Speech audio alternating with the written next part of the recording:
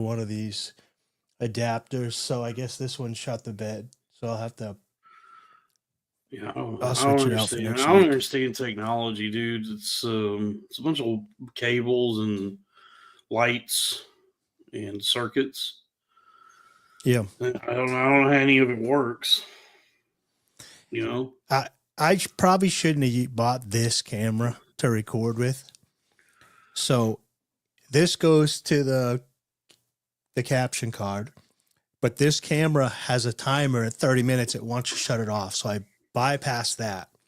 But then then it has an overheat function that I have to bypass, and then I have a secondary thing that is supposed to keep that camera from flashing where it goes to the capture card, and it was working for the longest time. It's like a little pack that sends a small electrical charge of like the battery is constantly charging, and it's that light used to be green, but now it's yellow. And so I This bought all a new sounds one to see very if that fixes it. complicated. Yeah, well, Chat GPT is your friend. You just ask Chat GPT, say, I'm an idiot, and it's just agreed. And then you say, I'm trying to do this. You and me, you're my podcast producer, and I need to fix a Canon EOS R7 because it's doing this. What should I do? And then it walks you through it.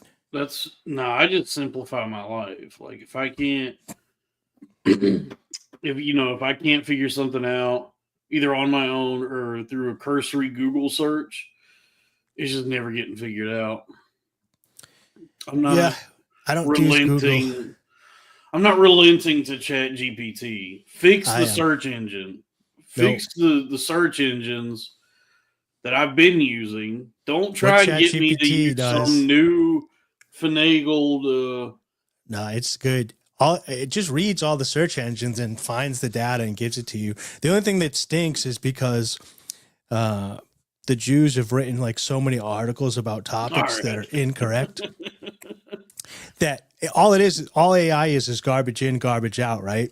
So if they have 1,000 articles saying that like, white dudes have small penises, then Chat GPT is going to tell you white dudes have small penises. It doesn't know to like really actually look at the science that we have medium penises, Right. It doesn't know how to do that. Well, there's nothing wrong with having a small penis. No, it's just that ChatGPT is never actually maybe people are uploading. Dude, this is what we should do. Dude, we got to turn this podcast. So we're the new real ass podcast. I'm the bad boy of comedy. I got kicked off Twitter. Everything I do is better than that. I'm better than that. Here's a bit. We're going to take pictures of our penis and upload it to ChatGPT and have ChatGPT give us a rating like they do with OnlyFans. I've sent a couple of gals I met from Twitter videos of me masturbating, and both of them said I had got news for you, buddy. Those were not ladies. No, they're ladies. They've been on the show before. Okay. People can verify not only are they women, but have big ass titties. All right. Touche. My bad. Yeah. But I was told that I have a respectable penis, and that's all I need. I don't need to give the Matrix my penis. Yeah, you give my penis to the Matrix. I gotcha. I was hoping that you would yes and me, and we could have some fun. But you did the Shane Gillis no but. So, but wait. So, your idea is to upload a picture of my penis to ChatGPT and be like, both nice, of us, nice, right? And then like, yo, what do you think of this ChatGPT? So there's people, or maybe this was a fad that's over. But wasn't like one of the first things that people were doing on OnlyFans was guys would like would feel insecure about their penis, so they would ask for a dick rating. I watched Corinne and it's not just guys who are insecure. It's like also there's guys who are into like a humiliation thing, so they want to pay a woman like $100 to tell him he has a small penis. Well, I went to see the Guys We Fucked show 3 years ago at Skankfest now. And 3.5 years, so 2022. I went to see both both their ones, but this one was they had a curtain on stage that was facing in between the audience and the back wall, and they had guys come up and get behind the curtain and show their penis to Corinne and Christina and Chloe LeBranche, I think. Maybe it was Micah Fox, but I can't remember. And they rated dudes' penises live, and dudes lined up. They loved it. They all wanted to get their penis rated. I don't understand like the mind of anybody that would do that. I had a couple beers in me, and I had a good hang going from like being like relaxed and hydrated and drunk. And there was no part of me that was like, I'm showing my penis to these ladies. No part of me. So I can't get myself in.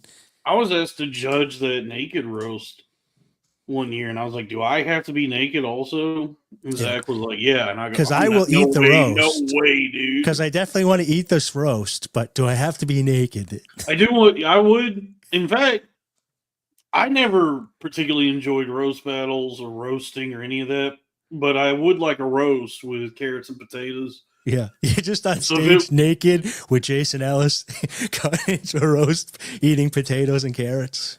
Yeah, for an hour. Especially if the carrots are the right like softness that I like. I really like that. So I would like a roast. Yeah, roasts are good when you get the potatoes are just soft enough, but they still got a little bit of firmness to them, so they're not mushy. A little firm. Yeah, yeah. Same with the carrots. A little bit of caramel. Some onions, caramelized onions. Caramelized onions. Thank you. Yeah, that'd be good. Really good. Yeah. But you know what I had the other night that I tried as a kid and hated it, but as an adult, I guess I'm starting to develop like the taste buds of a black penis. Black cock.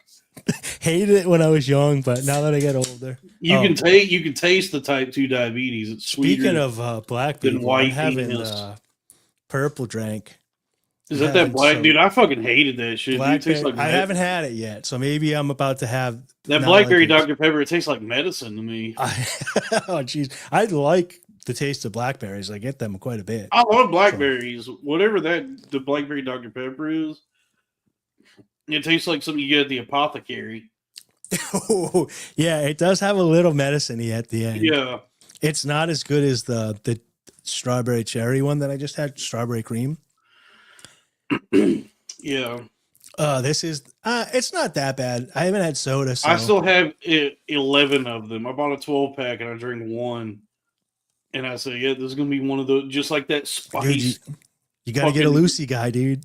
You gotta get a Lucy. I need to flip them and just sell loose Dr. Peppers and get my money back on them. So I go to this. I think it's called Circle K.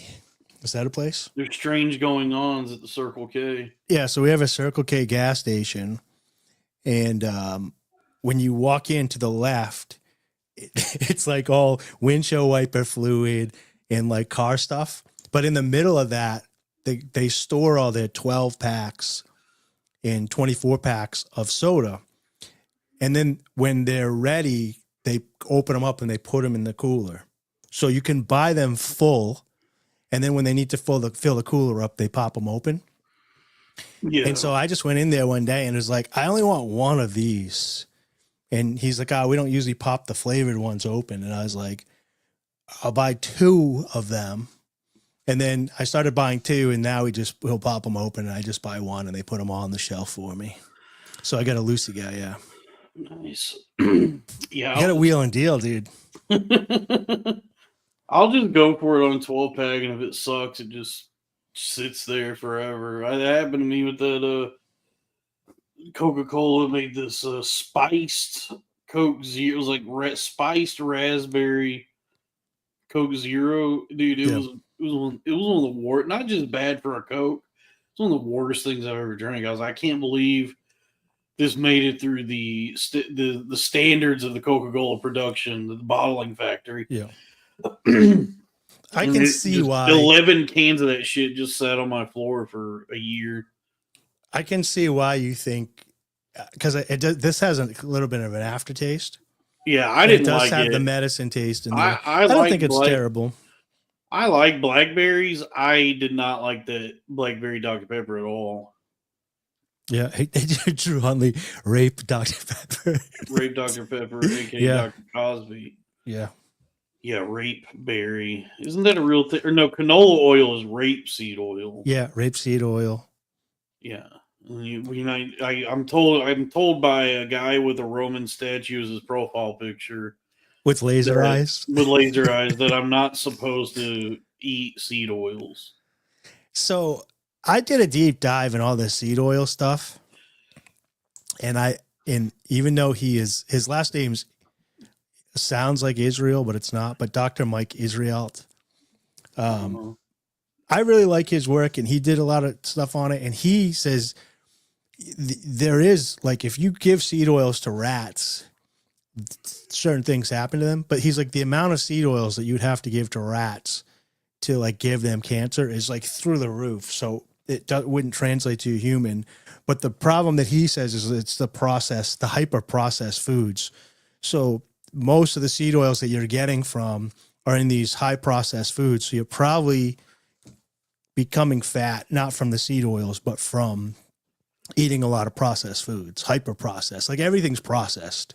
If you buy if you buy watermelon cut, it's processed. And that's such an expensive way to get watermelon. That's crazy. Yeah. Ni hao, partners. Little goblin fella, $2. Thank you. Yeah, we do. The Chinese century is here. Is it? We're going to be saying ni hao, partner. I don't know. I mean, I don't know. I saw JD Vance was going to meet with Xi Jinping to discuss these tariffs. So we might be further merging with China. You know what I think's going on here, by the way? Szechuan supremacy. I've been off the internet, so I've been coming up with my own conspiracies because I got kicked off of X. Yeah. Oh yeah. So you have the thing here. You posted so of all the things Porkfest at Claudia Shandy. Oh, a female speaker. Let's click on her profile and see if I would have sex with her. So relatively tame by Elon Musk's Twitter standards. What probably happened? I can tell you what happened. You got reported by people. Yeah. So Porkfest. This is the irony of this. So Porkfest is the festival that the Free State Project puts on, and the Free State Project was this project to get 25,000 signatures. Sounds like a festival for my wife. Porkfest. Yeah. But give it up for Jimmy. Thank you. Wow, what a terrific audience. So you go to Pork. So when they got the 25,000 signatures, it would trigger everybody to move to New Hampshire and create this libertarian utopia, right? Well, over the years, because like people with families and kids and stuff like that have lives, that thing got taken over by this like old, short-haired, chubby, feminist drunk lady, a bunch of like gay guys, and people that just have a lot of free time, right? So it's more like a democratic type festival now with like nudity around children and stuff. It's kind of weird. They have instead of having like instead of saying like, hey, we're having the libertarian dance party at the end of the night, they call it the big gay dance party. And then it's like, well, now you're just doing the same thing. Instead of making it about individuals, you're pointing out that they're gay. Why aren't they just an individual that happens to be gay? Right. So anyways, this lady posts gay like Flintstones, like a gay. No, it's homosexual. They put the flags up and all that stuff. It's like so this lady is a woman that runs a woman's liberty group instead of happen to be a woman that runs a thing. So I thought it would be funny to be, because then she's got all these hot Instagram photos and stuff. So she's like selling her sexuality. So for me, I was like, oh, you want to sell your sexuality and get all this positive attention from your sexuality. But as soon as I make a negative content, so they did. They all started calling me, here's the funny thing. They started calling me a retard, a sexist, a misogynist, and they all swarmed on me and reported me. And then I got kicked off for targeting and harassment when I was the one targeted and harassed. And I made a couple of appeals and they didn't stick. They're not going to respond to you, I don't think. No, they wait like 2 days and then they say no. So I do. I reached out to a couple people that will remain nameless that said they could help me get it back, but I've been so productive that I was just like, fuck it. Like I wasn't doing anything positive on there anyways. I just sucks that I couldn't get in touch with anybody. So if you guys want to follow my personal account that's been on there, which has been Dave W. the band, BANNED. Yeah. You can reach out to me. I was working with some people with some business projects and stuff and stuff like that. So if you want to get in touch with me, that's a good way to do it. But dude, I got to figure out how to make, dude, this has to become a business because I'm about it. Masturbating. You should start an OnlyFans, dude. I might do you react to OnlyFans models and jack off to them. And I think Fansly might be the way to go. I think that one's the one that's like not Israeli. Yeah. No, all that money goes straight to Ukraine. That's the Ukraine one. Dude, I know Hershey's chocolate, the milk chocolate at least, is not really it's not really a chocolate, or I don't know. Oh, I saw a short about that. I didn't know. Yeah, that. Was it the one with Daniel Tosh? Yeah. I don't know. Somebody told me that podcast is really good. He had some Oompa Loompa he was interviewing. It looked like some fucking weird yeah. He had that real candy czar that he was interviewing. He had that 1990s like I wish I was good with actors' names like you. That super tan guy with like the good head of hair. Like salt and pepper hair or whatever. And George Hamilton? Yes. I knew we'd get there, dude. You're my Zach Amico, dude.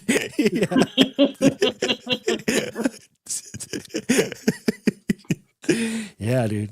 That's exactly. He had a little George Hamilton look. I saw that same clip, and that struck me because I don't know if any of what that guy said is true. Yeah, that's the best thing about it. He said that had a lot of confidence, dude. He said Hershey's can't call their chocolate chocolate. They have to call it chocolate candy. Yeah. I don't know if that's true. It's a lot of bullshit too, because they claim that KFC calls it KFC because they can't call it chicken, which is not true. That's not true. KFC is just a shortened. I don't know if you call it. I guess it's an acronym, or no, because I think an acronym has to at least make a word. It has to have vowels in it or something. So it's just an abbreviation. Yeah, moniker. Moniker. Something like, I don't know. But it's Kentucky Fried Chicken. Yeah. And then, I heard they changed it because fried has a negative connotation, and they were doing it to like not to be healthy at the time. Yeah, it's like these black people won't know. Yeah, dude, that's still like my favorite clip of all time. That comes up like once like a year or so. Comes up in my feed. It's when Popeye Chicken was giving out like some free chicken or whatever. Oh, yeah. And somebody edited all the people complaining at the drive-thru, and then they just had they would just put a random white guy in the end. It's like, yeah, I guess we'll get pizza today. Have you seen that? Yeah. Really good clip, guys. Check out some clips. I know that Hershey's chocolate, their milk chocolate, is often maligned by the chocolate enjoyers out there, and it is not good. I do agree that, like, if you ever had just like any other chocolate, and then you eat a Hershey, you go, man, they are selling us just a big bar of doo-doo. This shit sucks. But I got a bag of these, the purple bag, like the Dave Blunt's bag of Hershey's. I got these Hershey Kisses. I got the special dark. These are not bad. Some Kisses. These are the purple bag, the Hershey Kisses special dark. So if you have a hankering for some chocolate, right? This is supposedly good for you. The way you can ruin it is by putting a ton of sugar in it. So if you can keep the amount of like cane sugar that you put in it low, they claim for heart and cholesterol and hormone balance, if you drink a cup in the morning and a cup in the afternoon of high flavonoid cacao, with lots of flavonoids in it, I think it's called hot chocolate, that it's actually good for you. Like it lowers your blood pressure. It helps your hormones balance. It helps you from heart attacks and all this stuff. But that was also just a clip I saw of Brian Johnson talking to some lady sitting Indian style on a. The lead singer of AC/DC was talking about heart health. Yeah. No, Alien, gay lesbian. Oh, alien, the billionaire Brian Johnson, guy. Billionaire. Dude, I like that guy. That guy's fun now. Like, he's I a always liked weirdo, him. but he's like. I got into him like 2 years ago, and I was following a lot of the stuff because he's also vegan. And so I was like looking at some of the techniques and stuff, and I've always done a lot of olive oil, and he's big on olive oil. Bye-bye. Yeah. Bye-bye. Yeah. Oh, speaking of, so our guest had a stitch pop in her pussy, so she couldn't be here. Is that what? I don't. So she had. I don't. So She just told me she had some stitches bust or something. I read her Twitter. If you go over to Twitter, she had some surgery. She had like a. Oh, she might have messaged me. She had her ovary scraped, right? And then they had to stitch the ovary where they scraped it up. And then she broke a stitch, I guess. She doesn't respond to me, but now I don't have a guy. Can I say how crazy it is when you like when I got my Twitter account to like 1,000 followers, people like start treating you different on social media, and I was they start acknowledging that you might be human. Yeah, it's so gross. Well, I talk to everybody. Like I talk, as long as I know you're a real person. Even if you have like 10 followers, if I know it's not a bot, then I will talk to them. Dude, I respond to so many people, and if they stay cordial with me, then yeah, we'll just keep having interactions, and then some will mouth off, and I just block them, but. Yeah, I mean, whether you got 1 million followers or 1 followers, I can be a friend. Yeah, I don't care as long as you're real and you're cool. Like when I mean real, like an actual person and not a bot. Right. And so, but I started noticing like once you hit like 1,000 followers, you start getting DMs and like people start treating you like human. You're like, the world is so scummy, dude. So yeah, you all of a sudden you have like Capital. That was back when Black Mirror was still good. That was one of their better episodes. Was oh yeah, the five with the truck driver, the female truck driver. Yeah, with Ron Howard's hot big fat ass daughter. Oh, that's his daughter. His big booty daughter. Hot. Yeah, and the way they dressed her in that like 50s like poodle skirts and stuff in the beginning or whatever. Yeah, that was cute. That was that's Bryce Dallas Howard. That's Ron Howard's voluptuous ass daughter.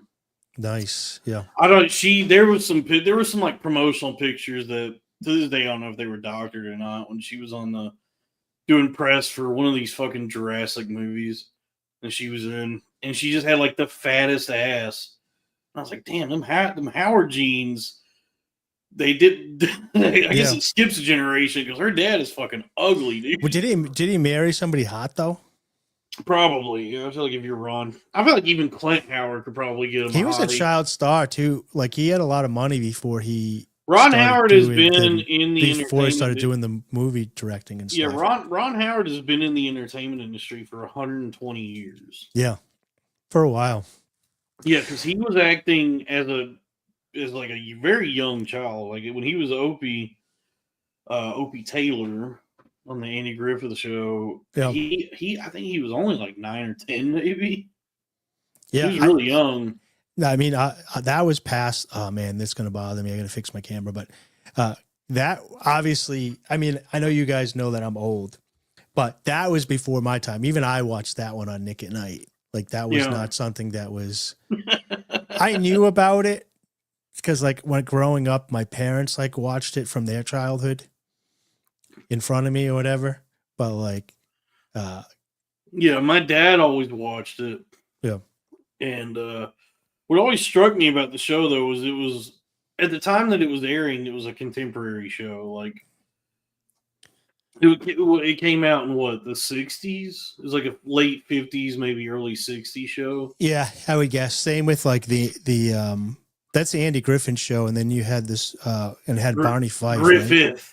Griffith. Griffith. And then he was a cop who had a son. He was the sheriff of a small town called Mayberry. Yeah. And his deputy was the bumbling Barney Fife. Yeah. The sort of haphazard, scatterbrained Barney, and then the town Barney. full of a colorful cast of characters, even though it was a black and white show. But what always struck me about the show, because my dad would watch it either on like Nick at Night or TV Land. Back then they call it a white and colored show. Yeah. But it's a show that takes place in, I guess, either the late 50s, early 60s, or whenever it was airing, right? Yeah. But whatever this and maybe this was the case for like rural America at that time. But the town, all the phones in the town were still those like where you had to like pick the thing up and put it to your ear and then talk into the operator. Talking to the phone. And I'm like, I'm pretty sure they had like the headset phones. I think what they were trying to show was that this is a town that's like when I still had DSL in my town for a while when everybody else had like far internet. Basically the same thing, yeah. Because I lived in like another part of town away from where the major people had started getting like real internet. I still had DSL. This is going to drive me crazy, my camera like that. No, just let it rock, dude. Let it induce schizophrenia in everybody. Dude, it's making me blink every time. It does remind you of Fight Club, dude. Yeah, it's like some subliminal thing. So I think they were trying to show you that this was like a small town that didn't have all the technology caught up like the major cities. Yeah, they didn't have. So not only is it set in this town, but it's backwoods for that time. Right. Yeah, they probably they didn't have Bell South hadn't come through to put the fucking copper in all the fences for the. Dude, that was a crazy story. If you've ever heard about, and they don't even talk about this anymore. When they did that, right, that break between Bell South and all that stuff and AT&T, and they made a deal, they promised that they could start charging extra fees on the bill for internet and stuff like this. It was like an extra $5 fee that everybody agreed to, and they were supposed to take that money, and by 1990 something, they were supposed to put all this fiber optic and pay for all this fiber optic over the whole country. And they didn't lay a single foot of it. So they went to the government, said, we're going to charge this extra money. And then all that money will go into labeling fiber optic. And then when it came time, they laid no fiber optic. And they just stole all that money. That was the whole AT&T Bell Atlantic breakup story where they broke up that monopoly. And nobody was sued, no whatever, just a bunch of millionaires making tons of money, charging an extra random fee that didn't actually go to it was supposed to be collected for a certain thing, and it never went to anything. Yeah. There was a whole grassroots movement for like 4 or 5 years trying to get them to pay for whatever. And by that time, like there was another project already putting in the cables and stuff. So people gave up on the project, and the millionaires just got away with a bunch of money. Yeah. Anytime anyone, like a big company or a politician, anybody promises that they're going to do something to make anyone's life better. Yeah. I'm pointing at the fences like Babe Ruth, saying, "Nope, just watch." Yeah, dude. Oh, I've been listening. Just watch how much they don't do that. I've been talking to a couple of the libertarian guys that watch the Crowder Boys, and we've been like, it's fun to watch Robbie crack and Dalton go Libertas. I don't know if we're going Libertas. It's just like the first time in our lives that we've actually made any amount of money where TurboTax doesn't give us money. We have to pay money. It's like, man, this does suck. But I get a $1,400 check a few months ago, $1,407. And I thought it was a scam, but I guess I didn't get COVID money. So everybody was getting COVID money when that was out. And they ruled that it was illegal to make everybody pay the inflation, but not everybody got paid. So then anybody who didn't get COVID checks got a $1,407 check. Nice. Yeah. Yeah, I mean, it does the paying in on taxes sucks because like there's I was I guess at least fortunate that I was smart enough to not blow through all my money over the year. Yeah. Over the course of the year, so that when tax time came, I was able to pay the IRS. Well, you have all that money you made in meme coins, so you were. I have I have all that money I made in meme coins. So yeah, but I know Crack was hurting because he like was not he didn't think that. I guess we just didn't know what we were doing, so he didn't have the money. Like come tax time, he was like, I don't have $2,000. So it sucks because you're gonna pay fees, right? But it's not illegal not to pay your taxes. It's illegal not to file your taxes. But the problem is once you file and you owe like $5,000 or whatever you owe, the interest on it is like fucking mafia interest. It's like $500 a month interest. Like, so you have to pay it off as quick as possible. It goes through the roof. Now you can call in for a hardship thing and negotiate usually the interest payments down if you're paying the taxes. But yeah, but it's only illegal to not file your taxes. They can't, it's supposedly voluntary not to pay. Now, they're probably going to end up throwing you in a cage, but yeah. It doesn't affect your credit. Did you see this? You got refunded $1488. That was my joke on Twitter for the longest time. When everybody would post their monthly income, I would say I got made $1488. Yeah, I mean, if I was like wealthy, if I was just making like a shitload of money, the paying in on taxes, it would still suck, but it wouldn't bother me as much because I just it bothers you. So it bothers you, but it's not as it look. If I make like $500,000 in a year and they want half of that, it's like, well, that sucks. But at least, hey, I have $250,000. But if it's like if I make $52,000 in a year and they want $3,000, I'm like, I don't have $3,000. Yeah. So here's what you can do, right? So owning my own business gives me a lot of benefits because on the money that I made last year, had I worked a W-2 for an office, I probably would have ended up paying close to 40% of my total income. But with the business and the write-offs and stuff, I pay closer to about 11%. So when you have your LLC, you can write off your internet. You can write off part of your living space. You can write off part of your computer, your heat, your electric, gas mileage if you had to go to the store or buy something. Anything you buy from Amazon for the business, you can write off. So you're still losing money because you have to pay for it. But you're paying your internet bill anyways. You're paying your phone bill anyway. So if you have to call Robbie and Crack to set up appointments and stuff, to talk about the podcast and have a business meeting, you can write your phone bill off. So by the end of the year, I have quite a few write-offs. It is stupid that you have to just like figure out like Jewish tricks. Yeah. Have you seen those things where they're like, yeah, so we turn the fridge off, we put it into Shabbos mode, but then we put the hot water through 3 cups, so we're not really cooking the soup. Have you seen all those? Those Orthodox Jews who were like, on Shabbos, they have like a whole system for tricking God. Yeah, where they're like, every tax season is like, well, this is all just like this game that the government has, that the government created. That I guess if you know the rules to and know all the all the tricks you can do, you can lower it. Dude, it requires dude, it's such a pain in the ass that probably most people are just like me, where it's like, let me go into TurboTax and just the path of least resistance. Moved to New Hampshire. We have no sales tax, no income tax, no capital gains tax. We have property tax. So if you own a house, you have to pay tax. If you own a car, you have to pay tax. If you own ATVs, you have to pay tax.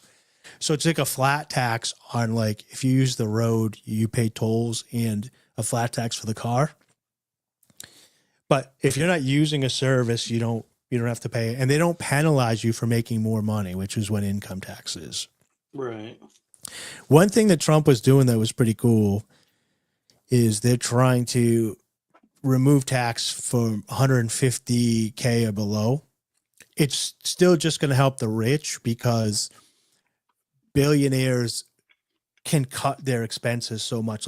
Recently, Elon originally took Twitter, changed the name to X so he could buy Twitter with this company X at a loss and then write that loss off. And then recently he sold X to XAI and did the same thing and lost 11 billion. So he's going to get to write that 11 billion off, but then take out loans on the value of XAI, which are not realized yet, that the banks will give him, that are also tax-free, because when you take out a loan and you pay that money, you don't pay taxes on them because it's considered a loss. Dude. So the banks love the interest. $9.99 from Drew Huntley. Is Dave cutting off Diogenes' nuts in the painting? Praise be dog, a creature mad of man's greatest attributes. I don't believe Diogenes is in this photo. This is the Plato's peer-to-peer college. So back in ancient Greece, I'm sure people are familiar with this painting, but this is all peer-to-peer people teaching each other philosophy and mathematics at college for free. Oh, okay. But are you familiar with Diogenes?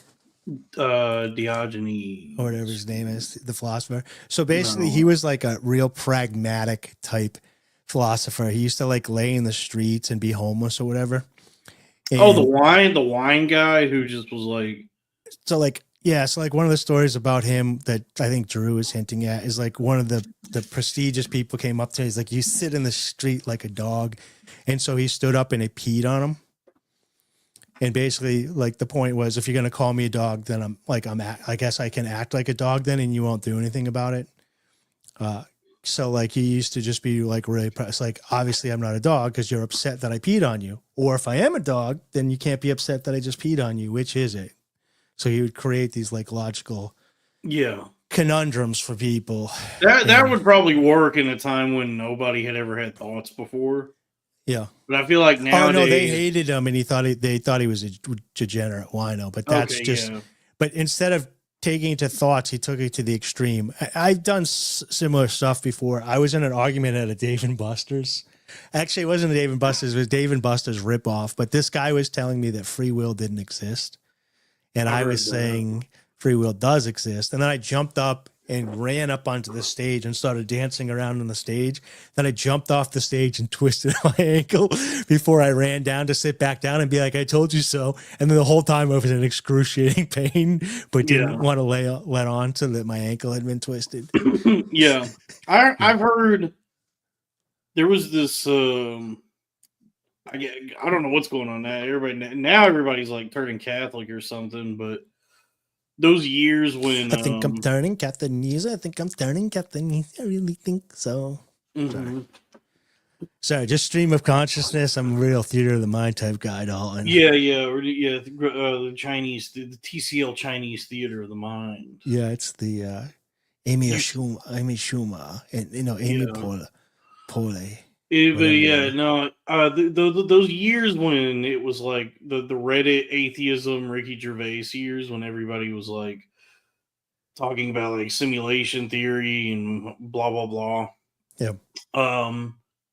I remember like I had a couple friends of mine who I knew from the improv club in Dallas who were like studying for their PhD in neuroscience. Okay. And they were telling me that like all these studies they were doing and all the studies that have been made on regarding like the brain, that they were starting to like come to the conclusion that like free will does not exist or something like that. And I'm like, I just like, I remember them telling me that. And I'm like, well, I don't know. You wouldn't have any way to prove or disprove that anyway. But secondly, it sounds like you're paying like hundreds of thousands of dollars and spending all this time studying to kind of horseshoe back around to religious dogma, which is that everything is predetermined and So we're all following a set path. I've gone through this a couple times with some Sam Harris type people.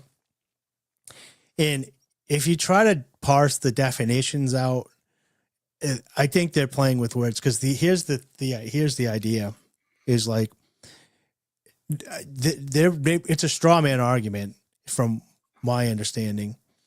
And most people that are talking about determinism are like, no person with free will, at least when I say free will, I'm not saying I can do anything I want at any time, at any moment. I can only choose from the things I know I can do. So I'm limited to the things that I can do by what my knowledge is. And I'm free to do those things. So if I know 100 options, I'm free to do those 100 options, but I do get in a habit where I will do probably 5 of those options. And if I can take a deep breath and like reprogram myself, I can try to do more of those options. And their thing is, well, if you can't do anything all the time whenever you want, then you don't have free will. And so it's more like, and then the argument is like, if you were like a captain on a cruise ship, you're like, okay, I want to turn this ship around. You don't just turn it around, it's going the other way. It takes a long time to like loop it around and go the other way. But it doesn't mean you can't turn it around. It just means that you have to make a lot of different choices to fix some things. But their idea is, no, that's not free will, because you can only choose to either keep going in that direction or turn in certain directions. You can't fly you couldn't decide to fly in the ship. And so anyways, right. That's the crutch of it. I'm still a free will guy, and I've talked and watched hours and hours of deterministic guys. And my conclusion is there's a lot of value in Sam Harris convincing people that they are predetermined determinists, because then you can have a lot of control over them. I do kind of believe have free will. I do kind of believe in like nominative determinism, which is like your destiny based on your name, like the name that you're given. So yeah, like when you know two parents, you have a little baby boy, and they look at him and name him something like Dontarius. Yeah, like he's gonna steal bikes. He's gonna have trouble. He's gonna have trouble finding a job. He's gonna have trouble maintaining gainful employment. Yeah. He will need SNAP benefits. Yeah. And he's going to be driving his baby mama Nissan. So I wonder how much of this is like after the 2020 hindsight, though, because, all right, so my last name is Wright. And in the past, Wrights were carpenters, right? Oh, and I did do a lot of carpentry when I was young. Look at this. But I was terrible at writing. Like, I can't write. $5 from Robbie's third cousin. There's a type of MRI that can image the thought before it happens. Dude, that sounds like the technology they have in that movie Wild Wild West. Sorry. Here you go. Robbie's third cousin. You can't write? So I can't write, but I always wanted to be right. Am I, like, as philosophy, I'm trying to figure out what's right from what's wrong. So I was like, you know what I mean? So you can look back and take your name and move it into certain things, you know what I mean? Yeah. But there is something to be said, like, I forget what it is, but there's certain people that have names that are similar to their jobs, and they end up in those jobs. Yeah. Well, my name is Dalton, and you were a bouncer for that summer down in Texas. Yeah. And then you pinned that lady up against the wall and had sex with her. I had sex with her. I was doing Tai Chi in jeans. Yeah. Well, there's that, Dalton. That would be awesome, dude. I wish this is where I think Nick Mullen is losing all his money with Adam Friedland, because they come up with something like that, and then you're like, it would be hilarious to recreate Roadhouse with you as Dalton. Yeah, there's that Dalton, and then there was a screenwriter in the 50s and 60s by the name of Dalton Trumbo. There's a movie about him with Bryan Cranston called Trumbo, and he wrote a bunch of movies. He wrote the book. They made crystal meth while I was in a wheelchair, and he had 3 brainiac sons. Yes. Okay, saw that. Now, he wrote the book that became the Metallica music video. One? Johnny Got His Gun. Yeah. And wait, isn't that Pearl Jam? No. Okay. One is Metallica. Johnny Got His Gun. You're thinking of 10, which is a Pearl Jam. No, I'm thinking of Jeremy Got a Gun, which is Jeremy spoke in class today. Oh yeah, who's the Aerosmith song about Janie got a gun. And Johnny Got His Gun is the music video for One. Okay, I've seen Anyway, he was primarily a screenwriter, and then he went to prison because of McCarthyism. He went to prison for being like a communist. He was an anti-vaxxer. Him and Jim Carrey were like, yeah, he was a Jenny McCarthyist. Yeah, McCarthy all the time. Yeah. No, he went to prison for being a communist sympathizer. So then when he started writing movies again, there was like all these movies that got made that the writer credited for the movie was a pseudonym, but it was just Dalton Trumbo that wrote all these movies. Yeah. He just couldn't. There was no the studios wanted him. He was a great screenwriter, so like he was in demand, but nobody could like put his name on a movie. He was in demand. When he was in prison, he was in demand. Yeah. Yeah. But yeah. So I was dying laughing, making myself laugh about a guy that's super like homophobic. And it's like a man's cooking. He's like, how are you gonna let a man cook? Pause. Like he's just really super homophobic. I do wonder about that. All the time. Yeah, I do wonder about that. Like when I watch like any movie or TV show or even like a cooking show where it's a man cooking, I'm like, all right, but I mean, come on. Is this really what like a man's job? So everyday cooking and cleaning is women's work. But like, if you want to be a top chef, that's for dudes. Yeah. That is like the distinction is that cooking in the home, like cooking dinners, that's a woman's work. Yeah. But cooking meals to be enjoyed at a restaurant, that only a man can do that. Yeah, and then a woman can only bring it to you. And then if you're a dude that brings the food, you're gay too. Pause. Miss me with that. Miss me with male waiters, dude. Dude, I was just cracking myself up. I wish I could remember which ones were making me die laughing. But just like things that aren't even homosexual, that are just like they used to be gender specific, but even the most like Republican person doesn't even think they're gender specific anymore. And I was cracking myself up that somebody would be homophobic about this. You know, you were in the Crowder Boys and you said, oh yeah, I was doing dishes and gardening. I just want to crack a Robbie to be like, pause. Oh yeah. And I do like everybody does the dishes and gardens, you know what I mean? But it's just funny to be like, pause. That's women's work. I am not unless you're a farmer, and then that's man's work. Right. Yeah. I'm not against going full time like like Chinette. Because I hate doing dishes so much. It's just like I'll do paper plates and plastic forks and shit forever. Yeah. I have a dishwasher. The environment be damned. I'll create as much waste as humanly possible if it means I never have to do a dish again. One thing I can say, my first apartment didn't have a dishwasher. From there on out, I always had a dishwasher. And this is the first place that I've ever lived in. I don't have my own washer and dryer. I'm living like in an apartment. And so I do my laundry, but like it really stinks not having laundry in the house. But every time I do laundry, I don't think this is women's work. I cook. Even when I'm in a relationship, I do most of the cooking because the women don't know how to cook anymore.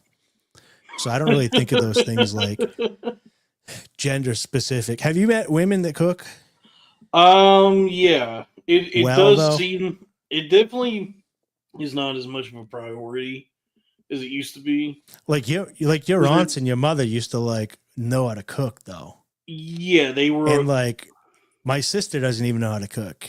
Yeah, they all at least knew like I had a baseline skill where it was like, they could do up a spaghetti or a meatloaf or just like some meal for the family that was cheap, Yeah. But yeah, no, I mean, yeah, it definitely seems like it's a little more rare nowadays for a woman to not only know how to cook but also want to cook. Here's what's crazy though, because they're like, I ain't cooking. Like, men want me to be in the kitchen cooking. It's like, you have to cook for yourself either way. Like, just learn to cook. Dude, you can't even get people to actually go places now. Like, they won't even, they'll order food and they won't even, like, go to the place to get it. They need it delivered. And they won't even, like, call the place to have it delivered. They'll just go on an app. Yeah, they can't call for pizza. They're too embarrassed. Yeah, you can't even get people to call a Chinese restaurant. They just would rather go on DoorDash. So first of all, shout out to Frit, aka Tiffany. I was just watching Lewis and Zach on Dan Soder show, and because I don't have Twitter, I was scrolling the YouTube comments, and about halfway down, I saw a Frit, aka Tiffany, comment. So she watches all the cool podcasts, pretty much Dan Soder, Lewis and Zach, and then Cornfed. Those are the top podcasts everybody watches. Cornfed, the only podcast exclusive to YouTube because I can't figure out how to keep the audio feed up to date. Well, so now that Real Ass Podcast is gone, where all the new comics are coming. We're gonna have Josie on. Crowded Boys just had Naeem. Yeah. We're gonna have some. There is a paradigm comics shift. On in the there's a paradigm shift happening because I've seen more and more people say something similar to what I've been saying, which is that all these fucking shows are overproduced and not that good. Yep. And also people they like the live feature. They like being able to tune in live and be a part of it.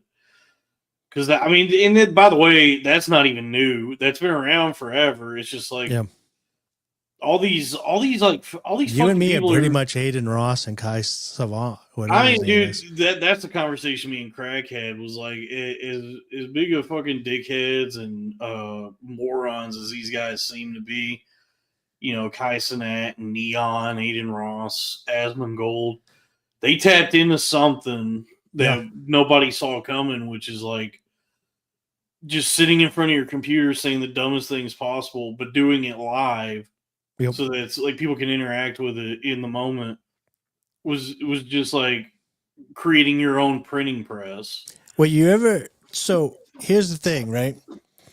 You've watched TV and you're watching a show or you're watching a podcast and listening to a podcast. And like when I was listening to the Crowder Boys, I watched it after the fact. And when you were like out doing dishes or whatever, I wanted to be like, pause. But I can't do it now because it's over. Right. But if you were there, you could hit that zinger out and the whole audience gets to laugh and you're part of the show now. Maybe the show sees it. And then when you get more and more comments, in order to incentivize that comment to be seen, you can start paying. And the more and more comments you get, you can start incentivizing more and more. So first of all, I tweeted this out on an account that no one sees, but did you know that I tweeted out that Sarah Silverman lost her virginity at 19 to Kevin Brennan? Yeah. That she showed him the 1069s. Right. Okay. But he's making like $200 fucking super chats, dude. Yeah, he's making, I heard he's making like, so the figure and he smashed prime Sarah Silverman at 19. Figure that he's living the dream, dude. The guy's my hero. I heard he's making like $250K a year just on super chats. Yeah. And he smashed Sarah Silverman at 19. I want you to think about that for a second. When he was 30. That's pretty cool. Took her virginity. That shouldn't happen. That's pretty She's cool. a smoke show back then. She's still a smoke show and she's old. I admit. Sorry, my horny's getting the best of me. I thought Josie was going to be on tonight and I'd be able to channel some of this into her cosplay. She's having a medical emergency, but she tore her pussy. She'll be okay. Hopefully they tighten it up. I was going to ask her if they tighten it up when they were down there. A couple of extra little I threads. guess that's what happened. No, I hope she's okay. She had some growths on her ovary, which is never good.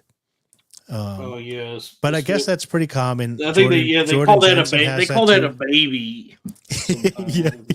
Yeah. Had a growth on my ovaries. Jordan Jensen has a growth on her ovary, and then here's another problem that women are weird. And before the internet, we didn't know this, so I heard that women will find like growths, right? Probably not on their ovary, but they'll get cysts and stuff in their vagina, and then they'll feel it when they're masturbating. Right. Yeah. And then it's similar to like, you ever like rubber, like, find like a little bump on the top roof of your mouth, or like you burn it with pizza and then you can't stop like touching it with your tongue. Yeah.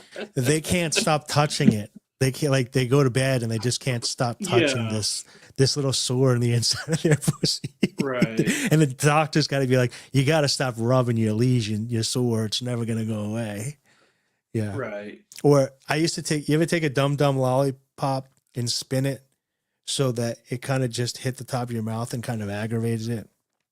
Kind of feels like putting your tongue in. It's a really hyper specific thing that I have done. Yeah. Yeah. Have you done it? Yeah. Everybody's done it, dude. Yeah. Everybody's done it, dude. So they're doing that, but they're doing it in their vagina. So I would like to ask her if she kept poking at something she wasn't supposed to poke at in there. Oh, I was just gonna ask her like if she likes Gatorade and. Yeah, I was gonna ask her that likes too. Sodas, like maybe she's a really sweet girl. What's her favorite thing from what I've seen? Like the Chinese restaurant. But she's from Philly and she's a stand-up comic, so she's obviously broken. But if you've ever seen her cosplay, it's amazing, and you guys should check out her Instagram and her cosplay. The pudding pop. And you guys should follow me on my new Twitter account. At least if you were reaching out to me on my other account, then you should follow my new account, which is Dave W. the band BANNED. I'm fucking exhausted, dude. I won't be posting on it because I got to keep it alive so I can talk to people. But I'm going to work on getting my other account back with Top Lobster in the future. I had trouble sleeping last night. So why? What's happening? You drinking too much sodies before bed? No, I took a sleep aid, but I took too much, so it had the opposite effect of a sleep aid at that point. I've done that with what's not Dayquil? What's the other one? NyQuil. NyQuil, yeah. If you take too much of like whether it's diphenhydramine or dextromethorphan, if you take too much, it'll actually have like the opposite effect. So you were turbo tripping on the lean last night, dude? I was off on a motherfucking bean last night because I took too much Benadryl. You should got a notepad, dude, and started writing. So I couldn't sleep. I slept like 2 hours. Yeah. And then I had to wake up this morning and clock in for work, and it was. Are you gonna turn into Dave Blunts, dude? Now that you hooked on the cup, dude. Yeah. I'm Dave because he's off the cup. He's on his health journey. He's so somebody needs to fill those large purple sweatpants that he was wearing. Yeah. I'm Dave corn cob pipe. Yeah. So I only slept like 2 hours, and then I had to go to work today because I still have a slave job. And then today was definitely just one of those 2 hours of sleep, dude, and hearing this. It was, dude. This might be the worst day I've on record. Dude. You gotta find a new job, dude. You gotta find a new job. It was. I mean, last month was great. I had like such a good sales month last month. I was like, I think I can do this for a little while. And then today was so bad. I was like, man, I gotta get these 1099s up. Everything sucks though when you're fucking tired, dude. Like I hated life last week, and then I just like I need to do some self-care, like a little bitch. And I slept for 10 hours. And I was like, oh, it wasn't supplements, it wasn't hydration, it wasn't eating better, I needed sleep. I just slept for like 10 hours and I woke up and I didn't want to kill everybody. Yeah. It was, dude, today was just like so rough because it was like I was getting hammered with phone calls and it was none of these motherfuckers had money. It was all just like I could Dude, barely. the economy's getting rough, dude. I can't fucking hear anybody because they're all calling me on the Obama phones. So it's like all these people who have like They're on Reagan phones actually, but yeah. Well, yeah, but they're on the free phone they get from the government, so I can't fucking hear anything they're saying. Well, this is what I was saying is like, so everybody calls those Obama phones, but it was actually Ronald Reagan that put those in for the farmers. And then Obama changed it so more people could get it. And then the Republicans like, oh, phew, that's well, you get what you pay for. If you if you reach out to the government so that they'll give you a free phone plan, it's about as good as what you're paying for it. Is worth. I used to watch. There used to be these $0. yellow tents in the city, and they would once a year before the elections they would give those out, and there would just be a bunch of KFCers out in the killer bees. Dude, I understand. By the way, getting free phones out in the streets. I understand being broke as shit. I understand being broke. I do not.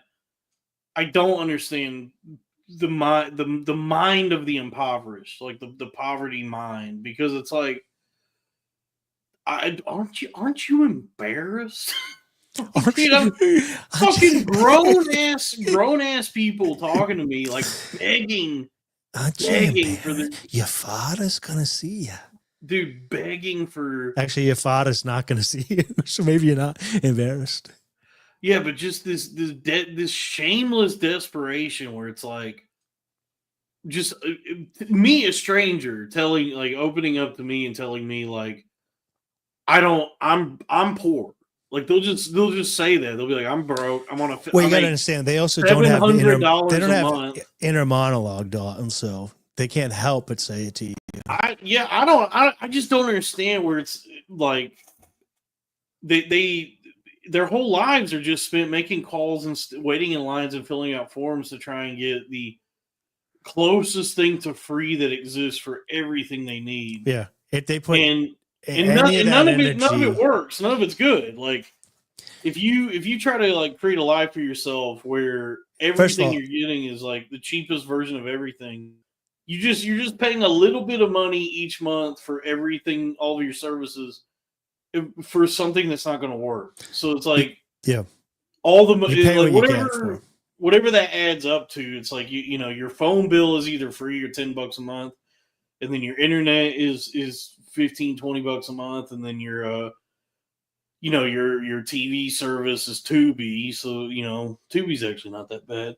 But you know what I mean? So it's just like you get what you pay for. So it's like if you go out of your way to try and get all the government subsidized fucking services that are out there. So the government stuff isn't free. We're paying for that via taxation and inflation.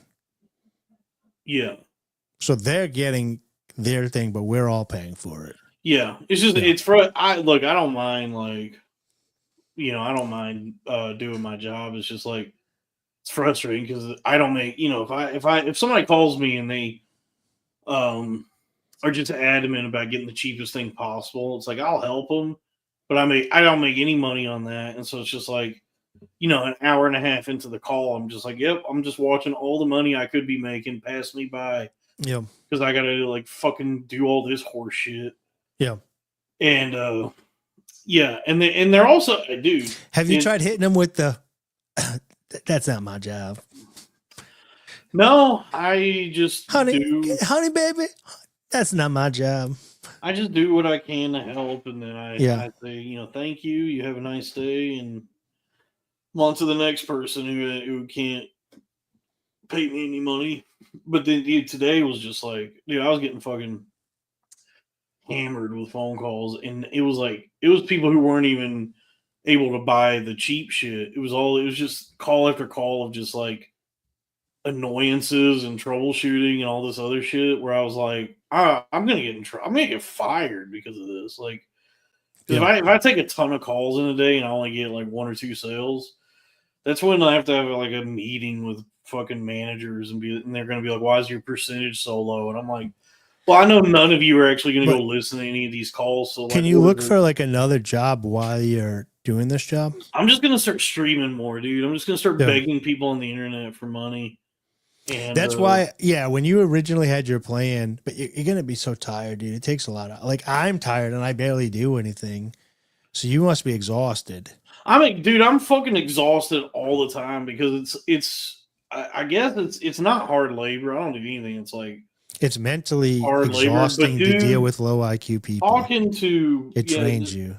Well, just doing sales all day, like having to maintain that kind of like jovial, convivial spirit. Dude, I used to hear my dad do it, and I used to just grind my teeth because he was such a begrudging piece of shit. He's mad at everybody all the time. Then he get on the phone like, "Hey, good morning, Barry. How's it going?" I was like, dude, I was just waiting to hear the gunshot go off in his office one day, dude, because I was just pretending to be happy. If you were around when you hear me take these calls, that's me. Like, I answer the phone, I'm like, "Hey, how you doing? I'm, of course, yeah, let's see, I'm happy to help."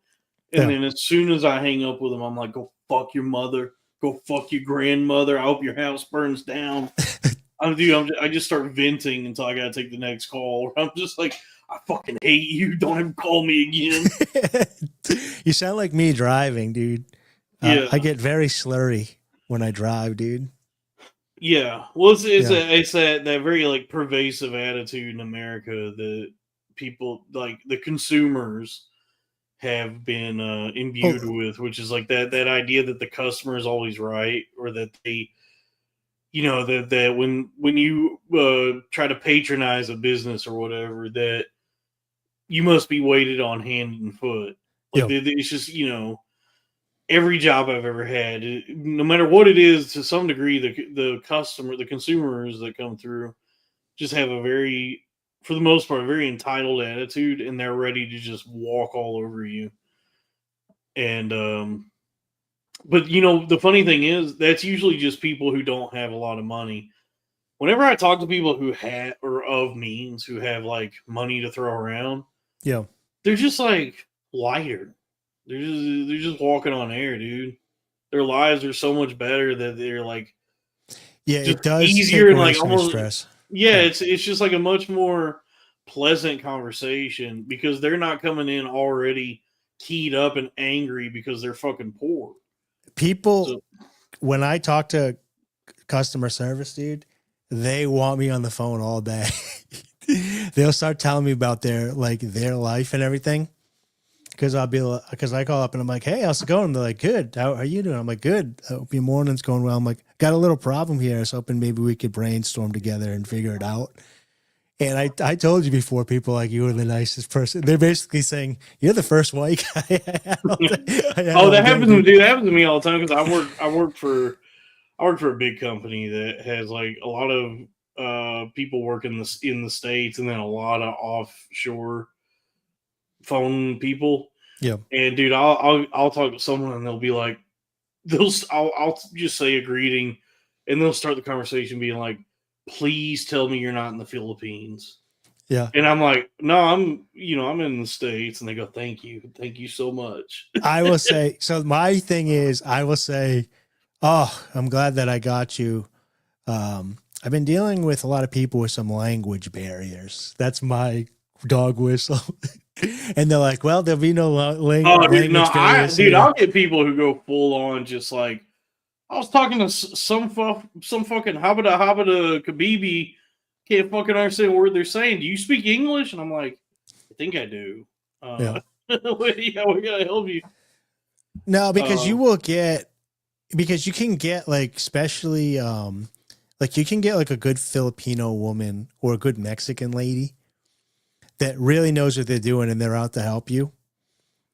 Much better than like Indian call centers where they're super polite and they're like, "Oh, this is something that I am going to handle with you precisely and get this done." And they don't. They're gaslighting you the whole time. Yeah, and also those are those places, those like offshore phone lines, those are call centers because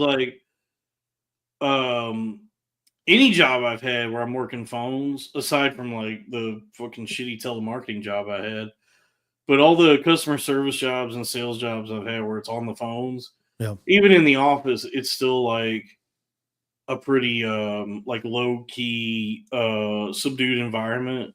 Yeah, because everybody's like having conversations on the phones.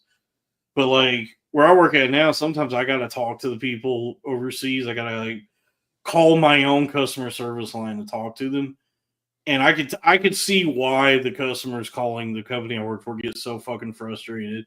Because you can, like, when you talk to those overseas call centers, first off, the person you're talking to doesn't speak English that well.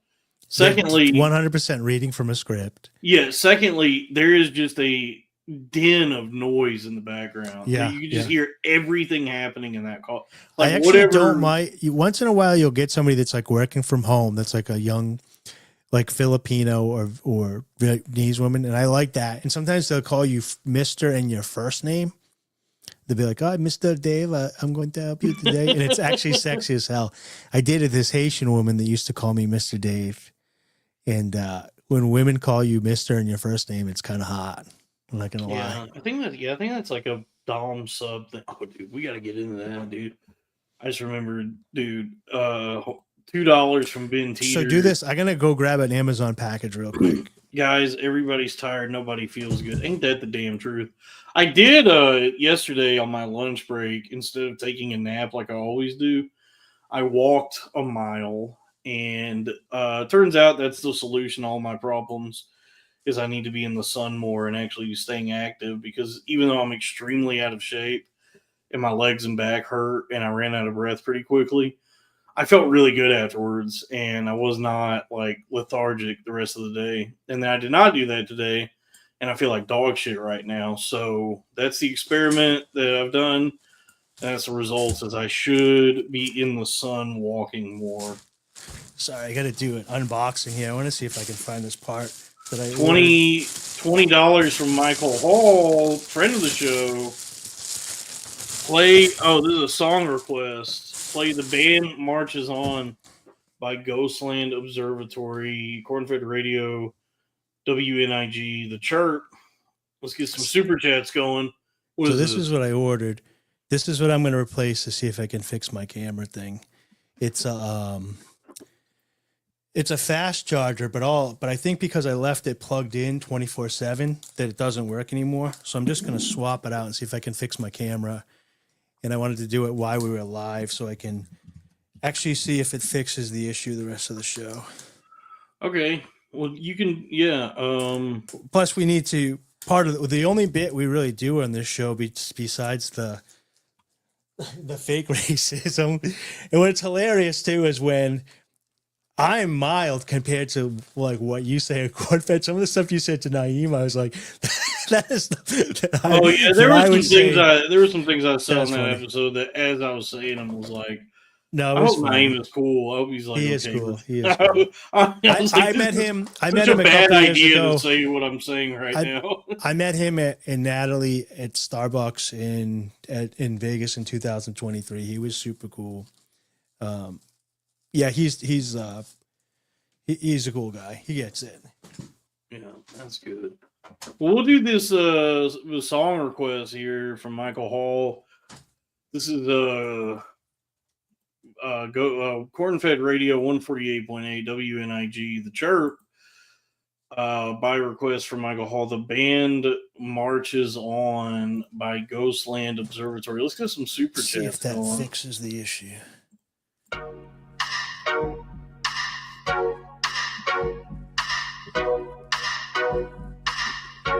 And if it does, I got to remember to unplug this.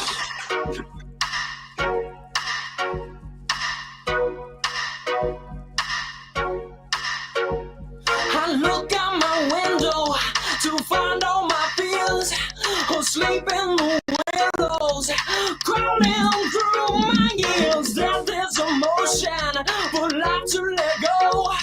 And love is a potion to give your life a soul.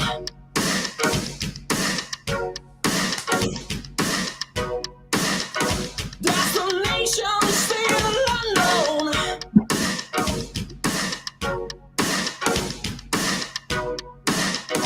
And the moment's almost gone. Night up and spoken. Beats on the drum. My spirit's broken. The power of the sun. I'm in the rhythm. The two and the fro. The hypnotic rhythm. Never let me go. I like this. destination still unknown.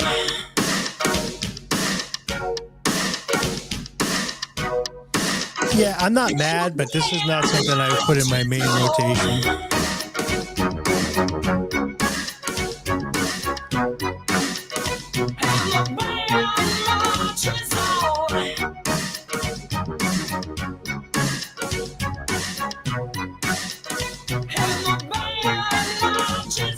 Straight through the oceans, the rivers and streams, lightning's in motion, electrifying dreams. Words are the wisdom, will seem to be sown.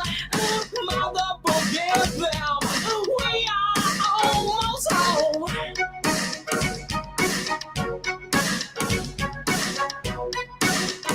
Destination still unknown.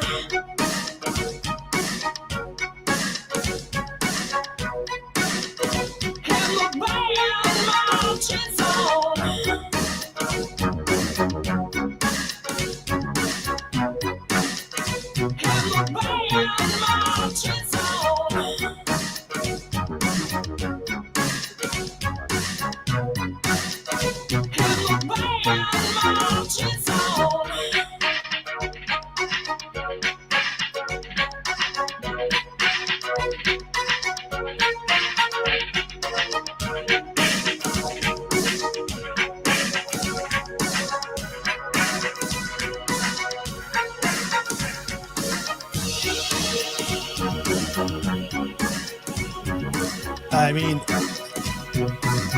this reminds me of something I would hear like in an elevator or a waiting room. I probably wouldn't put this on, but it's not bad.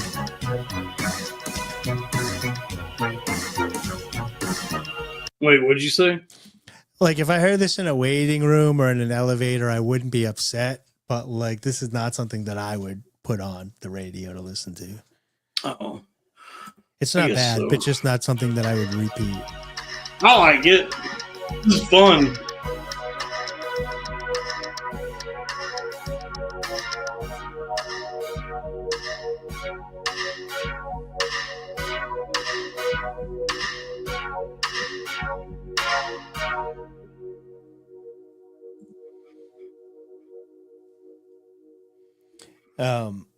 We don't have to listen to it now, but I put a video in the private chat or whatever. There's a song that every time I hear it, maybe you've already heard it a bunch, but every time I hear it, it reminds you of Doug Stanhope. So, oh yeah, but we don't have to listen to it now. Wait for music interlude till later and listen to it because it's a song and a cool video. Well, it's a song and a video. You can decide whether it's cool. I won't sensationalize it. Yeah. Do you want to hear? You want to hear some shit that I just remembered? Let's do a little more. Oh, we have another song request. Too nice. Maybe I could, because I'm so tired. Maybe we could do just listen to some songs and. I clipped a bunch of songs, so I was thinking about this. $5 from Little Goblin Fella. Light Our Dead. Don't Eat Slugs. The first video might be some gay ass anime video. Don't play that one. Okay. Check this shit out though. I remembered something today. An album that I like that is like a super group. And I remember when this came out, I listened to it like over and over and over again. It was is on this rotation for a while. the Dave Grohl Blink-182 supergroup? No, this is not. Transplants? You know what though? Dave Grohl is tangentially related to this in a way. Yeah, I think that was the Transplants. They had a couple of good songs. There's Charles Barkley. Just Barker, check because this is Dave I Grohl. just I haven't listened to this in a while, in like a couple of years, but it was something that I was heavy on rotation, and then I started listening to other stuff, and I haven't listened to it in a while. But this, I just remembered this. This shit rocks, dude. Check this shit out. Okay.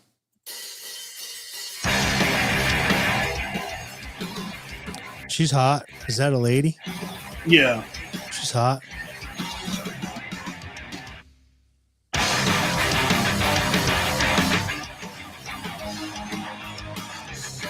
This would make me drive my car much faster if it came on. Oh yeah. There is no victory when you're as strong with the destiny sins. There is no relief from the smoke that you soon become. In denial, there is no end. Every monkey must transcend. When you think you're all dried up, bright waves of heat will take what's left.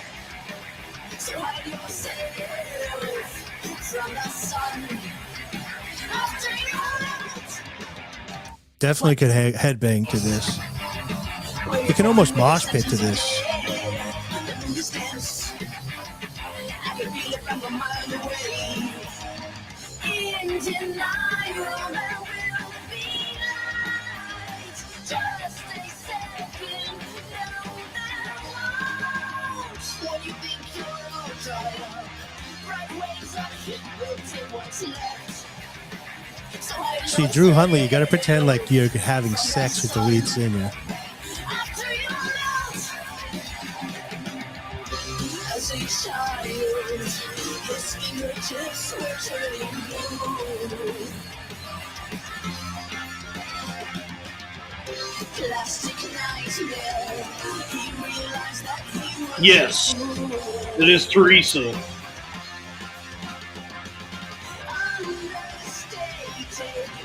Misery is what he needs to feel understated. Misery is what he needs to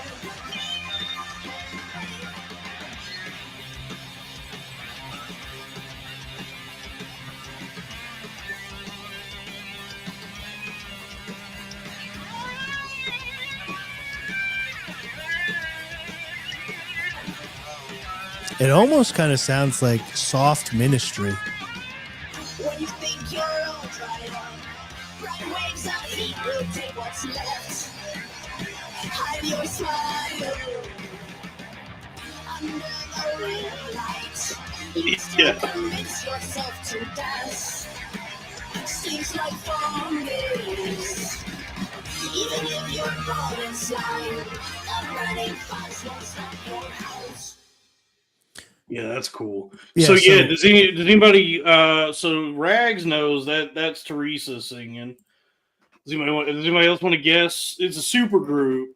And So what- I'll So get what to you want to do, just real quick, guys, when you listen to music like that or when you see a female comic or whatever, they're going to stink.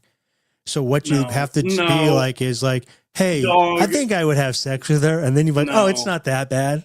It's You- not that bad. I So can't once even you let realize you would have sex with that lady singing, you're like, okay, this is pretty good I music. can't even let you do a joke like this, dude, because I love her too much. No, when you go I to her saw show, dude, so that when you go to her show, you're like, No. you know what? I think I would have sex with her. So she's really better. She's really good. No, it's not, dude. I'm telling you, you don't even know what you sound so stupid right now. You don't even know how stupid you sound.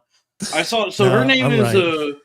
her name is Teresa Suarez from Guadalajara, also known as Terry Genderbender. She is the front woman for a group called La Butcherettes. I don't know if they're still together because it seems like everything Gender she's doing- bender.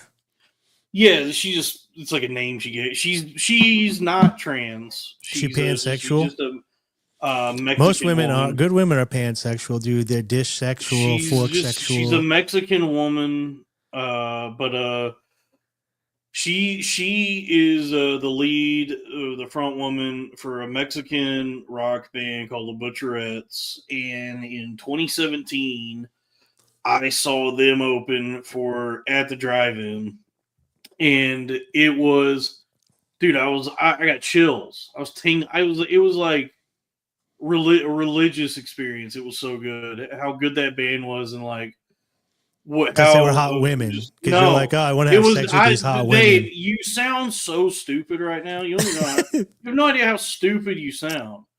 Music is not comedy. It's not graded on that same scale. There's I listen to a lot legitimate- of female artists, and I love their work. And the ones that I would have sex with, I love even more. You can just add something to Right. it. You're That's trying on to you, tell me. man. I'm All telling right, you. you're trying to tell me you know a lady, right? and she's a really good friend of yours, Right. and you're like, this lady's a good friend of mine. Totally love her. Great personality. She's really nice. But then you also want to have sex with her. It adds extra.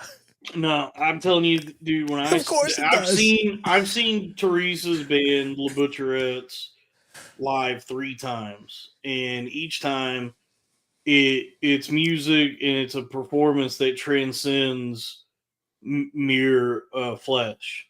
It was, dude. It's amazing. She's amazing. I'm not saying the only reason you like them is because they're women that you would have sex with. I think that's the missing part.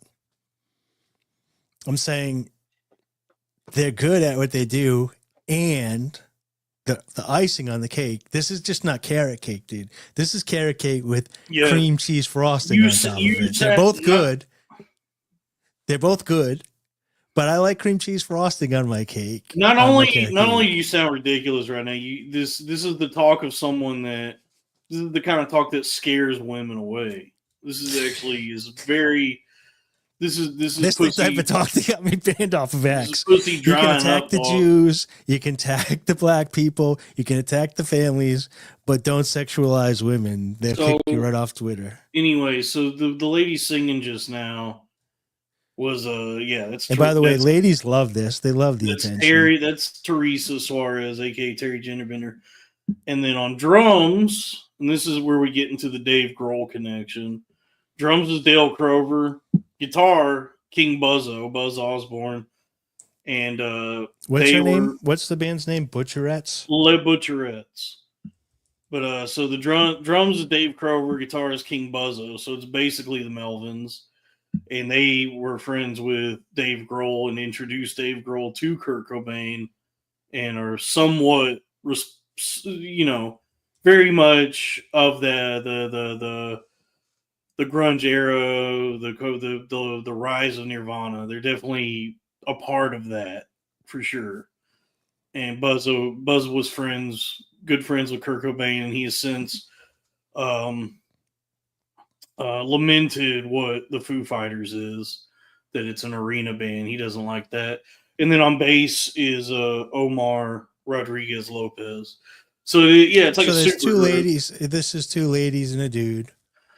I'm trying to remember the last lineup I saw was it was Terry singing. The drummer was the lady, and then they do not have any leaked nudes. No, it's I don't even like joking about this kind of shit when it comes to these ladies because they're so talented. I don't want to objectify them in any way. I'm not objectifying. I want to see their beauty to the fullest. I don't even want to. Dalton, you should be happy that there was no leaked nudes. That just proves your point that they're beyond flesh. They have not stooped to the depths of having nudes on the internet.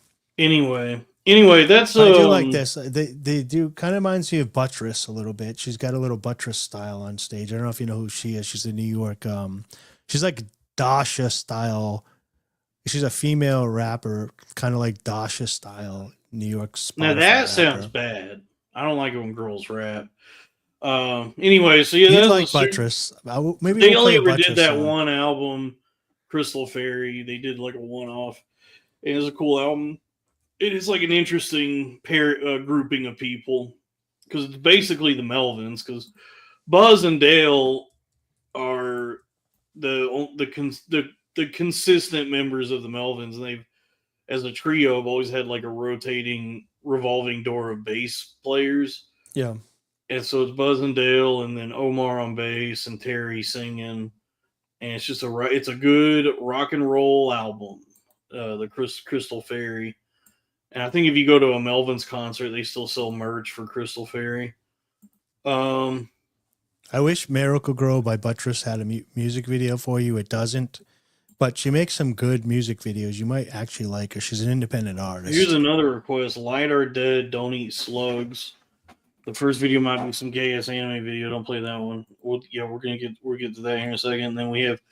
I guess the Drew wants to react to Tom and Jerry, so we'll watch a little Tom and Jerry. Yeah. And then Kenny T, the man, Kenny T, Strangle Chef, Soft Play, All Things. We'll do that. And Croyd, dude, full show tonight. Cool. Daddy Cool by Kid Rock from the Osmosis Jones soundtrack. See, we're gonna get to these requests here in a couple minutes. I wanted to. All right. I remembered. Oh, did you have the Tom Myers drop you were No, playing? I was trying to do this. Oh, okay. Thank you for all the super chats, guys. Keep it coming. This is going to keep Dalton's lights on at the house so he can quit the job with the beepers.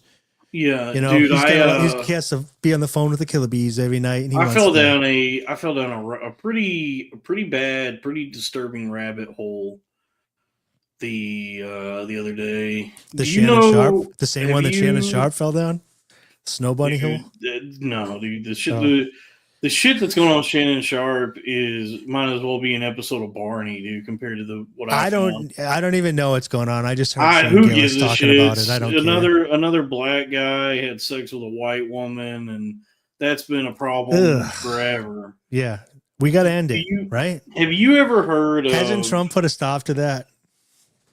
He's working on it. All right. That's why when you hear Trump talk about clean coal, yeah, that's what he's actually using. I've been saying this for a while, is all women need conservatorships. Like, it started with Brittany. She should have been the test case, and then we should have worked it way out. It used to be called husbands and fathers, but like once you give them all these pharmaceuticals and let them loose, they can't be trusted anymore. So I fell down a pretty dark rabbit hole. Okay. Have you ever heard of impact play? No. I know price impact, dude, on a DeFi position. There's some. Oh, is impact play getting? Oh, I actually do know impact play because I dated a girl that was into dom sub stuff, and she liked to be smacked with like paddles and stuff. That kind of impact play. So yeah, it's kind of. I did some of that in the past when I was a man of the flesh before I transcended into the spiritual individual that I am today. And this was not a porn rabbit hole. This was just like researching like what's. Dude, there's some sick motherfuckers out there, dude. There was a tweet that went viral where somebody screenshotted a TikTok they had found. And they were horrified by what they had saw, where this lady was bragging about the black eye that her partner, her boyfriend, or whatever. Oh, yeah. I don't like that type of stuff. That she had gotten a black eye from doing impact play, and she was like showing it off like it's so cute. I'm happy about my black eye. And she detailed a black eye from a black eye. Okay. Yeah, and she was like happy about this, and she detailed like the method by which, where it's not just like him walloping her one good time. It's like a series of smaller jabs that add up to a black eye. So it's like getting punched a bunch of times, but not as hard. I don't know. It's like calculating what would be needed to create the perfect black eye. I don't even know, dude. So So I guess it's over a month ago now. I met that woman on the Feld app, FEELD. It's like an alternative lifestyle. And she was a goth chick. And I said, oh, you live there? That's where my gun range is. Why don't I take you to the gun range? We'll go to the casino that's up there, play some pool, get something to eat, get to know each other. She was like, yeah. Went to the gun range. She was a little dressed up, made me feel a little uncomfortable.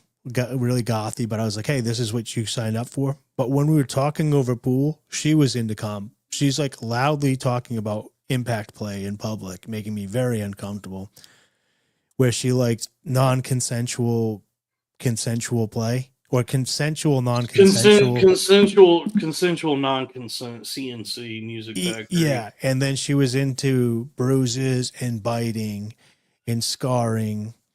And I was like, yeah, I'm not into any of that. I don't want to hurt you. Dude, none of that shit sounds good to I don't me. even like choking. I don't understand why women want to be choked all the time. I'm like, I want to be aggressive with you, make aggressive lovemaking with you, but I don't want to hurt you.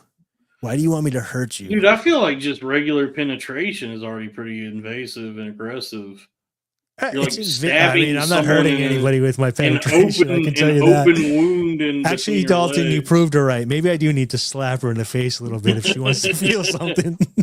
Well, I fell down this rabbit, dude. I was looking up these Reddit threads because I was like, what the fuck is it? Because I know about BDSM and I've heard of like Dom sub shit, but I was like, what is this particular subsection of it? Dalton Dom Dalton. That would be pretty good. Daddy Dalton Dom. Yeah, I'm I'm Daddy Dom Tur. That's right. The name Dave works well too because I was able to do that on those. But dude, so I was like going through these some Reddit threads about this impact play. Like, what is this, dude? So it's like, it turns out that it's there are their abuse. They're replicating their childhood abuse sexually. It turns out that there are just like in real life Cenobites. That's not just from the movie Hellraiser. That's just like it's actual freaking me people. out. Just Because, dude, the shit that I was reading and I think it was like a lot of women were talking about like their experiences with their masters, their sirs, their doms, you know. And they were talking about how they like specifically like this whatever impact play is, where it's like trying to push the limits, like take it as far as you can.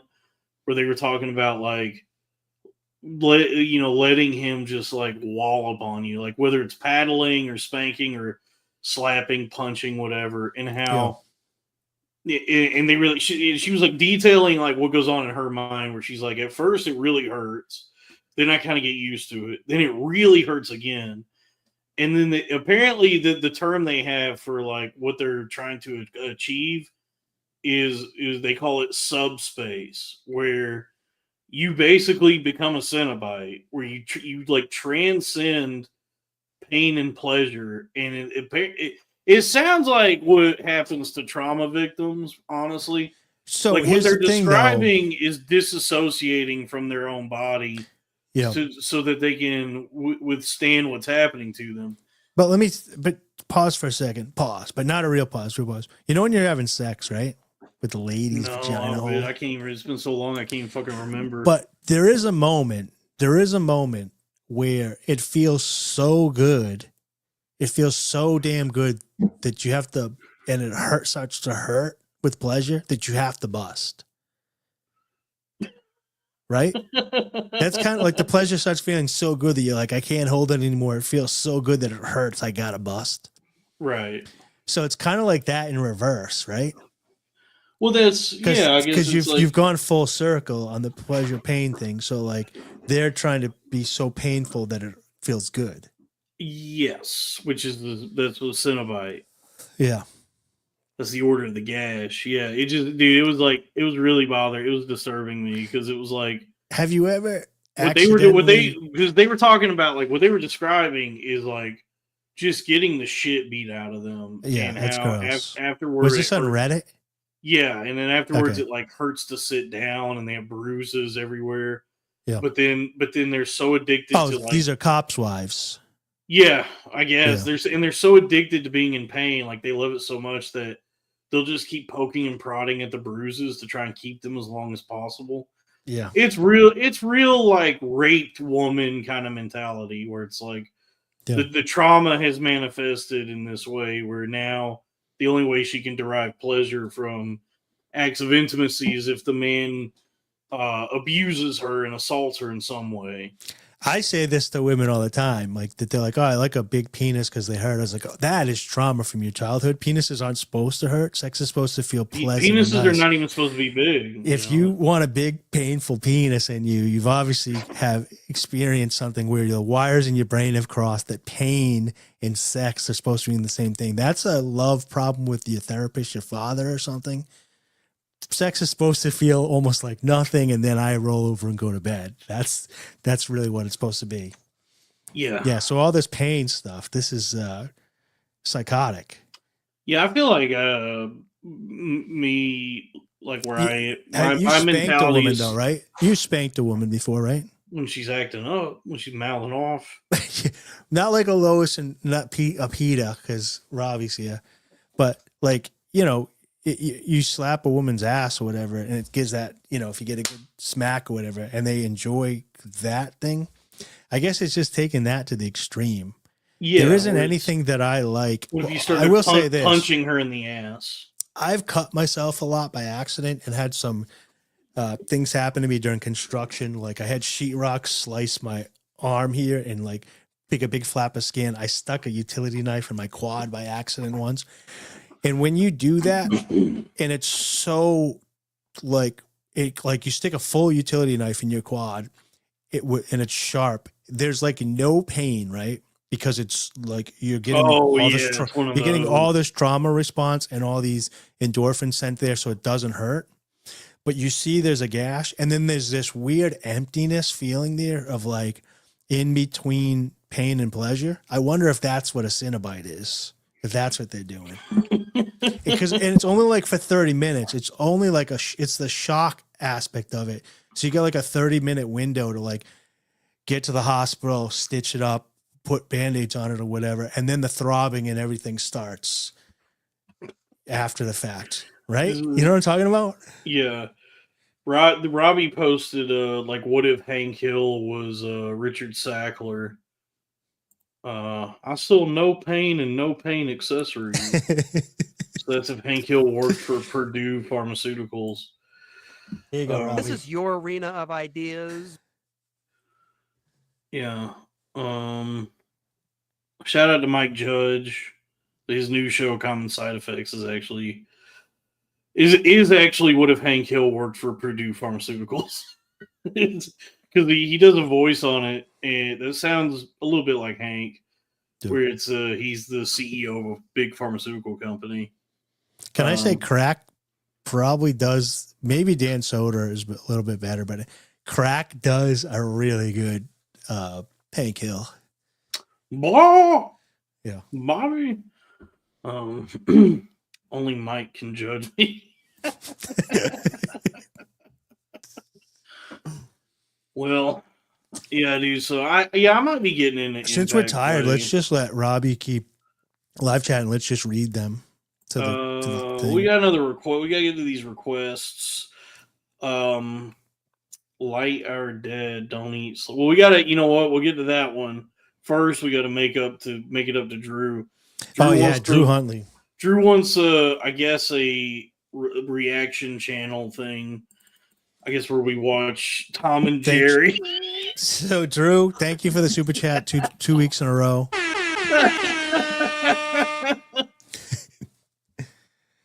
I mean, it's funny because I grew up on Tom and Jerry. I did too. And then I started watching The Simpsons where they have the Itchy and Scratchy. And then it wasn't until Itchy Scratchy that I was like, oh, yeah, I was watching this super extremely violent back and forth between this cat and this mouse.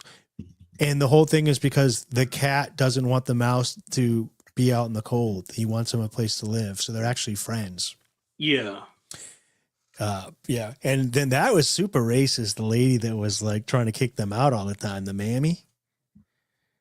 That they only show her like from the titties down. They only show from the titties down on her. Dude, it's crazy how like pretty recently, cartoons were a little more. I think they should bring it back. If you're offended by that, just don't watch the cartoons. Yeah, I mean freedom of speech, but like. Well, I was rewatching Who Framed Roger Rabbit, and I was kind of like taken caught off guard by the fact that Betty Boop is in that bar selling cigarettes. Because I'm like, man, that might be illegal now to have a cartoon where they're cartoon characters promoting cigarettes. Well, look at this video that I have. This was on MTV a couple years ago. Oh, is this Wonder Shows then? Yeah, but it's yeah. I mean, this is just a small clip, but like this is funny, and you should be able to watch this. We got to celebrate our differences. Ooga booga doo, ooga booga doo. We got to celebrate our differences. Nacho taco, chimichanga. 'Cause it's beautiful when the whole world sings together. Yeah, I think that holds up. I think that holds up. Like, you should be able to watch that.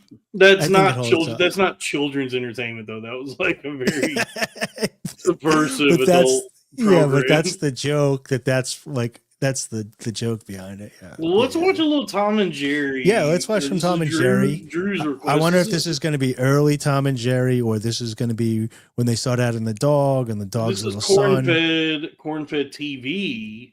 Or or Tom and Jerry. How about the Tom and Jerry's where he's trying to get a girlfriend, and she's and all the rich guys are getting the I got a clip loaded up. Okay, so we'll go ahead and do a little Tom and Jerry. I'm excited. I'm wondering which one this will be. 今天看起相连的三十二岁了，走个当朝。 So good, dude. I gotta start watching this again.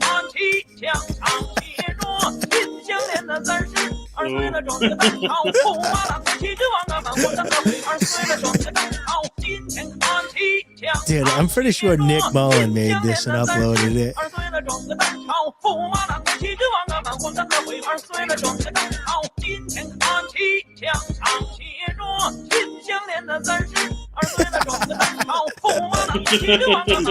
Really good, dude. I'm gonna send this in to bad friends so Santino and Bobby can watch this.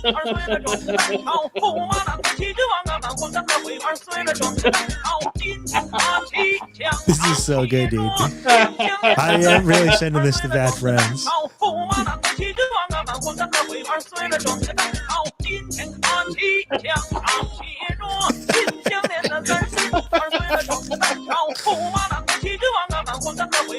Asian people rule, dude. They're the best.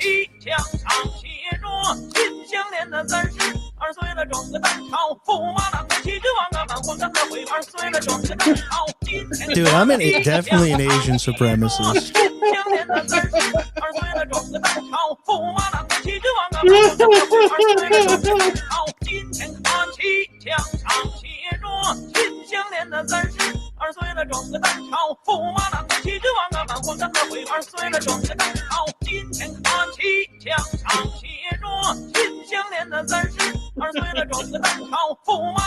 Dude, this seriously made me so happy.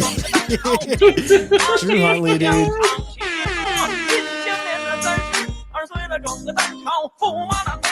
Dude, for the audio listeners, dude, you have to watch the video of this.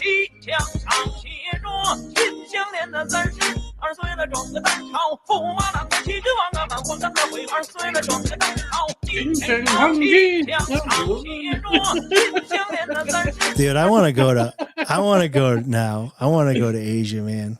Dude, that was so much better than I thought. I didn't know what that was going to be. Dude, that's so good, dude. That's why he was like 2 weeks in a row. He's like giving $50 super chats for us to watch that, dude. That was really good, dude. I just was looking for the episode where they do the Chinese thing. I didn't know that somebody chopped and screwed it. That was so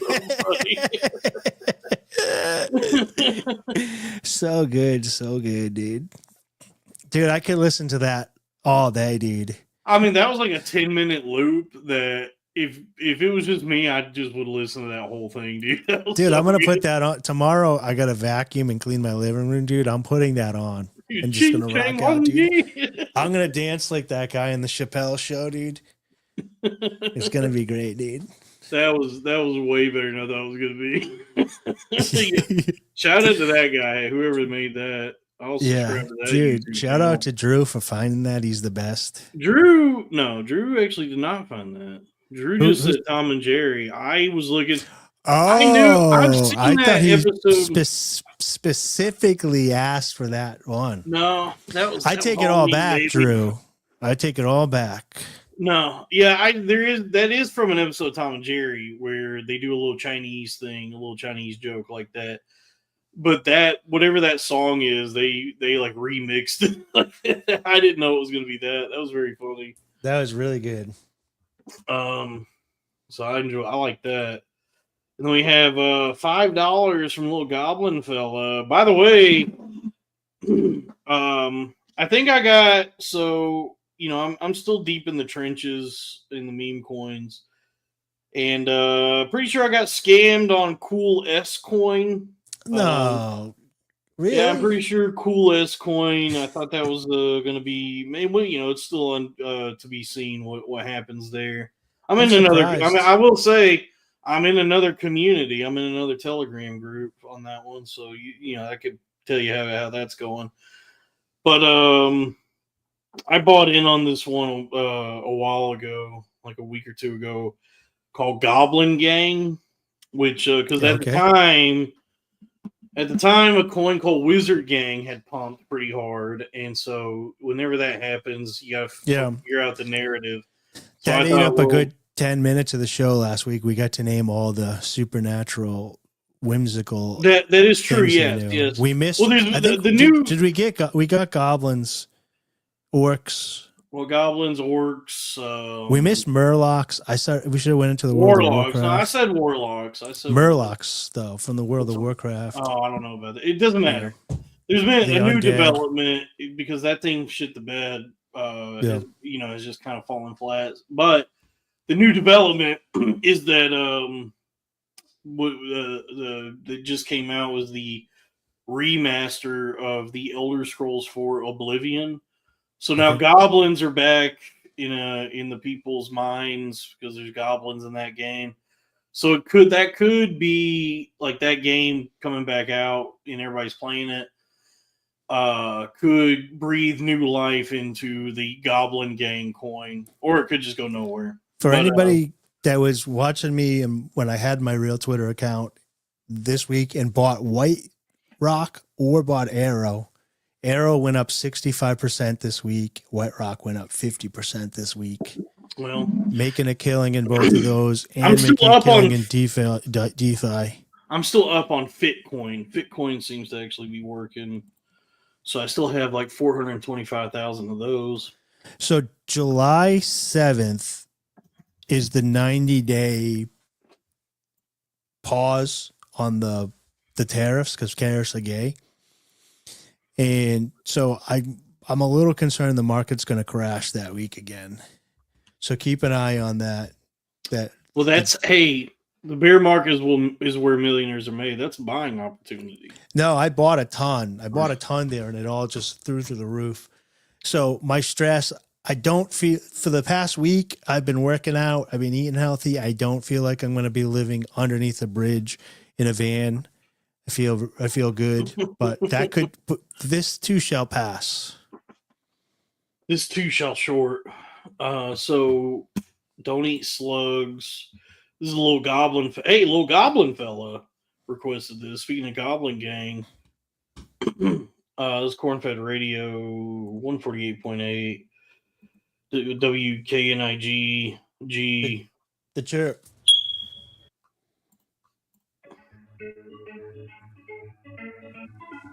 Ooh. Am I just going to be scared? Scary maggots. It's spooky. I got to go to bed after this.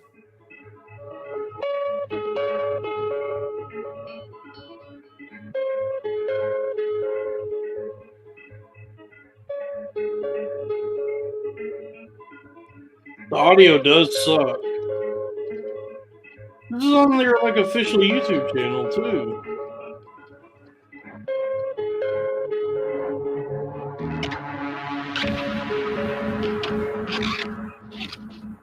Why are they trying to scare me?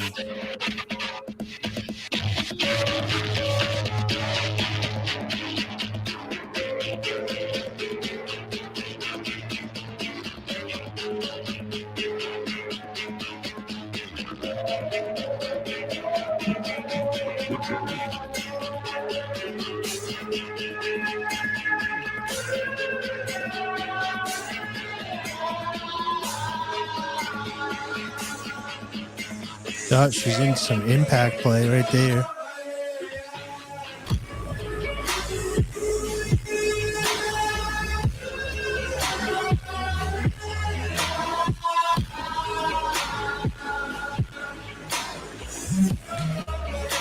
Is this spirit cooking?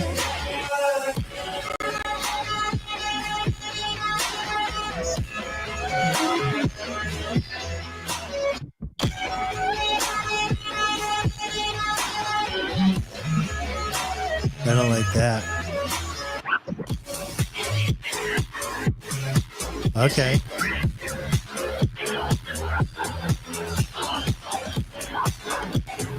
Dude, these people need Jesus.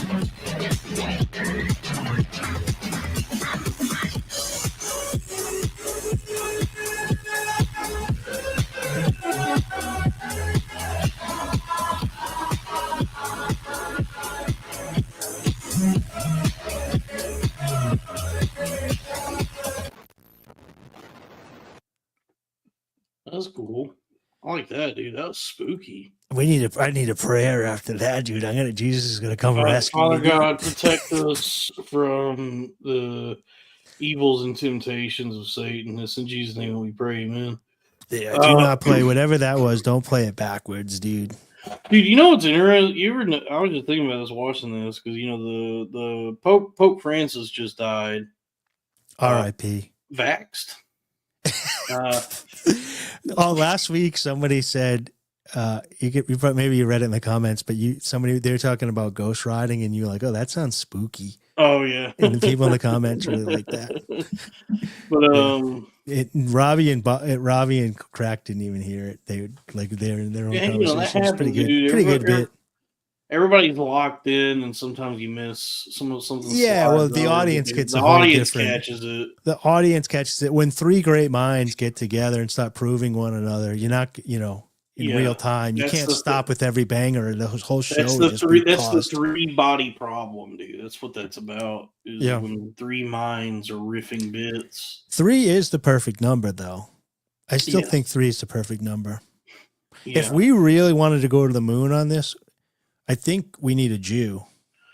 Yeah, that might be actually. I might have a racist, a chubby guy, and we need a Jew, and it's the magic thing. I might have Chinese psyop myself, dude, because I read that book, The 3 Body Problem, which is written by a Chinaman, and I've heard criticisms of the book that it is like a lot of like Chinese propaganda. Yeah.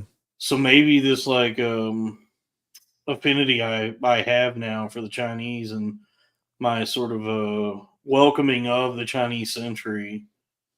It could be that I'm a victim of like a Chinese MK Ultra through that book. Yeah. It's a good book. The TV show was fucking unwatchable, dude. I could not. I made it through like 2 episodes, and I was like, "Yeah, this." You did not love it long time. I did not love it long time. No, and it was not good, and it was like anything on Netflix, pretty much immediately forgettable. But it had the fat guy from Game of Thrones in it, and that was it's always good to see him. I don't know who that is. Samuel Tarly, whoever that actor is. Okay. The one who fucked he was in love with the inbred lady from North of the Wall. Oh, I forgot to tell you I didn't watch that. Oh, you didn't watch Game of Thrones, dude? Yeah. Well, so wait, are you still on your health journey like David Blunt's? You were on a health journey 2 weeks ago. I am working on it. Yeah, I walked, like I said yesterday for my lunch break. I walked instead of taking a nap, and just very out of shape now. Like I'm slowly getting back, like recovering, and I am, I've been eating I've been trying when I have a sweet tooth instead of eating like sweets and confections and cheesecakes and shit. Yeah, confections is a really good word, by the way. But continue. Yeah, I've been eating sounds very decadent. like fruit.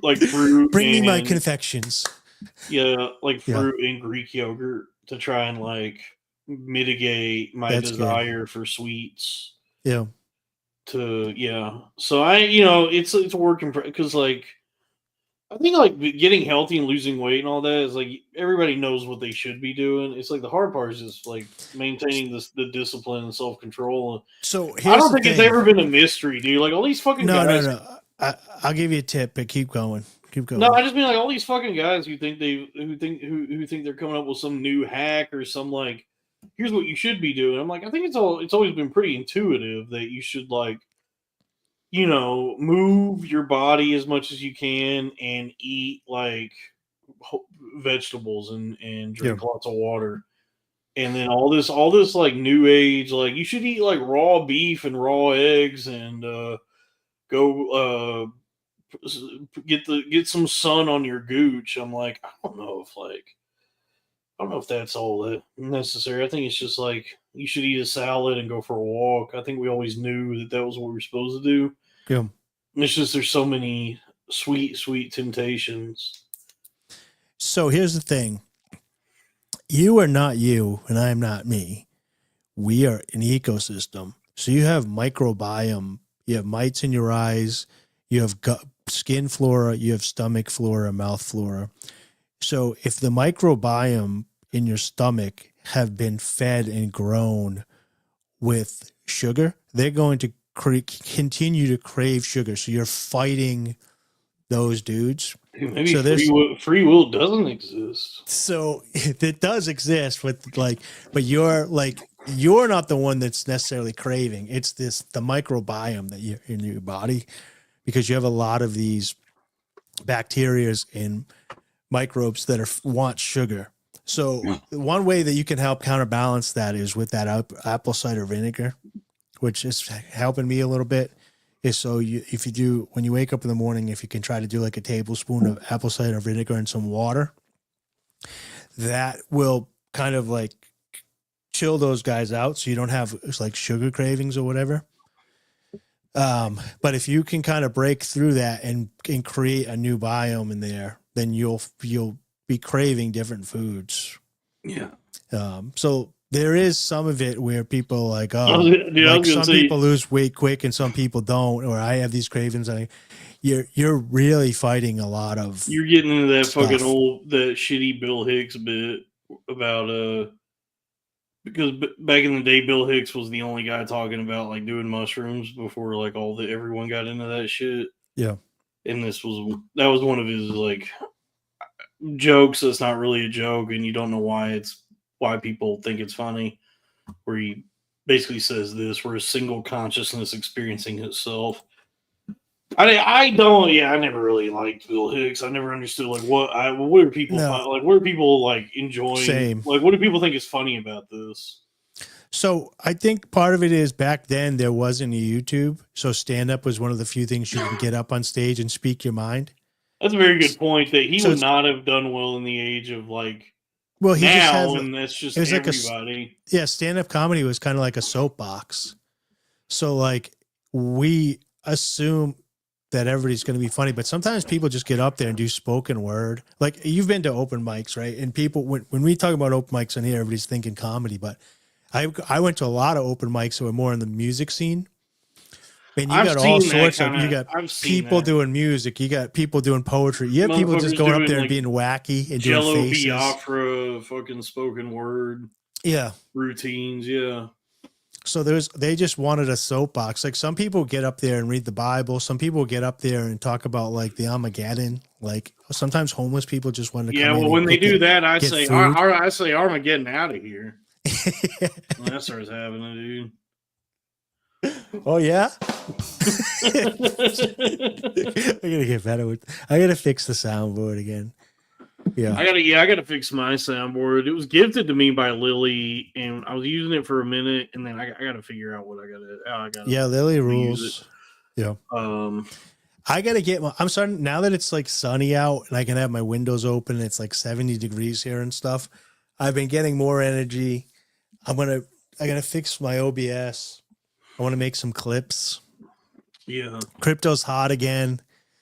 I'm going to be a crypto millionaire in a few years. Then I can forget about all you guys. I'll be in the green room ignoring all you guys at Skankfest with an artist pass instead of a man in the streets. Yeah. Yeah. Anyway, I'll get jacked. Here's the next request from Kenny, friend of the show, Kenny T. Strangle Chef. Kenny's a chef, by the way. We were talking about chefs earlier. He's a man chef, works in all the great men are chefs. If you're going to go out to eat, you want all males in the kitchen. But when you're at home and you eat, you want all women in the kitchen. Yeah, his name was Anthony Bourdain. I spelled it Boredain because he No, actually Bourdain was very entertaining. R.I.P. to Norm. Rest in peace Making me sad. to Norm Macdonald and Anthony Bourdain. Both were assassinated. Bourdain definitely. Actually, Bourdain can go fuck himself. Bourdain was cool, and I don't think he committed suicide. One of the conspiracy theories I believe is he was taken out. He got too close. He was dating Dario Argento's daughter, and she's a pedophile. And she had him killed because he got too close to the truth. I heard he did. Just like this lady, this Virginia Guffrey lady. That I heard committed Bourdain suicide. was doing some extracurricular activities in his I don't know. travels. I think Bourdain was clean. I think he's innocent. I think he was dating somebody who was connected to all that kind of shit, and they got him. He got by the fucking cabal, dude. Or maybe he was. You're talking about a guy. Maybe he's just doing heroin and jacking off with the. No, you're telling me a guy who gets to live a life where all he has to do is eat delicious meals, and he gets to have sex with like a 23-year-old Italian woman all day. No, something does not add up there. No, I think, like I said, and like Raphael just said, like he was an ex-heroin addict, and Dr. Drew talked about this on the Skanks. You can never get back that feeling, so a lot of ex-heroin addicts will do auto asphyxiation. I don't pay no credence to much of what Dr. Drew says. He's a fucking flim-flam TV doctor. He is not. Would you rather hear it from Dr. Dre? I would trust Dr. Dre more than Dr. Drew for sure. Even when it comes to like medical commentary. Ding ding dong. Ding is stroking on my ding ding dong. Yeah. They were belting themselves up because these heroin addicts get addicted to that, and then they can't ever reach that ecstasy. So a lot of these guys that are ex-heroin addicts do that, hang themselves and jack off. I can't imagine needing all sorts of extras. I just said that. Just put a little bit of lotion on your cock and pull it. That sounds like such a bullshit, just like sensationalized thing to say. No, I've heard some other stuff too, like because he wants to maintain some kind of relevance. And no, there's another study about cocaine for women in certain pharmaceutical drugs with women. That's why they like to be choked in bed. There's like almost a 1-to-1 correlation with women that prefer being choked in bed. And I think Bourdain was assassinated in particular drugs. An elite pedophile squad because he was too close. He was he uncovered the truth. They killed him. Yeah. The elite squad of pedophile assassins. Anyway, here's the next request from Kenny. Soft play all things at Cornfed Radio, 148.8 WKNIG, The Chirp.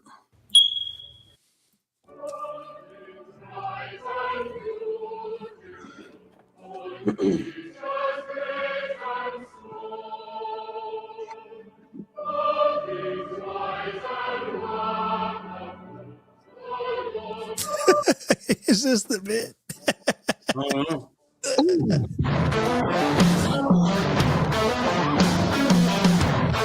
Alright, I feel uncomfortable now. I'm the nicest dickhead you've ever met. Selfish and thoughtful, selfishly awful, I'm all things. I'm the sweetest empath until I'm not. I bet you this would sound better not on StreamYard. Violent pacifist, fascist thing, anarchist, I'm all things. All things. All things. I'm all things. So are you. So are you.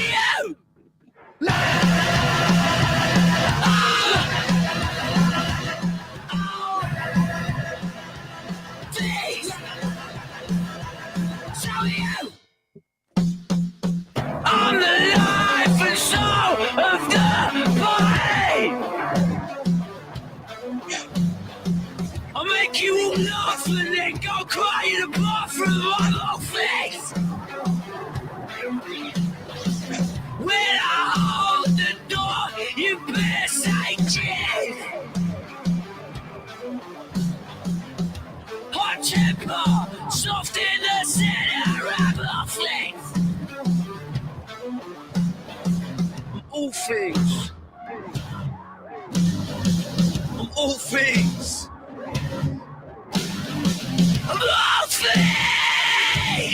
I agree, Raphael.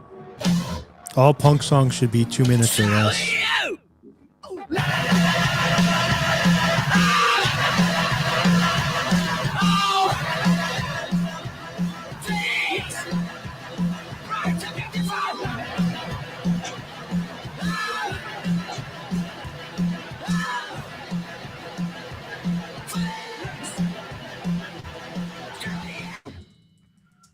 Good Lord. What a racket. Dude, that reminded me of just like all the fucking shows I would go to. Dude, I was thinking about that. Yeah, I did kind of, because that new Viagra Boys album just came out. I was actually thinking about that album. I haven't listened to it yet, but I do like Viagra Boys. But what was I saying? Dude, that reminded me of when I was living in Denton, Texas. Like all the shows I would go to at like dive bars and people's houses where everything just smelled like piss and warm beer. Yeah. And you could buy like a tall boy of Pabst Blue Ribbon or a tall boy of Lone Star for like $2. just like, you know, suffering through a band like that with like just a rowdy crowd of fucking dickheads because the beer is cheap and everything smells bad. No, I used to. I kind of like that though. Yeah, I went to a lot of bad punk and music shows. We got a Denton guy here. You know, Lucky Lou's is one of the shittier bars because it's on it's, you know, Denton's a college town, so they got like they have the bars that are kind of like catering to the college crowd, and then there's the bars that the cool people go to. Yeah. And so the bars that are like closer to the campus is on this street called Fry Street. And one of those is a place called Lucky Lou's, which is like not it's not good.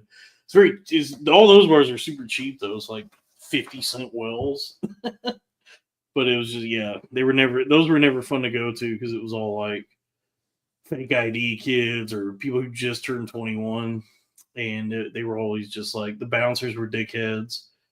And I just never, I guess, like thinking back on it, I probably didn't enjoy most of my time in college or living in that town, but I made so many good friends that I look back on it fondly. But I don't know.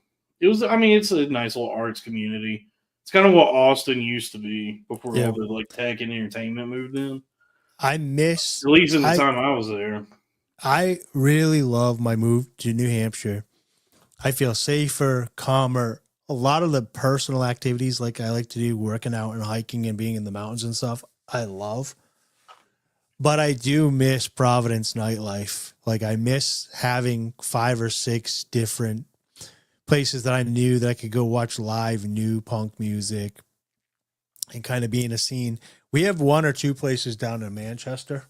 I loved I would go to these open mics all over Denton that, you know, none of them were comedy open mics. They were just open mics. Yeah. So I would do stand-up, but the act before me would be like a metal band, and the act after me would be a rapper.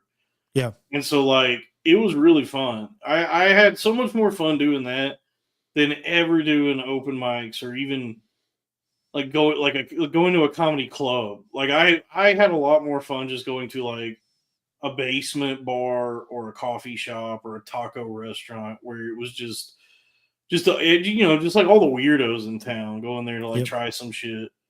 I always thought that was so much more fun than going to like a comedy club where it's everyone is trying to pursue comedy, which is like I don't think I've ever been to RI Comedy Connection open mic night. I've been to shows there when people come in town. But, I mean, you could have easily assassinated me when I was in the groove because Monday I would go to Dusk for their open mic. Tuesday I would be at Scurvy Dog for their band thing. And I would go to, like, the same things. And you could pop in at, like, during the week because it would be like 7:30, 8, things are setting up. And I could leave by 10:30, 11, be home in a reasonable hour on a weeknight. Yeah. And still get up and go to work, but feel like I had a social life. When I'm up here, it's a lot of hiking alone and stuff like that. So I do miss having very monastic. Oh, nice. We had RISD School of Design down too. So there's a ton of artsy people down there. And on Thursdays, you could go to the art museum with free and hang out with all those crazy people. This is nice. Yeah, Raphael knows. This place, Rubber Gloves that Raphael is talking about in this this chat. Rubber Gloves is like a legit rock club. I think like of the venues in Denton, that's the one where like real actual kind of known bands, maybe not like big famous bands, but more known bands will book shows at Rubber Gloves, and that was always a really fun place to go to. I would go to shows there. I even would perform there a few times. They would do like comedy shows there every now and then. Nice. So that's a really cool place. Yeah, like so you must. I mean, as much as you think that everybody thinks negatively, which they don't. Like, even though you had a little breakdown, don't you kind of miss the comedy scene?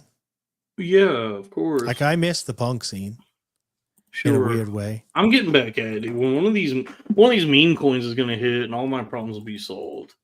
No, they will not. Money doesn't solve your problems. I promise you. All right. Well, it solves a lot of them. It solves a lot of them. Yeah. Yeah. Actually, this is what it does. Money buys you the time so you can solve your problems. Yes.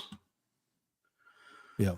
Because a lot of my life before I started making some money was putting off stuff that I needed to do to repair myself because I had to make money to live. Oh, I keep trying to make money, and it's not going to happen at one of these W-2 jobs. I got to get the 1099s going.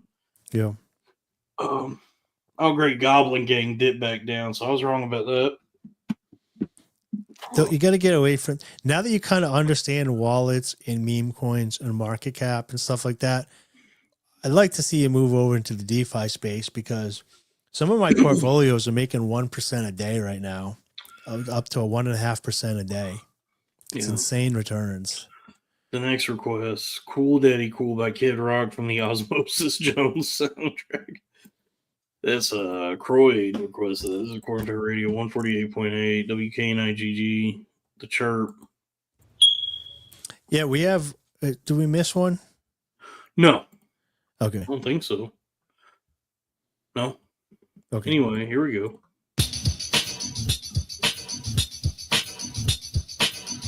Daddy cool.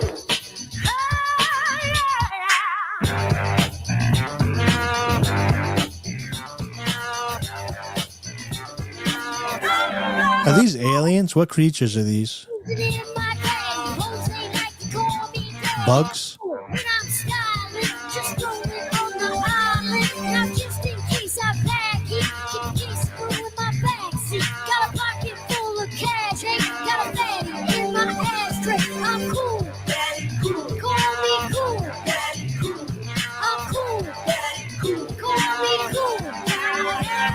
Oh, I see. These are the dudes in your stomach that want donuts.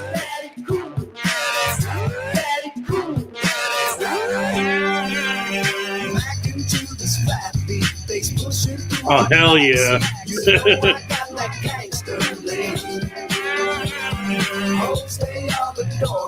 I stop and they'll swarm me to check out all my fly gold brands. They treat me like the mayor, cause I'm the biggest player.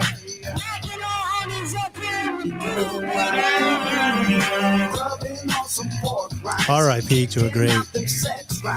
Everybody wants to be my friend.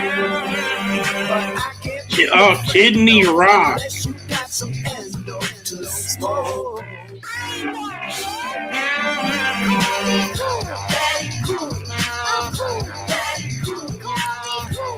I was sick. I was assuming this is Joe C. Do what? I'm assuming that was Joe C. with him, his little buddy that died. Oh yeah, Joe C. Yeah. Did you never see this movie? No, I've just figured out now that it's like germs and bacteria and microbiome. Yeah, so it's like stomach. the way the Pixar movie Inside Out, like personifies and anthropomorphizes the abstract concept of emotions. this movie actually did that years and years prior, but it's like white blood cells and Advil and germs and stuff. Yeah. So it's like the inner workings of the human body anthropomorphized, but it's not like the metaphysical like emotions. It's like the real the ecosystem, like I was talking about earlier. The Bill Hit stuff. Yeah. Bacteria and viruses and and so it's like a buddy. It's presented as like a buddy cop movie where it's the titular Osmosis Jones is a white blood cell. Yeah, and his partner, and he's got to find some black viruses and go after them, dude. Kick them out of there. I think he's voiced. No one wants them in the neighborhood. He's voiced by Chris Rock, so I don't know if it's that, but no, it's like they're all they're in like the inside of Bill Murray, so it's like but they do this like back and forth. There's like the live action segments, which are like the humans in the real inside world. Of Bill Murray. Pause. And then they go inside. Bill Murray has the flu or something, so that when they go inside of Bill Murray, it's this cartoon world of blood cells and germs and shit. And the Osmosis Jones is a veteran white blood cell who's like a detective, basically. And he gets partnered up. His new partner is like a Tylenol. And you said he's voiced by Chris Rock? Yeah. Yeah. And so Bill Murray takes a Tylenol or something, and that becomes Osmosis Jones's new partner. Is this Tylenol or whatever he takes. Anyway. Big Pharma.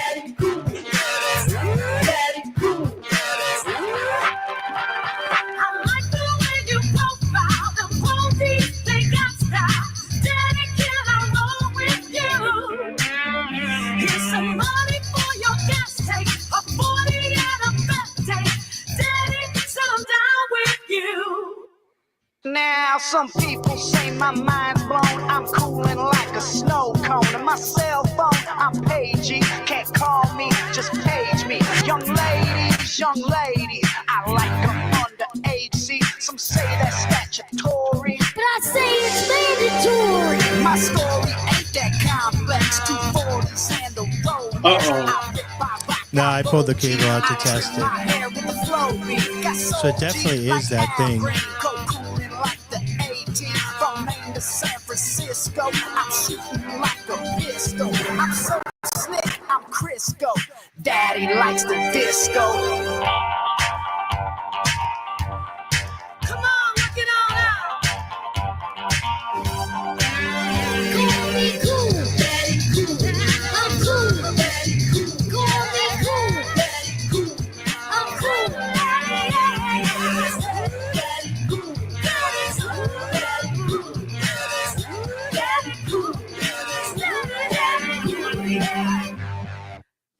Wow, that was great. Yeah. I never saw it. Was that bringing you back to a positive nostalgia? I thought that movie was, when it came out, was disturbing and gross. And I watched it one time, and then there was back when they used to do this, if a cartoon movie had a theatrical release, there was always like a cartoon TV show that they would do afterward. And I remember watching the further adventures of those two characters. Was like Ozzy. It was called like Ozzy and Blix or whatever the fucking Tylenol's name is in the movie. And it's just like two different voice actors that kind of sound like Chris Rock and Ozzy and Drix. That's it. That was a fun time to be a kid when movies would come out and then they would do cartoons of the movie on TV afterward. Because it didn't even necessarily have to be a cartoon movie. Like there was an Ace Ventura cartoon, there was the Mask cartoon, there was a Beetlejuice cartoon, Jumanji. I think I remember Beetlejuice. My sister used to watch that. Beetlejuice would be like probably more your generation, probably, or because it came out. I think it was like a little bit before my time. Yeah, my sister's 5 years younger than me, so she's 45. Yeah, Jackie Chan Adventures, which is not necessarily based on any movie, but it's just like Jackie Chan and his niece looking for like talismans or something. Yeah. So that was a cool one. And then what was the Aladdin cartoon was always good. Hercules. There was a Lion King cartoon. Oh, dude, you know what was a really good one? Men in Black. There was a Men in Black cartoon that was awesome. They don't really do that anymore. I don't know what cartoons are like now. I don't know what the kids are getting. I don't think kids even watch cartoons. They just watch like AI generated like nonsense, slop, as they say. Yeah, and I'm getting hit with it too. So the good thing about me getting kicked off of Twitter is I got to get back to reality, right? Oh, dude, the Mighty Ducks cartoon was crazy because it had nothing to do with a children's hockey team. It was a race of aliens that were humanoid ducks that shot guns that shot like glowing hockey pucks. They shot the bullets for hockey pucks. Yeah, I watched DuckTales. Yeah, DuckTales was cool. I watched DuckTales. I never watched that. But now that I'm back in reality and I'm off of X, my brain is like been fighting. Like when I was at the gym today, I was just listening to music and working out. And for years, I worked out at the gym with no music. Then I added music. Then I added music and scrolling on Twitter. And now I have to get used to like what to do with myself that there's no Twitter anymore. That's my dad. My dad's the kind of guy that would like go work out with no music, or you'd be in the truck with him and turn the radio on, and he'd be like, "Turn that shit off." And then we just sit there in silence. Well, I like when it grew up though, we didn't have headsets and whatever. So the iPod came out when I was like in the 90s, and I got an iPod mini at one point. But I'm saying when I first started working out, you didn't have music. Then you get headphones and you get used to music. So it's hard to work out without music. But I've been working out for the past year on Twitter being an asshole. And now that I'm banned from Twitter, it's like, oh, I don't know what to do. Now I just listen to music and work out. So I did realize that your attention span gets less and less. And the point was these kids today that are just like watching clips and can't enjoy a movie, it's because they've been on iPads their whole life. Oh, yeah, dude. So they've had all stimulus. Oh, I don't like it, new thing. I don't like it, new thing. Oh, I'm over it, new thing. You know, so it's hard for to sit down and watch a whole thing, you know? Yeah. They can't even shit. Yeah. What was I I'm surprised. I mean, I've had fans reach out to me, and you've probably obviously had them reach out to you, but people will tell me they like our long format with hang or whatever, because if they're at work or they're driving or whatever, you just put it on the background. So they're not looking for like Game of Thrones that they have to pay attention to. Yeah, I've always, I kind of have made peace with the fact that I'll never create any sort of work of art that'll be remembered through the eons of the passage of time. Anything like that, nothing respectable, but I do fulfill that sort of you're still young, I do fulfill that sort of demand for just like having something on in the background, which is very necessary. Dude, we're at USA Today, dude. Well, not USA Today, but USA TNT, dude. Yeah, put us on the background, clean your house. Rizzoli and Isles, Franklin and Bash. This is burn notice, dude. That's USA. Yeah, that's. This is Psych. Suits. Monk. Psych. Yeah. Monk. Yeah. Shows that. NCIS, dude. I'm basically Gibbs. I'm starting, like, the older I get, the more I'm like really appreciating hour-long procedurals. I started watching the Rookie with Nathan Fillion, and I was just like, yep. This is dude, TV, it is, dude. Honestly, like I keep trying to watch movies on Amazon that people, whatever, new shows, I can't watch them. I can't get the attention span. But I'll be sitting on my computer doing some stuff, and I'll throw on House, or I'll throw on NCIS, or I'll throw on Bones.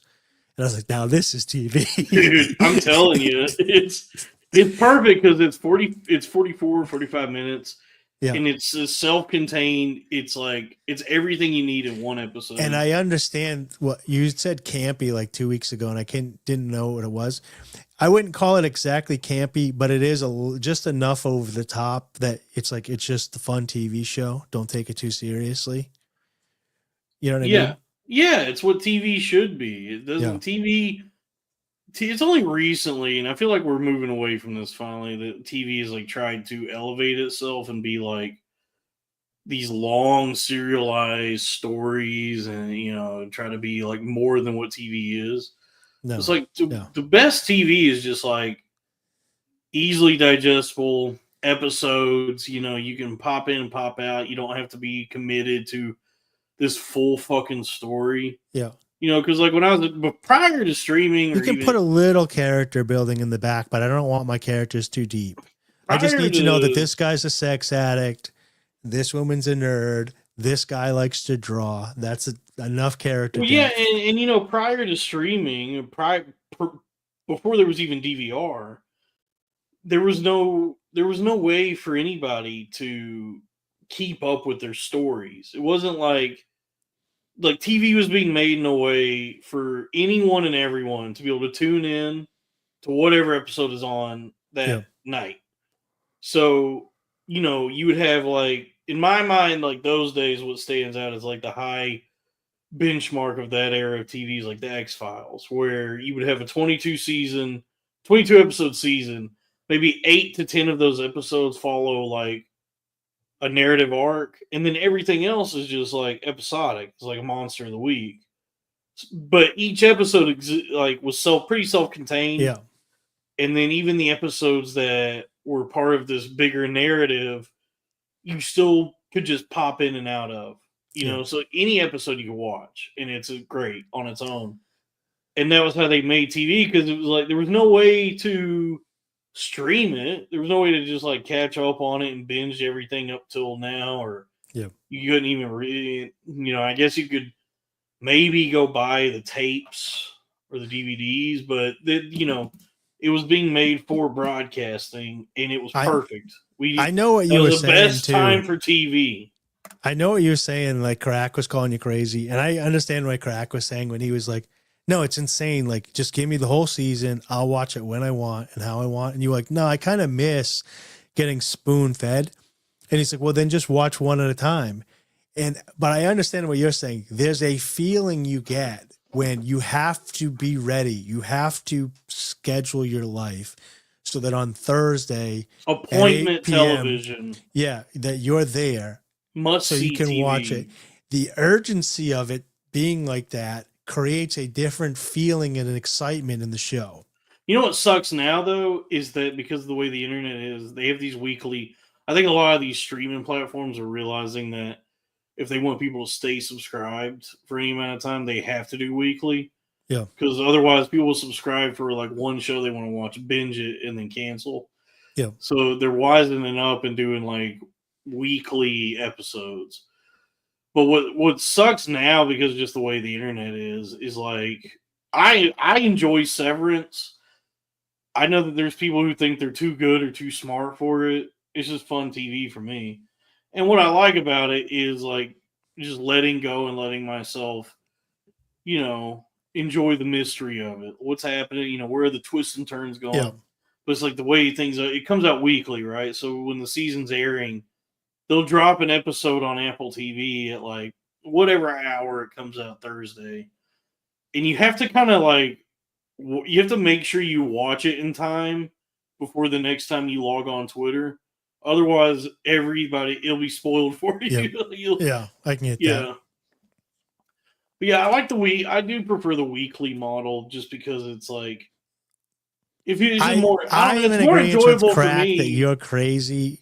But I also understand what you're talking about when it's creating the urgency. Well, it's because Crack is the ideal American. It's the very American sentiment and mentality to have instant and constant access to everything that you enjoy. But I think people may not realize that that is actually to their detriment.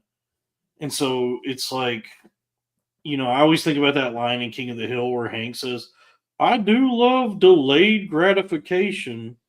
Yeah. Where it is like honestly, if you like even studies, right? When they do like marriage studies or whatever, and you have like Saturday as date night or whatever night of the week it is, it's date night.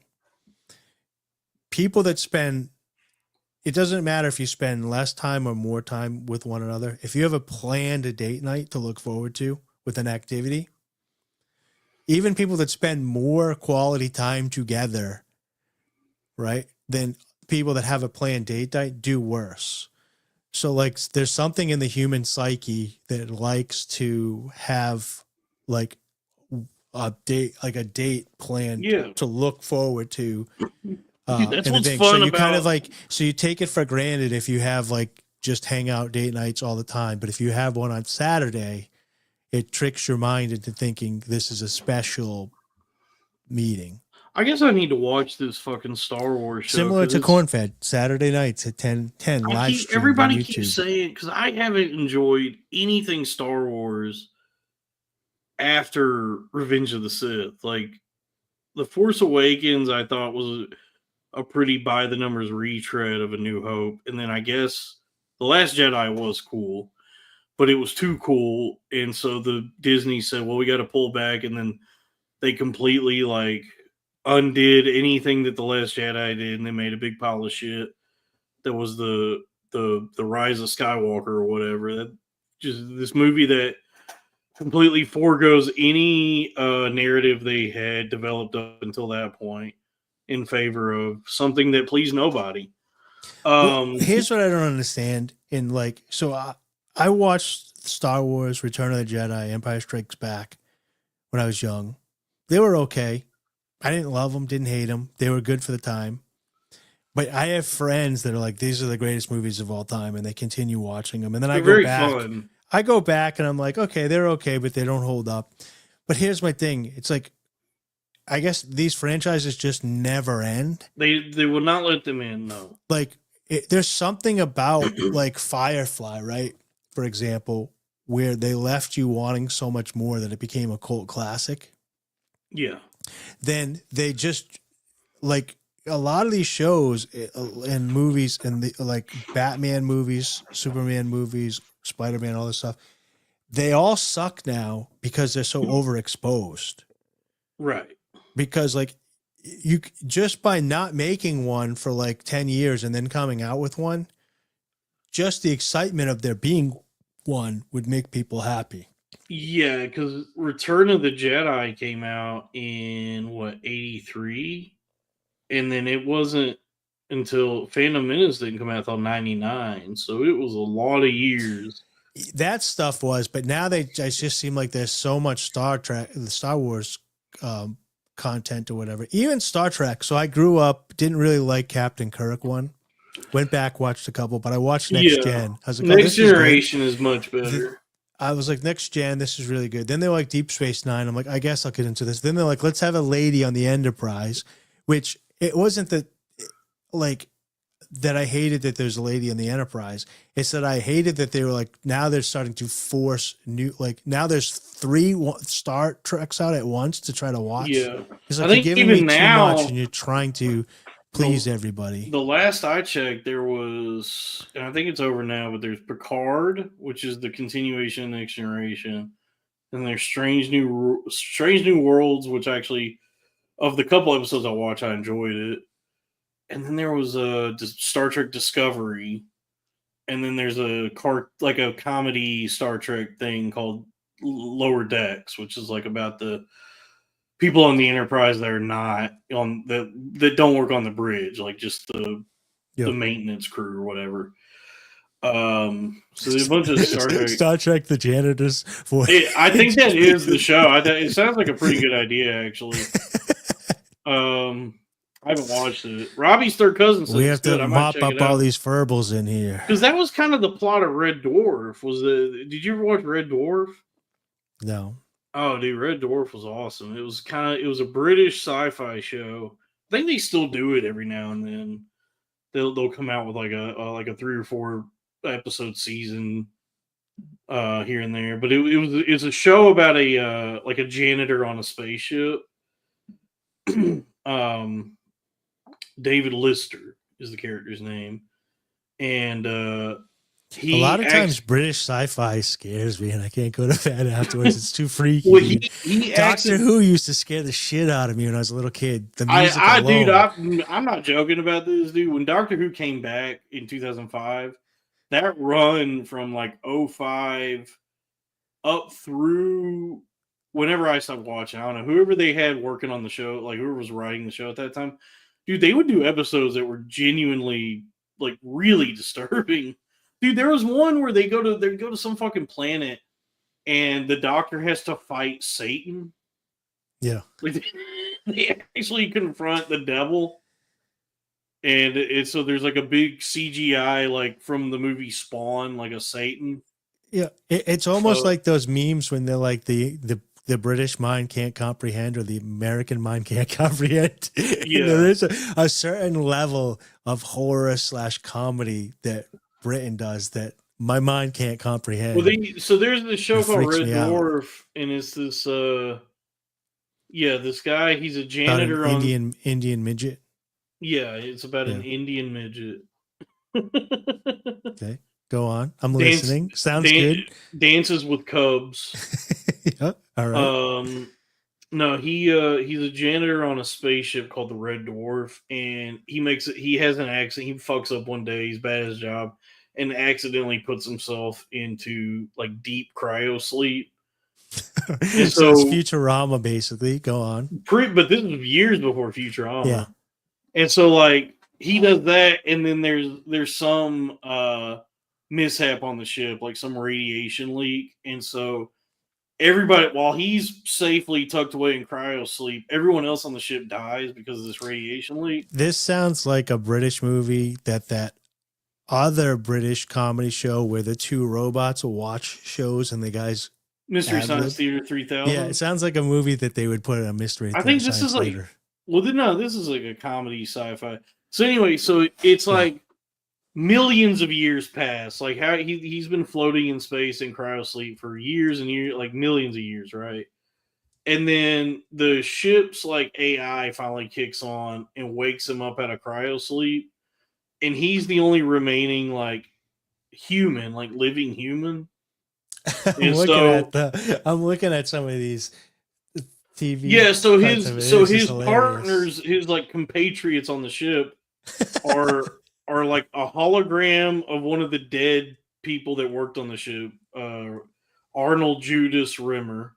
Yeah, and that's why he has an H on his head because he's This is 1980. Yeah, this is 1988, guys. Yeah, so he's not really alive. He's a hologram simulation of one of the guys who used to work on the ship who's dead now. And so they do get in all the existential sort of conundrums therein as to what this hologram is. There's like a Black Dracula. So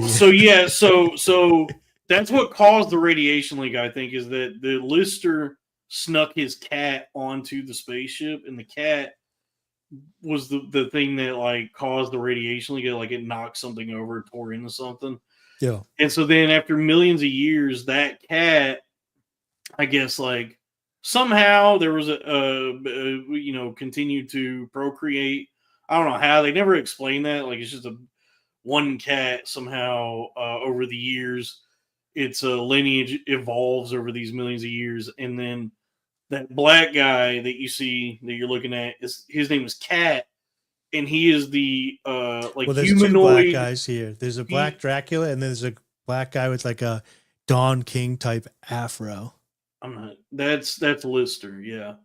And so the black Dracula, he looks like a Dracula because he has a cat's like fangs, you know. And so his name is Cat, and he is the evolved. He's a cool cat. Yeah, humanoid going under Red Dwarf, of a going cat. through space. Yeah. And then the other guy is a robot named Crichton. So there's only one actual living human. Yeah, I have seen this droid guy looks funny. And then it's his adventures with this crew that's a hologram, a robot, and a cat, a humanoid cat, evolved species cat thing. And it's it's a cool show. And then I don't how did I get? Oh yeah, but there's a Star Trek show about the janitors. What was I saying? Oh, but yeah, When so I'm watching like the this trailer without any sound as I listen to you, and it almost seems like a Key and Peele sketch. I watched it years and years ago, and I fucking loved it. And if they do new ones every now and then, they'll bring it back for like a special, and they'll do like a 3 or 4 It's episode. season 13 now. Yeah. I really like it. I The- think it's fun. And I'm it's watching like, season 1, season 2. This guy's like tasting cocaine off a desk. but yeah, so apparently there's some fucking Star Wars show now called Andor, which is like takes place in between something and something else, and Yeah. everybody says it's probably the best thing they've done in a while. It may be the best Star Wars thing ever. I didn't think nothing of it because I got into The Mandalorian on the first season. I thought that was good, and as it continued, it became terrible. They're making a Spaceballs too, so it sounds like they're going to ruin Spaceballs too as well. Dude, yeah, somebody needs to step in and like put Mel Brooks into a conservatorship. Like he might be too old to know what he's agreeing to. Because I watched like Maybe it's like the producers for real. I watched like the first couple episodes of that History of the World Part 2, and I was like, I can't believe he put his name on it. I can't believe he let this be made. This is so bad. At some point, they just start giving you so much money that maybe he's just like. I mean, he's what? Nicolas Well, how old is he? Cage. He's what, 96, 97 years old. He may just not give a shit. Yeah. He's just like, what? My best friend is. Everyone I know is dead. Yeah. Everyone I've ever loved and cared about and been friends with, they're all dead. I don't know how I'm still alive, but if you want to make another thing, put my name on it. CG me. I'm not fucking showing up. Dude. So you can put my face on whatever, but I'm not coming. So I have like some assets and I have crypto and stuff that I don't even know how I would explain to somebody how to get it, to spend it and use it, and how to like pull the money out of the liquidity pools or whatever. And I like lay in bed sometimes over the past couple of years, just thinking like, I need to get a wife and kids, or how do I leave this to somebody? And then as you start to get older, and I was like, fuck, just like the other day, I was just laying in bed and I'm just like, fuck it. Fuck everybody. Like if I die, who cares? No one's going to know. It's just money. So I can't imagine what I'm going to be like at 90. You're just going to be like, yeah, fuck it. Put my name on it. You know what I mean? Oh yeah. Like the fucks that you can give really start disappearing as you get older. Yeah, for sure. Yeah. That is a nice feeling. Like as you get older, the things you think were so important or that were inhibiting you start to go away. Yeah. I think it was. I used to be really scared to talk to girls, and now every girl I meet, I say, "What you getting into tonight?" Like, dude, that was still one of the funniest Crowder things of all times. Crowder Boys is that comment of that Robbie has intimidated women and feels underappreciated in the comedy thing. Dude, I laughed so hard at that, dude. So freaking hard. Yeah, it's really funny to not even be mean or like to just say like an honest statement. But That's not even coming across in any way of like criticizing or being mean or anything. You're just being but not only that, it's like we all kind of feel like that, and we all kind of know Robbie feels like that. So it was just like this unkept secret out in the open for once. You know what I mean? So good. That just like, that was just like, that's true art to me. And you can't replicate that moment. You can try, but you can't replicate it. I like this Mar Wars. Oh, yeah, Mar Wars, yeah. Yeah, so apparently somebody almost got raped in this Andor show, and everybody's like pissed off because they're like, there shouldn't be rape in Star Wars or whatever. Dude, once you're in space, you would think there's going to be a lot of rape going on. In space, no one can hear you scream. Yeah, dude. So space is where you want to do it. Yeah, keep that in mind. That's why they couldn't have any men on that Blue Oyster voyage that just happened. Whatever it was called. The Blue Oyster cult space rocket. What is this? I don't know what this means. Do a solo break of common SE. Oh, common side effects. So I'm just catching up on some news because I've been kicked off of Twitter or whatever. But like, I don't understand the whole spaceship thing. What? Like literally the week before, there was an actual female astronaut that was up in space for so long that her chin grew like 4 inches from lack of gravity. Like an actual female hero in space. And then they put a bunch of like old like celebrities up in there, and we're all supposed to cheer. It's like, but we already have like real female astronauts. I kind of had this revelation because it's like you've heard the expression like. You know, it's like you have more money. You have like more more money than than you know what to do with, or you have the most money in the world, right? Yeah. Like these guys have the most money in the world, and so now they're trying to leave the world. You know, it's somebody like Bezos and Musk and all of them have like decided that you can't like. Because of like what the spirit the spirit of America and capitalism is not going to allow them to use their vast wealth and resources to do anything to better the lives of anyone on this earth or this planet itself. It's only this like voracious, insatiable hunger that continues to the mechanisms of what allowed them to even get to this kind of wealth in the first place. So the only solution at this point is to, now that they've like stripped the fucking copper wires out of the planet itself, is to figure out how do we go to another planet to start doing the same thing. So now they're trying to figure out how to like get off the Earth.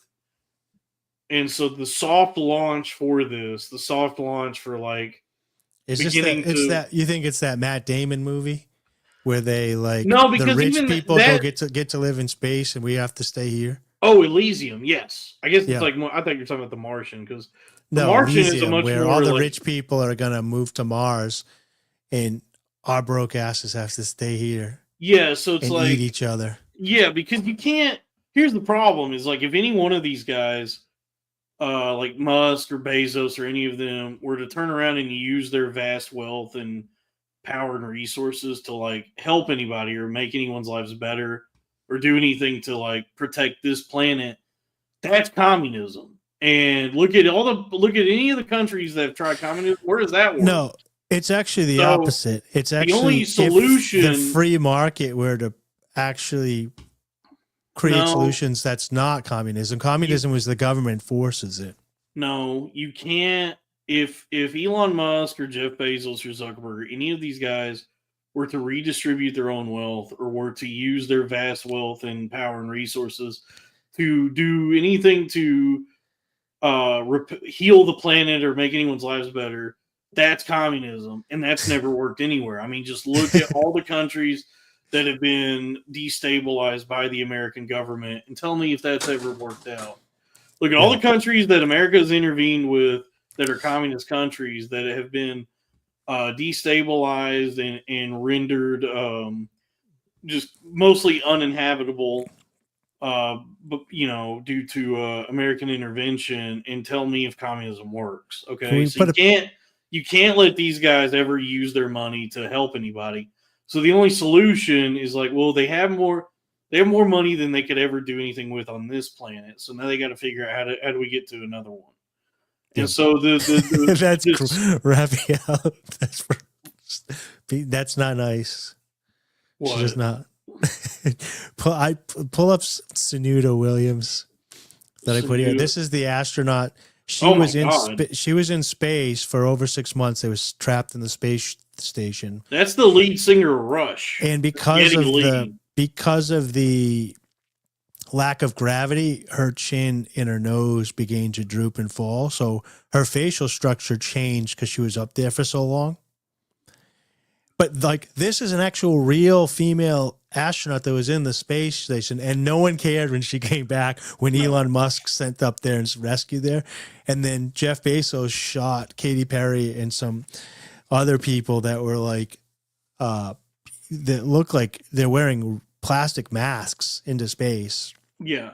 I think they barely even pierced they did just the tip with space. They did. I don't even. Yeah. They barely I thought that they did the same thing that Mythbusters did. Remember when Mythbusters when you take an airplane used way to go up up into the airplane and they come down, and that parabola that they make or whatever gives you anti-gravity for a little bit? This body holding. Yeah, it's like so many people have just done this. I mean, whatever. I've never been to space. But it's like space is scary, dude. But we've had monkeys, we've had dogs, we've had men and women astronauts already. So like when they're like women take up space, it's like, are you really that dumb that you don't realize we already have female astronauts that actually are smart and can do like mathematics and stuff? Well, what it is like to I don't know, it's like a vanity project, I guess, mostly, but it's also like I got a conspiracy on it. To kind of like get the ball rolling on privatized space exploration. No, what it is all those women are insufferable, dude, right? Orlando Bloom, dude, he's probably like, what the fuck? What am I doing? I got to get rid of her. Jeff Bezos is like, oh my God, I traded down. I need to get rid of her. They probably wanted to blow that thing up, dude. So they put all those women on there hoping they could do a space shuttle Challenger on it. And somehow they made it back. I don't think it was that, because it was billions of dollars to do that. Dude, so, like you said, he's got extra money. He needs to get rid of his wife, dude. And then he's going to get so much pussy. Well, because here's the thing is that, like, dude, if you want to get rid of your wife nowadays and not have her take half your millions, the only way to do it is to launch her into space, dude. Well, here's the thing is that, and this is like through the lens of pop culture, so take it with a grain of salt. It's like, Star Trek is this sort of utopic vision of space exploration that the human race and like the Federation, so this like alliance between humans and aliens and all that shit, is pursuing the pure exploration of space for no other reason than to explore it, to see what's out there, because we at some point we have achieved like a post-scarcity society.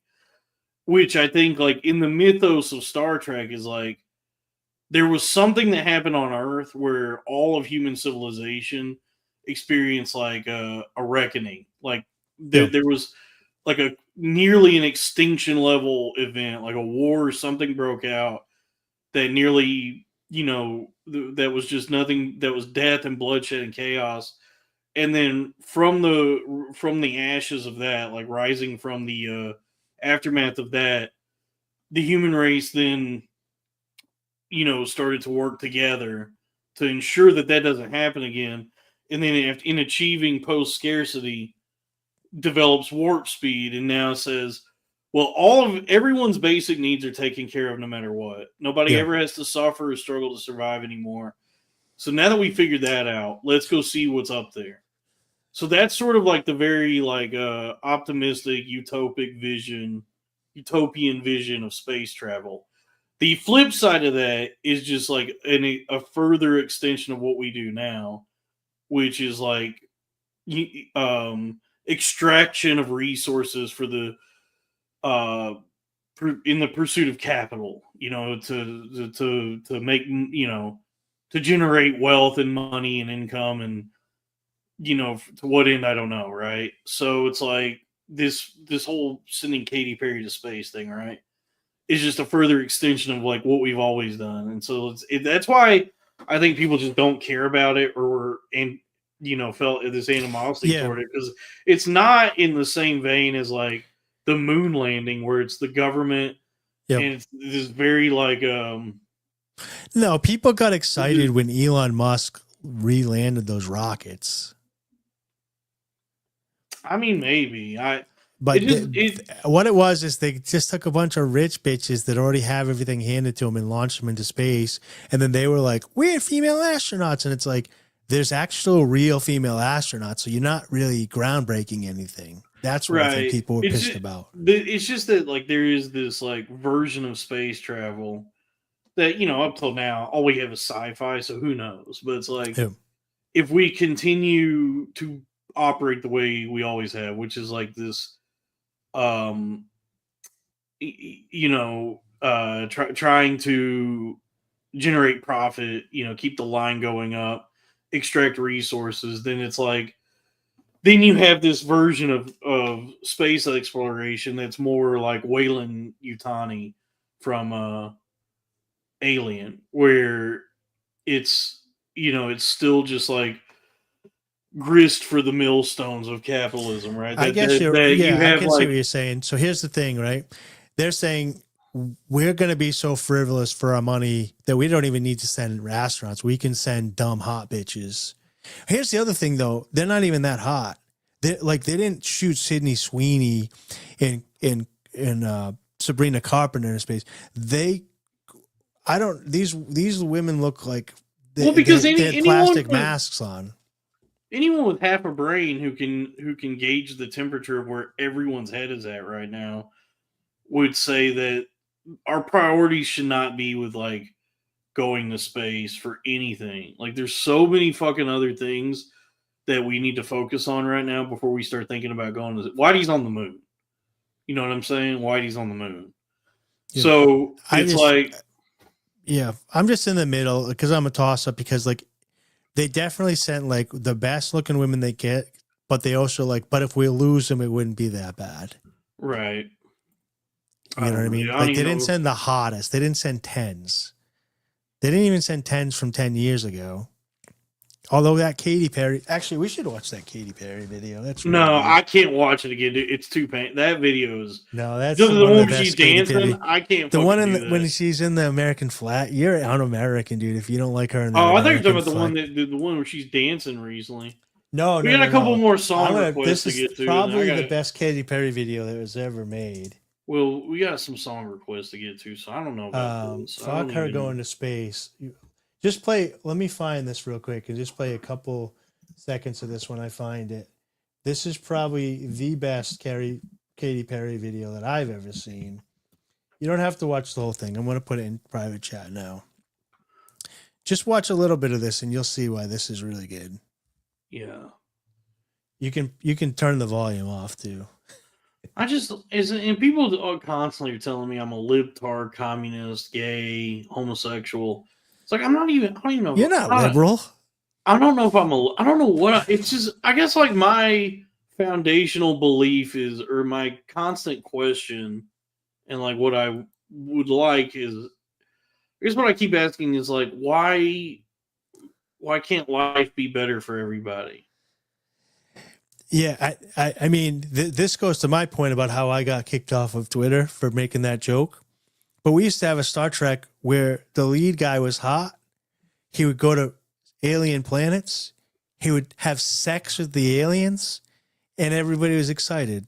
Everybody knew their place. Then they try to get woke, this woke mind virus, and take that all away from us. And now no one's having fun. You know? Yeah. No, it's nothing. It's nothing. Nobody in the chat said. I was just thinking, like, I guess my problem is like sometimes I will wax poetic with sincere thoughts and questions, and then there's like this contingent of people, especially on the internet, and I think a lot of them are the runoff from Gas Digital, if they know me, is just like all right, Gladly's going to get banned. I don't like this. I don't like what you're saying here. No, I guess like the question I always have is just like, given the sheer amount of like money and resources and surplus that exists, why is there this almost like glee that you find with like a lot of the populace and the suffering of those they deem lesser? So like the poor, immigrants, blacks, all that kind of shit. The blacks. Where like people will, people will continue to like cut off their noses to spite their face. Do you think like like, can you give me an example? Because I'm like, do people real? I don't think that people enjoy watching the suffering of others, necessarily like poor people. I think they're of each other's side. Like Republicans, as soon as they got power, they loved watching the Democrats suffer. And the Democrats were like, I can't believe they're doing this until they get into power. And then they do the same thing to the Republicans, and they love watching them suffer. The most recent one I've seen is like student loans. So they're gonna start making people. Everybody's going to start paying them back again, and then they're talking about like they'll garnish your wages or whatever if you don't pay it. Get this thing paid off. And then I see this almost, and I don't know what the solution for student loans is, but I see this almost like this joy that others have in being able to say to other people, like, well, you borrowed the money, pay it back. Like they seem to derive some amount of enjoyment from somebody like struggling financially who, like, well, here's my thing. We went over this before, and it sucks because there was like propaganda after propaganda after propaganda, and then those loans were like given out to children. Basically, they were propagandized their whole life to take out these loans that they probably shouldn't have in a lot of places. But then recently too, with the COVID thing on the other side, there's a lot of small businesses that are probably more right-leaning. Maybe not because they were open, but left. Yeah, and they all took out those PPP loans. And not the PPP loans, the EDIL loans that are the same as the student loans, where you can't file bankruptcy to get rid of them. You have to pay them off. And they're like 30-year, 3.75 loans or whatever that small businesses had to take out because the government shut the economy down and wouldn't let you go work. So they were like, I either lose my whole business and file bankruptcy now, or I guess I get this loan and I hope my business takes off and it can pay it back. And so, I mean, I'm not saying anything. I'm just saying, I think that if somebody brought those situations up, it would be a ground for these two groups of people to like communicate with similar things that happened to them that were both the government's fault. Not that the individual doesn't have to take responsibility, but you're put into this situation, this conveyor belt. You're jammed into this corner. You're backed into it, and then you say, "Okay, fine, I'll do this thing." And then, that's the thing that gets after the fact, they're like, "Oh, well, you did it by free choice," and you're like, "Well, did I?" The other option was like, you told me I was going to be poor and I wouldn't be able to get a job because you needed a degree. And when a lot of you people, when you did go to school, you did need a degree. But by the time you got out, they were like, oh, we don't do degrees anymore. Yeah, by the time I graduated, everybody was like, oh, actually, you should have done, you're stupid for thinking. Yeah, so it's like all these like Dave Ramsey fucking Republicans. I actually kind of like Dave Ramsey, but what gets me though is like the individual is made to be responsible. You have to pay all your bills and debts. And the government's $37 trillion in debt, and it's our fault. The fucking banks and the corporations and the government, all these like monolithic entities never have to fucking pay anything. And if they go tits up, they get bailed out. And we have to pay it. Yeah. If a cop shoots you, right, and he gets off, and he gets paid, and he gets paid vacation. If the cop shoots you and he goes to jail and they sue you and you make money, the taxpayer pays you that and we all lose again. The cop's never held, the government cop is never held responsible. That's the whole purpose of government. A corporation is also a government entity. It has nothing to do with the free market. It has nothing. Libertarians don't like corporations. They're a government entity. They're all bad. Yeah. They're all in it together. It's terrible. These very bad people on both sides. Yeah, that's true. Thank you, Robbie's third cousin. I just haven't seen. Speak your truth. You're more correct than most people on the internet. Thank you. So Robbie said that I was wrong about this, but like I haven't seen a lot of people like you and me type people in the middle saying I want to watch somebody suffer. But I have seen when the Democrats had Biden or whatever and Trump, and like they wanted to watch people suffer for saying certain words. Like there was niche things that they wanted to watch them suffer.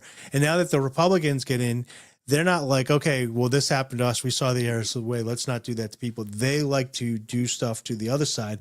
It's just those two government things that keep like wanting to use the power, the beast, the government, the force to attack one another. And it happens all the time. It's the same thing with me getting mass reported by that libertarian group. There's the people that are in the Free State Project that moved here, that the everyday people are normal people. And then these other people are like, well, we want to create a group where we have power. And it's like, but that's not the people of the Free State Project. That's the people that have become hungry with power. Because anytime you get a centralized thing, you can go in. It's like wars and stuff are bought like over the slave chattel, because once they're organized, you can steal resources from them. Dude, it's like the government just sucks. It's like, I don't care who the fucking president is. I hate the government. Yes. And that, this is making me so happy, Dolphin. Well, that's what gets me. Fuck, dude, Come to the light side. I've been this way. I've always been like, I don't care who the fuck is in charge. Fuck them. And so it's like, Trump is president again. And I'm like, yeah, fuck this dude. And then these like sycophants for Trump on the internet who are incapable of, I guess, like discerning any sort of nuance or what's actually being said, will like get mad at me for criticizing their who the guy they like. And I'm like, first off, he's a pedophile. Secondly, he hates you. He despises you because he has $1 billion and you have like $7,000 in your checking account. So he fucking hates you. And he doesn't want to make your life better. He doesn't want to do anything that's going to make anyone's life better except himself, his family, and his friends. And probably just himself, actually. And yes, so here's the thing, though. A puppet of Israel. There's also that. So here's the thing. Yeah, back to the. Let's say, for instance, though, Trump did want to help people. Trump was a good guy. Trump had our best interest. He wants to cut taxes or whatever. You have to be dumb to think that they would ever let him do that.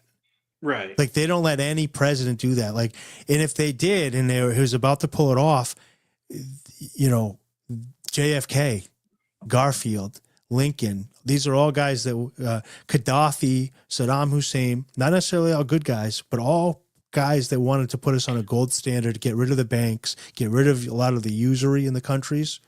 They all get off. Oh, they straight up assassinated Gaddafi because he was going to detach himself from the U.S. dollar. Yeah, he was gonna get Libya liberated from the dollar. Yeah. And Hillary Clinton sent in the Benghazi boys to rape him with a knife to death. That's been happening for like any time. So, like, we won't bring up Germany or whatever, but like, so in order to start World War I is when they started the Federal Reserve, and it was supposed to be temporary income taxes and all this stuff to pay for this. Hold on, this is a good point that they assassinated Gaddafi. Yeah, that was really gross. They do, dude. That was really gross when they anally raped him with that. It's knife. Fucking crazy what happened there, and the way they like, you know, the manufactured consent. Where at the time they were able to spin that, where everybody was like, you know, the brave for tier 1 operators of Benghazi. My whole family. Jim from The Office. Remember they did the movie, the Michael Bay movie, the Benghazi movie. Yeah. But then it's like, if you look into it, even just a cursory Google search like I did, I was like, oh, they fucking destabilized that country, like killed that guy just because he was going to liberate Libya from the U.S. dollar. So I don't know about my sister and like my cousins and stuff, but most of my family was in the military, and they're mostly like lean Republican. And I remember when Condoleezza Rice and the weapons of mass destruction stuff came out, and they're like, oh, we got to go to war. I was pissed. I was like, this is such a lie. It's such bullshit. The government's all lying to us. And I had family members literally like sign up and go there thinking that they were going to be killing these terrorists and everything. And it's like, you guys are idiots. Stop signing up to be soldiers, and then they won't have a military. Like, you can just stop signing up for being soldiers, and then they can't have a military industrial complex. but I watched them in real time like my own family members calling me a liberal, bleeding heart liberal, don't understand politics, you don't understand the world. And then years later, when they found out the weapons of mass destruction was a lie, none of them apologized to me. They just said, no, there was no way you could have known. And then they just keep falling for it over and over again. And every time you're right, they keep telling you, there's no way you could have known. It's like, then how did I know 10 times in a row? So at some point you're like, oh, they're just brainwashed like in a cult. Like you're never going to talk somebody in a cult out of their cult. That's why war gets me so fired up. I hate anyone I've seen buddying up now, anyone I've seen who is like contributed in the rehabilitation of Tucker Carlson, I'm like, all y'all grifters are now suspect. You're forfeit of ever being trusted, because this guy was on cable news for fucking years war hawking, and I don't give a shit if he now says like he was wrong, or is like, well, did you give any of that money back, or have you, like, what have you done to even like atone for doing that?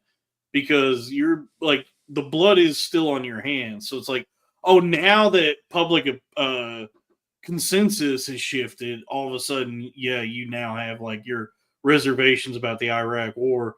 Well, at the time, that dude was going on Fox News or whatever channel he was on at the time. Not that it makes up for any of it, but he did do one like apology video about all that stuff. Well, all the checks still cleared. Fucking checks. I'm not backing up from one thing that I will say, and this might be a bias for me, is I can compartmentalize a lot of those guys. Like when I see like Alex Jones, right? I'm like, okay, this guy's like a rip roaring, like lunatic, drug addict. He supposedly did some abusive stuff. Compromised by Israel now.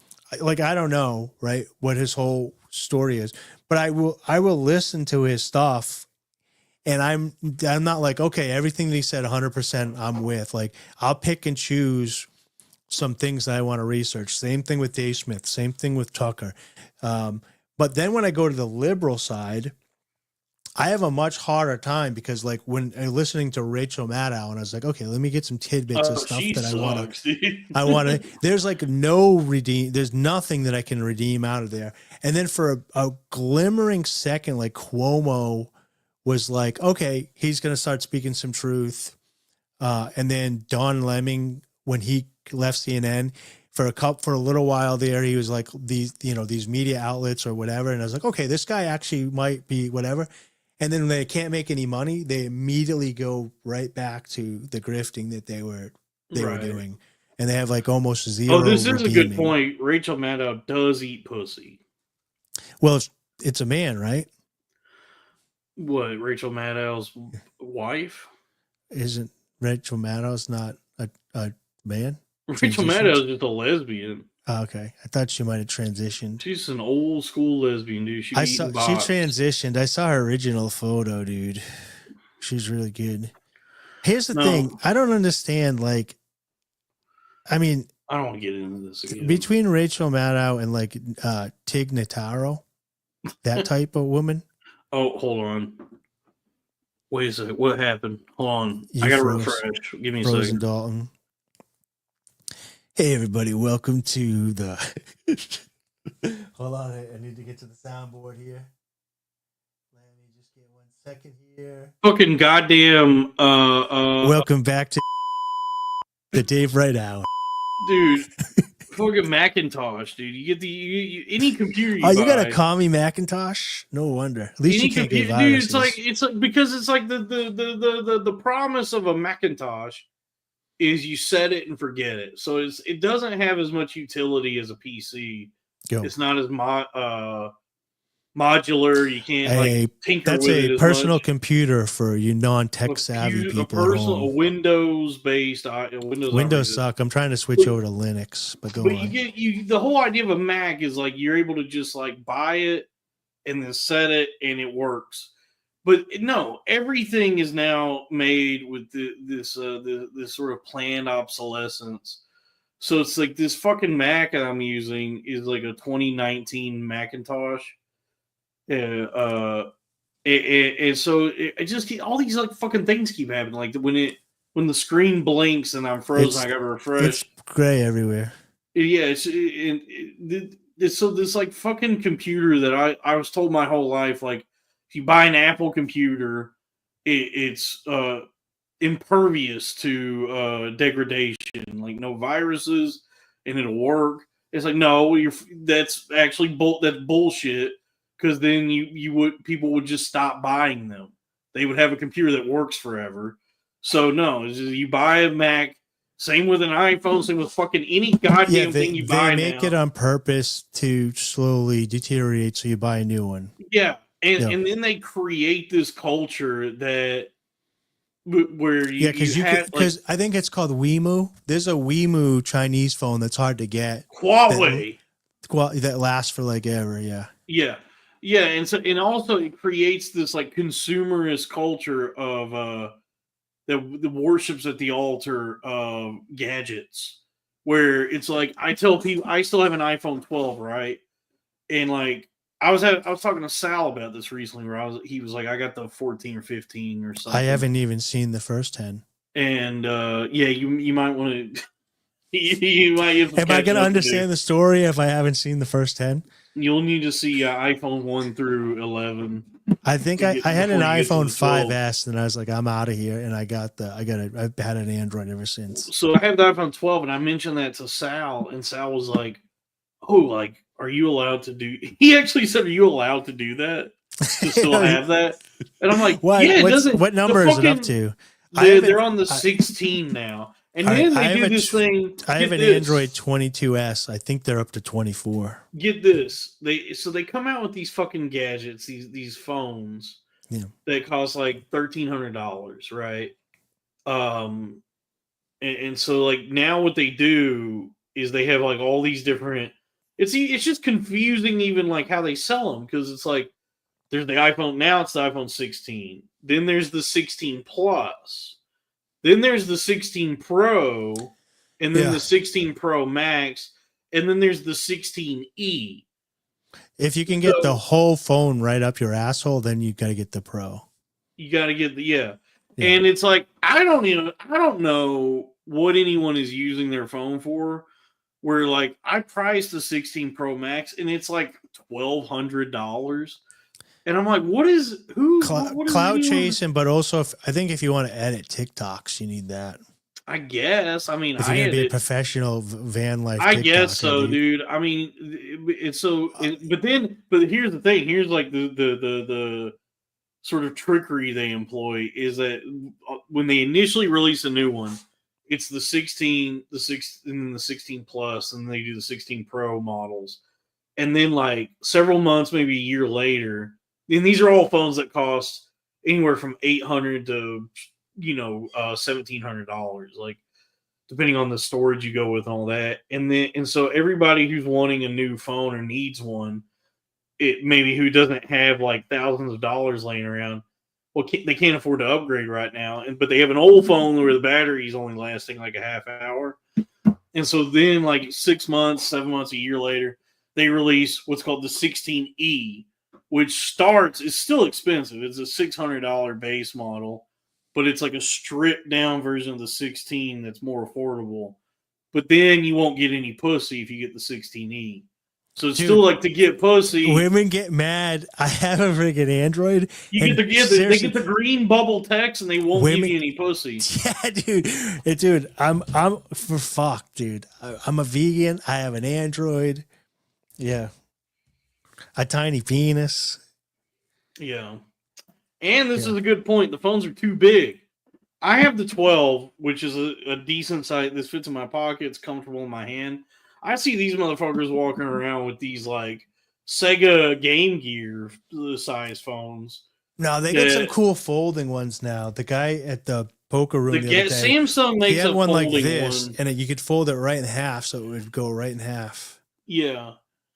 Yeah, the thing I guess like the thing is like it's two completely different operating systems, and so like iPhone was first to the market with this style of smartphone, like this touch screen, just one screen, whatever the standard is for smartphones. So like when I was 18, 19, I think, I was already out of high school, but the first like smartphone I got was an iPhone. And so they get you in, and it is intuitive, like it's very easy to navigate, and then you just get used to that operating system. That like I look at an Android operating system, I'm like, I don't even know, dude. This is all Greek to me, which I see why you like it. Yeah. But but I look at it, I'm like, I don't want to fucking have to learn this shit. No, so I had the iPhone 3, then I had the 5S, and then I kept running into issues when there was stuff that I wanted to do in the iPhone that I couldn't, because I'm a PC tech guy where I build my computers and stuff. So my buddy that was in tech was like, oh, dude, just get an Android. And you can pick your operating system for the Android. It technically runs on Linux, but you're using different, you can put different ones. With this, I bought Linux this myself and I put Mint on it. And so this is unlimited everything for the whole year. And my bill's like, I think it's $400. Yeah, but you're second priority on the T-Mobile towers, so you're not getting the same 5G. But I'm mostly home and it's on Wi-Fi anyways. Okay, and Linux, that's a short for Lin-Manuel Mirandix. Yeah, so I'm thinking about turning my computer over to Linux as well now, because now they have some operating systems that allow you to game. So I'm going to do Linux, and I'm just going to have a double boot drive where I have different. I forget what they're called that you put on top, but they have a gaming one now. Boots were made for walking. But I hate Windows. So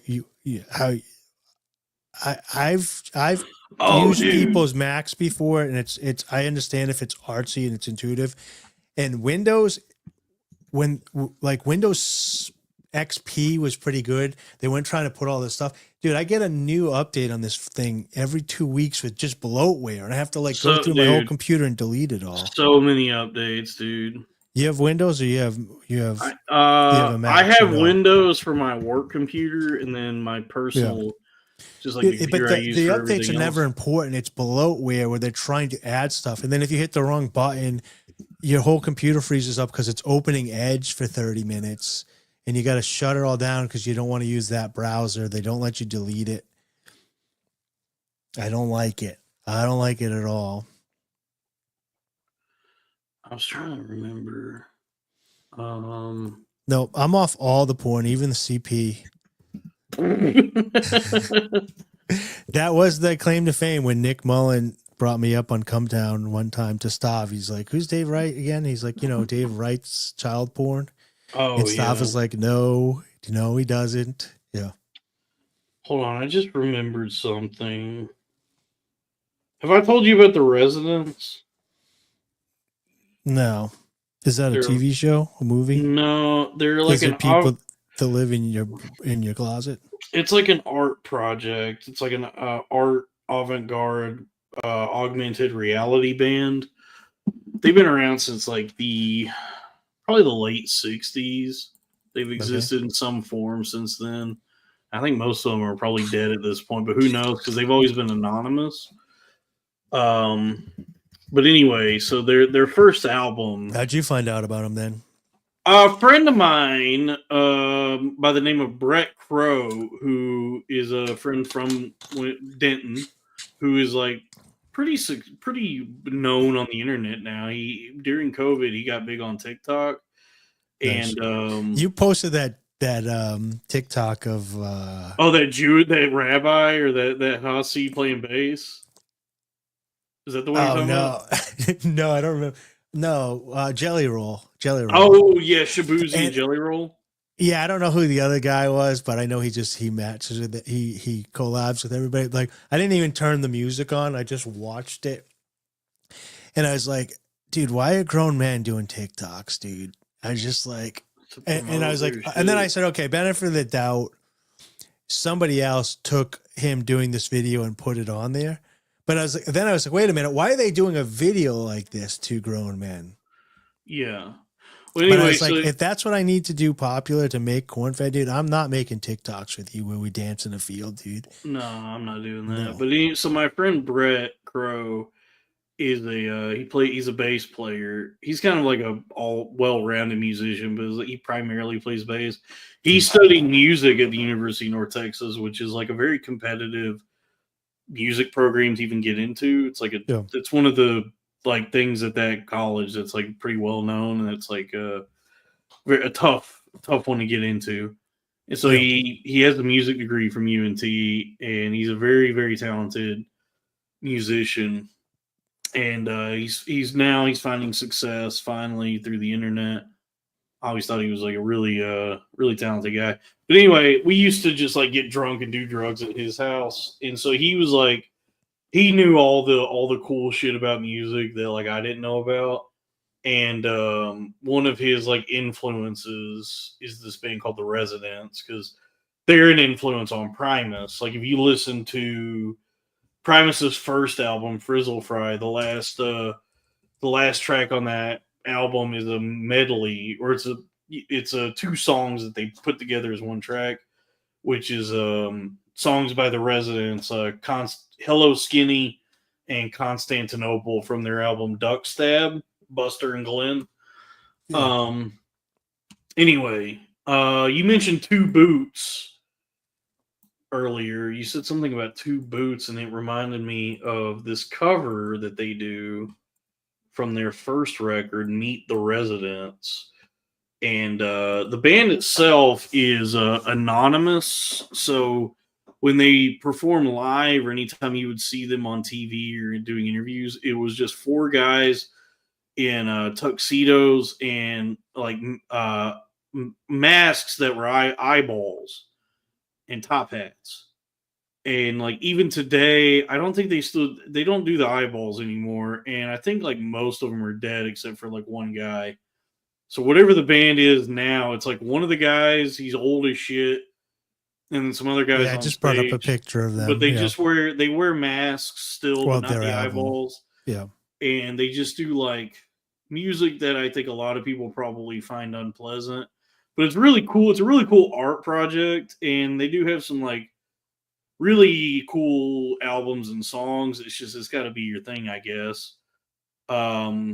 I would say probably one of their more listenable and interesting concepts is an album they did called the Commercial Album, which is it's like 20 plus songs that are only about a minute long that don't feature any choruses, or maybe it is just the chorus of a song. I don't know. It's just like a minute, and there's supposed to be like pop songs, but it's just a minute, so it's just the chorus.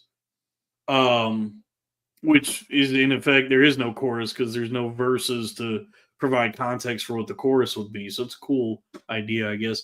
Anyway, this is a cover from their first record, Meet the Residents, because you said Two Boots earlier.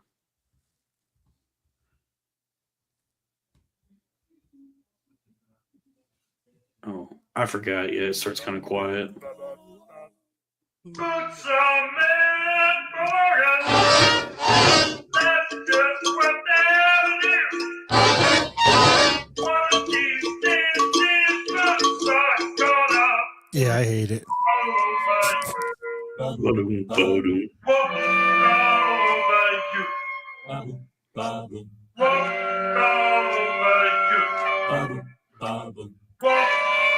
This has the same energy as putting those women in space.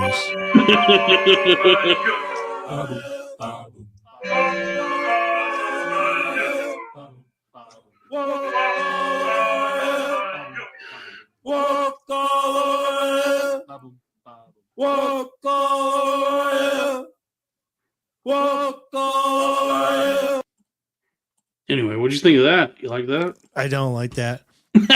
I put a bunch of videos in the chat. Play the Chris Webby one. The Chris Webby? Yeah, I think it's the second one. What is Chris? I don't know what Chris Webby is.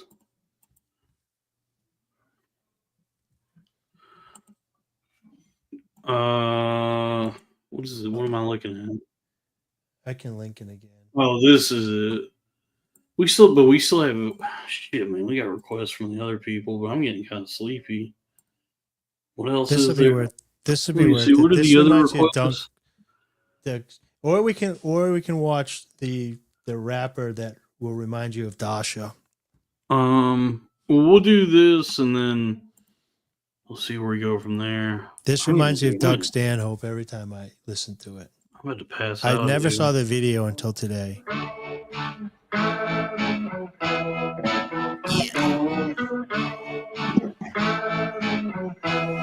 I was at a rooftop bar down in Austin, Texas. My date stood me up. I was lost and restless. About to call it a night and not get reckless. Probably just smoke a joint and watch Netflix. But this old man at the side of the bar was getting pissed because the reader kept declining his card. I said, screw it. Put it on mine and grab another round and sat down with this old motherfucker. I said, my name's Chris, and he said Doug. I asked what he did, and he said drugs. I was like, damn, Doug, are we now best friends? He just nodded his head down the shot, and then he pulled a bag of cocaine from his blazer pocket. We went to the bathroom stall and locked it, and we did key bumps till my face was numb. The craziest night of my life had begun.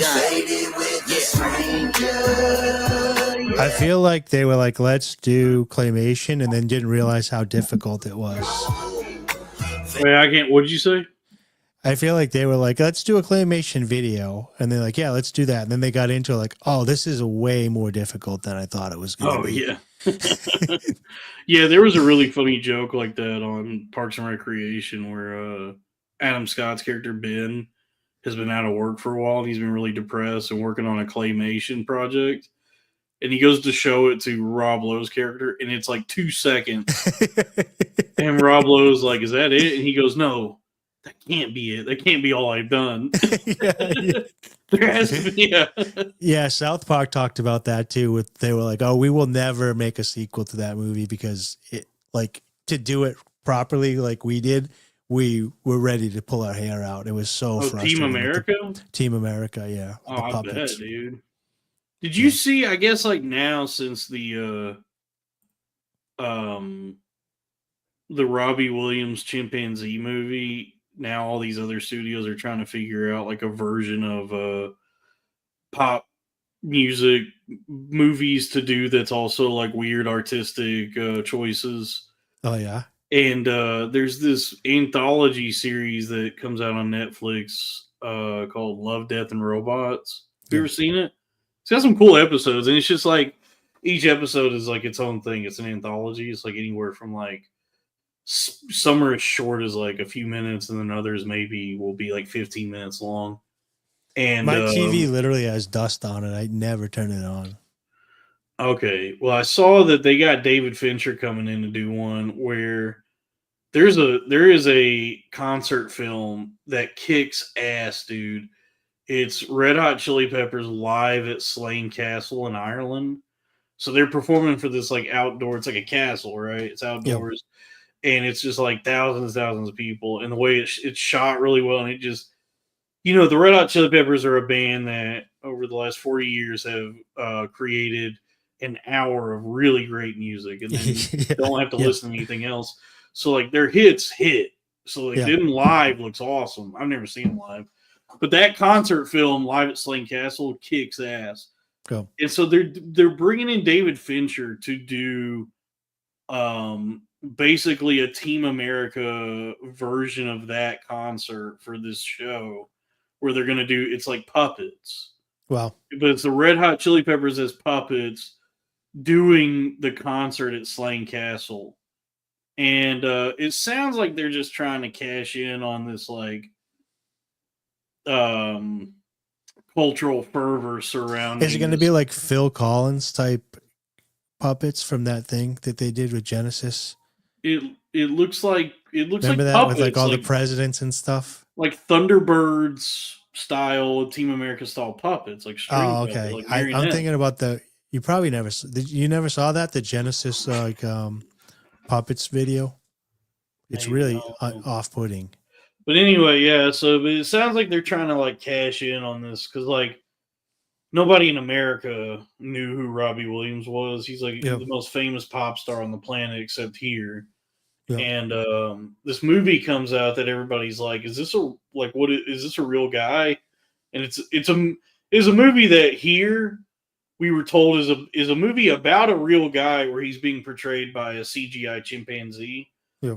Is a music biopic, and it's probably the best of those movies ever made. Like, of these music biopics, which I normally can't stand these fucking movies. Better Man, the Robbie Williams movie where he's portrayed by a cartoon chimpanzee, is probably the best one that's ever been made. Aside from the CGI, it's not really a cartoon, right? It's CG, so it's millions and millions of dollars. It's the same effects company that does the new Planet of the Apes movies. So they got this company to come in and create the Robbie Williams chimp. I saw some clips of it, and it wasn't what I thought it was. So, like, when he's like singing at the end, they're like spinning around. So, like, he is the monkey, but then he is himself at some points. No, he is a chimpanzee for the entire movie.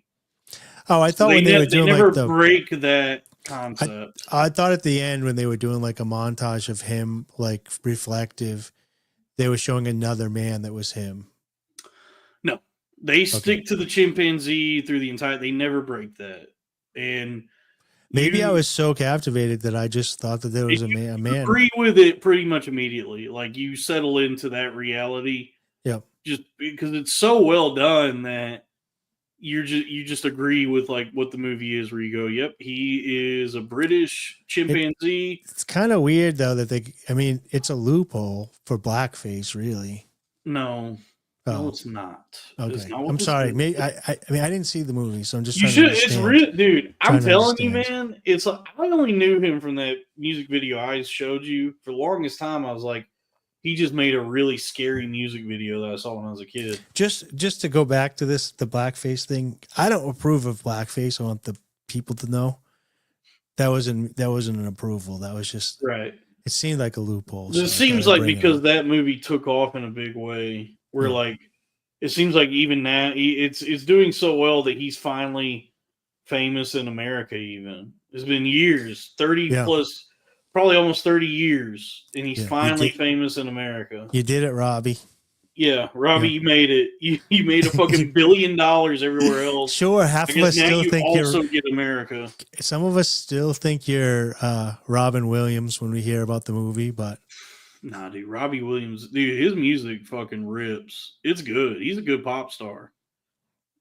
I'll have to listen to some other stuff. I was a little traumatized after that video. That video is very, and dude, actually that is in the movie briefly. There's a sequence where they're doing like kind of a montage of his career to get to further the plot. So, but they do show like a TV that's showing that music video where it's a chimpanzee tearing its skin off. So it's pretty cool. But the sequence in the movie that features that song is not that. It's like a full-on musical sequence where they play with like the trajectory of his career a little bit, because he was in a boy band prior to being a solo artist. Yeah. That song was like one of his solo songs. But when he's still in the boy band, there's a group called Take That. There's a sequence where they go dancing through some fucking major street in London. That's it's really good. It's like a really good like musical dance number that features them all doing that song, but it's not a song that the boy band ever did. I don't mind musicals if they're done well. It's funny because if gay was a choice, I probably would have ended up gay because my parents did so much. Oh, here we go. All right. I listened to so many musicals. Steal the joke from Joe Rogan that he stole from Brendan Is that Shaw, what this is? I don't watch stole Joe from Rogan. Greg Giraldo. I'm sorry, I'm not a Joe Rogan fan like you. Yeah. No, but I listened to a lot of musicals when I was young. Tons of musicals. And if musicals are done well, they're very enjoyable. The problem is nowadays, a lot of the musicals are made by women and gay men. They need to get some, just like cooking. They need to get some heterosexual men in there that know how to make a musical. That musicals have been taken over by women and gay men. When It's not I like was it young, used to I would be. listen to a good heterosexual What musical. What are you even saying, dude? It's like Very these are well not. done. It's not like it used to be. Now it's all women and gay guys doing this. I like a heterosexual What did you? So musical. you thought that musicals back in the day were just like straight guy. It was all just like They're very heterosexual. I do. I the guess new I don't ones think stink. I think you need to like study literally just like the first Wikipedia entry. Oliver Twist, dude. You're for telling any me musical you who wrote enjoy. Oliver Twist? What's that guy's name? David Charles, Copperfield, the magician. Charles Daniels? Xavier. No, Charles Copperfield. Cooperfield. Charles Yeah, dude. Dickens. You're crazy, man. Charles Dickens, and I'm telling you, dude. You watch Oliver Twist. You're telling me that a gay man, right? You got to pick a pocket or two. You've got to pick a pocket or two. I don't That's know, man. the straight dude. The only musical I've seen is that one episode of Buffy the Vampire Slayer. Who will buy my sweet red roses? 2 buds for a penny. And it's a montage in the square, and they're all dancing around. That's a straight dude. No gay guy or woman could organize the musical in that fashion, because then the strawberry person comes in, the roses comes in. Do you know Good it's a old cool movie? heterosexual musicals. You know it's a cool movie? Yeah. I think it's a Jim Jarmusch movie. It's black and white. Johnny Depp. It's called Dead Man. You ever seen that? No. It's awesome. It's like a Western. Johnny Depp? It's Johnny Depp's black and white movie. I've seen a lot of Johnny Depp ones. I've seen the one where he's a pirate. I think it's called... Those are really good. Those are my favorite movies. Those are really good, dude. Those are all good. There's a movie I want to say I like Jim the one where he's a Jarmusch. pirate. I like the one I went to see Black Mass at the drive-in theater, which was really good. Raphael says Dead Man is not that good. I watched it when I was a kid. I thought it was cool at the time. Let's see, Pirates Caribbean. Those are all good. They're all great, dude. All the Pirates movies is awesome. Wow, he's in a lot of movies that I haven't seen, because I've literally only seen the Pirates movies. I've seen Sherlock. No, he's not in Sherlock Holmes. No, you're thinking. I saw of, Black Mass. He's in it. Johnny Depp's also in a lot of big pieces. Saw of The shit. Lone Ranger. I've heard that's actually good. You know what I liked? Crybaby. Was that him? Yeah, that's John Waters. Yeah, I watched that when I was a kid. Fear and Loathing in Las Vegas. That was good. Ed Wood was really good. Yeah, that's Tim Burton. Oh, Edward Scissorhands. Yeah. Edward Scissorhands. But he's in some big pieces of shit, like Secret Window sucks. Was that with John Tozaro? John Tozaro. Whatever his name is. The guy from Rounders. John Turturro. Tozaro, yeah. Yeah, it's a pretty bad movie. Yeah, I heard the book was really good. It's a short story by Stephen King. I've never read it. What else? He's in The Libertine. I never saw that. The Rum Diary. I heard that sucked. He was in Platoon? He is in Platoon, yes. Oh, Jump Street, dude. 21 Jump Street. He's in The Family Guy. He's in The Family Guy. The Rango. Oh yeah, Mordecai sucks. Oh wait, I think I saw Rango. That wasn't too bad. Rango's tight. Yeah, Rango's good. But basically, I only watched him in. I didn't care for the Charlie and the Chocolate Factories. That is a terrible, horrifying, terrible movie. But I love the original so much that the second one was just didn't do it for me. Yeah.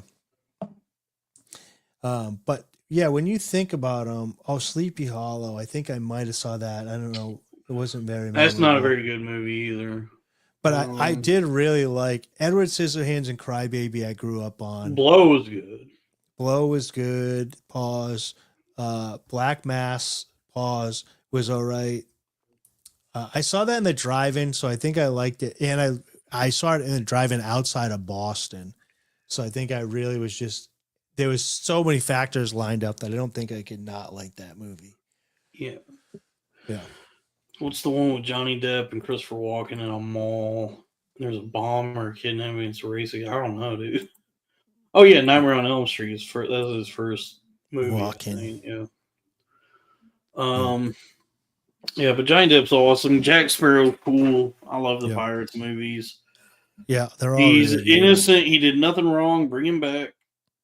Bring back Jack Sparrow. Yeah, I gotta be honest with you. I'm gonna say something right now that people might get upset, but like, I would rather sit down and watch all the Pirates of the Caribbean more than Star Wars, more than Lord of the Rings. I agree. More than I'm with you so far. Any of those trilogies that they have out. Harry Potter, no thanks. I will sit down and watch Pirates of the Caribbean one after another, dude. I'm with you. I will have a blast. Those movies. Dude, I will be in my kitchen with the spatula in my hand, dude, swashbuckling you by the end of the day. Even the ones that aren't that, they're like not that good, like the On Stranger Tides and Dead Men Tell No Tales, the last two are still awesome.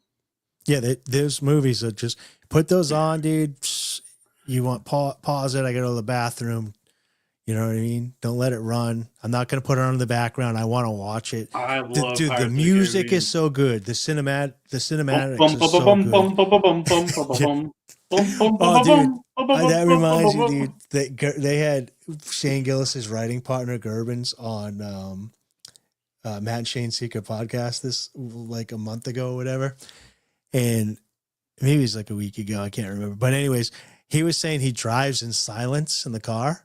Yeah. And he's like, that's so crazy. He's like, you don't listen to music ever. He's like, oh, well, once in a while. And he's so super high nervous. And he's like, I listen to the Pirates of the Caribbean theme song. Man. And Shane is like, what? And he's like, bum, bum, bum, bum. But he's like, you just do that? And he's like, yeah. And he's like, and tell him what you do. And he's like, and I think about being a hero and rescuing people. Yeah, it's like it's the best, dude. But yeah, I don't even think of myself. I'm not foolish enough to believe that I could be Captain Jack Sparrow. But when I could see myself as like a Josh M. Gibbs. I think you could definitely be one of the pirates on the ship, dude. That's what I'm saying. I could be Gibbs, dude. The one with the mutton chops. I don't remember all of that. Yeah. I do kind of remember him. I do kind of remember him. Dude, I am giving myself freaking Fight Club seizures, dude. We gotta wrap this up. When my camera flashes. I gotta fix that. Because now it's like, it's starting to, like, I'm starting to get MK Ultra. Yeah. And, so damn, all right. So we do a lot of content on Sundays. And you're trying to stream more during the week or whatever. Today is Saturday. On Saturday, yeah. I like that we flow and it just goes as long as it goes, but I would like to try to cut them back because I've been ruining my Sundays. Where I mean, we don't have to like we could do a hard out at like an hour and a half, 2 hours. Yeah, like we got to pack the super chats in, you know. Yeah, like I don't mind sticking around when things are going. Like, not that we didn't have a good show. I'm just saying, like, this makes me this ruins my Sunday sometimes because I stay up so late. Yeah. So I gotta wake up in 7 hours. Yeah, so it's not good for you. It's not good for me. So maybe we cut them a little bit shorter, and then I can do like during the week if I see like you on streaming alone, I can hop in. I see you guys streaming sometimes alone. Not that you're struggling because people love the old last Sunday. You did that solo thing. Oh yeah. I hopped into the chat. So many people were like, they weren't exactly saying I hate Dave and I hate Sal, but they were all very happy. Like, dude, love the old school, bringing it back to the old school. Just Dalton talking. Love the old school, Dalton. And so I was like, oh, this is good. Good for Dalton. I hope he's reading this and getting some self-esteem from this. Yeah. Yeah. But dude. I can hop in during the week, and then if the views go down, I'll hop out. But I can't ruin my Sunday for perpetuity. Somebody made like a Quinfinite just posted something that's pretty cool. I don't have it blocked on this account, so I'll have to go on there right now. How do I spell that? Don't even worry. Don't block Quinfinite. Dude, I got to she's block an her. angel. So let me go on her site here so I can. Dude, she's the block her. best. I'm gonna, I can't help, and I can't help my horniness, dude. I don't understand the tongue thing. Oh, it's just her and her hat, dude. That's all I see on this page. There's only 3 posts. This must not be her account. No, you probably wouldn't even be able to pull up her account because it's like it's a porn account pretty much, and those are like shadow banned, I guess. Like they always have like hundreds of thousands, if not millions, of followers. Dude, you can show your butthole getting gaped on Twitter. I know, but like can't if you try say to that a woman's that I need to click on a woman or I get banned. If you try to search for a specific account, you'll just find like a bunch of like fan accounts or bot accounts, and it's so hard to actually find the real one because it's like shadow banned. That must be why no one could find me on Twitter. Yeah, I don't get it because it's like if I want to look up the Twitter accounts for like a Bella Danger, Kinsey Reeves, or Angela White, or Adriana Chechik, or any of these ladies, it's like I gotta like really do some spelunking.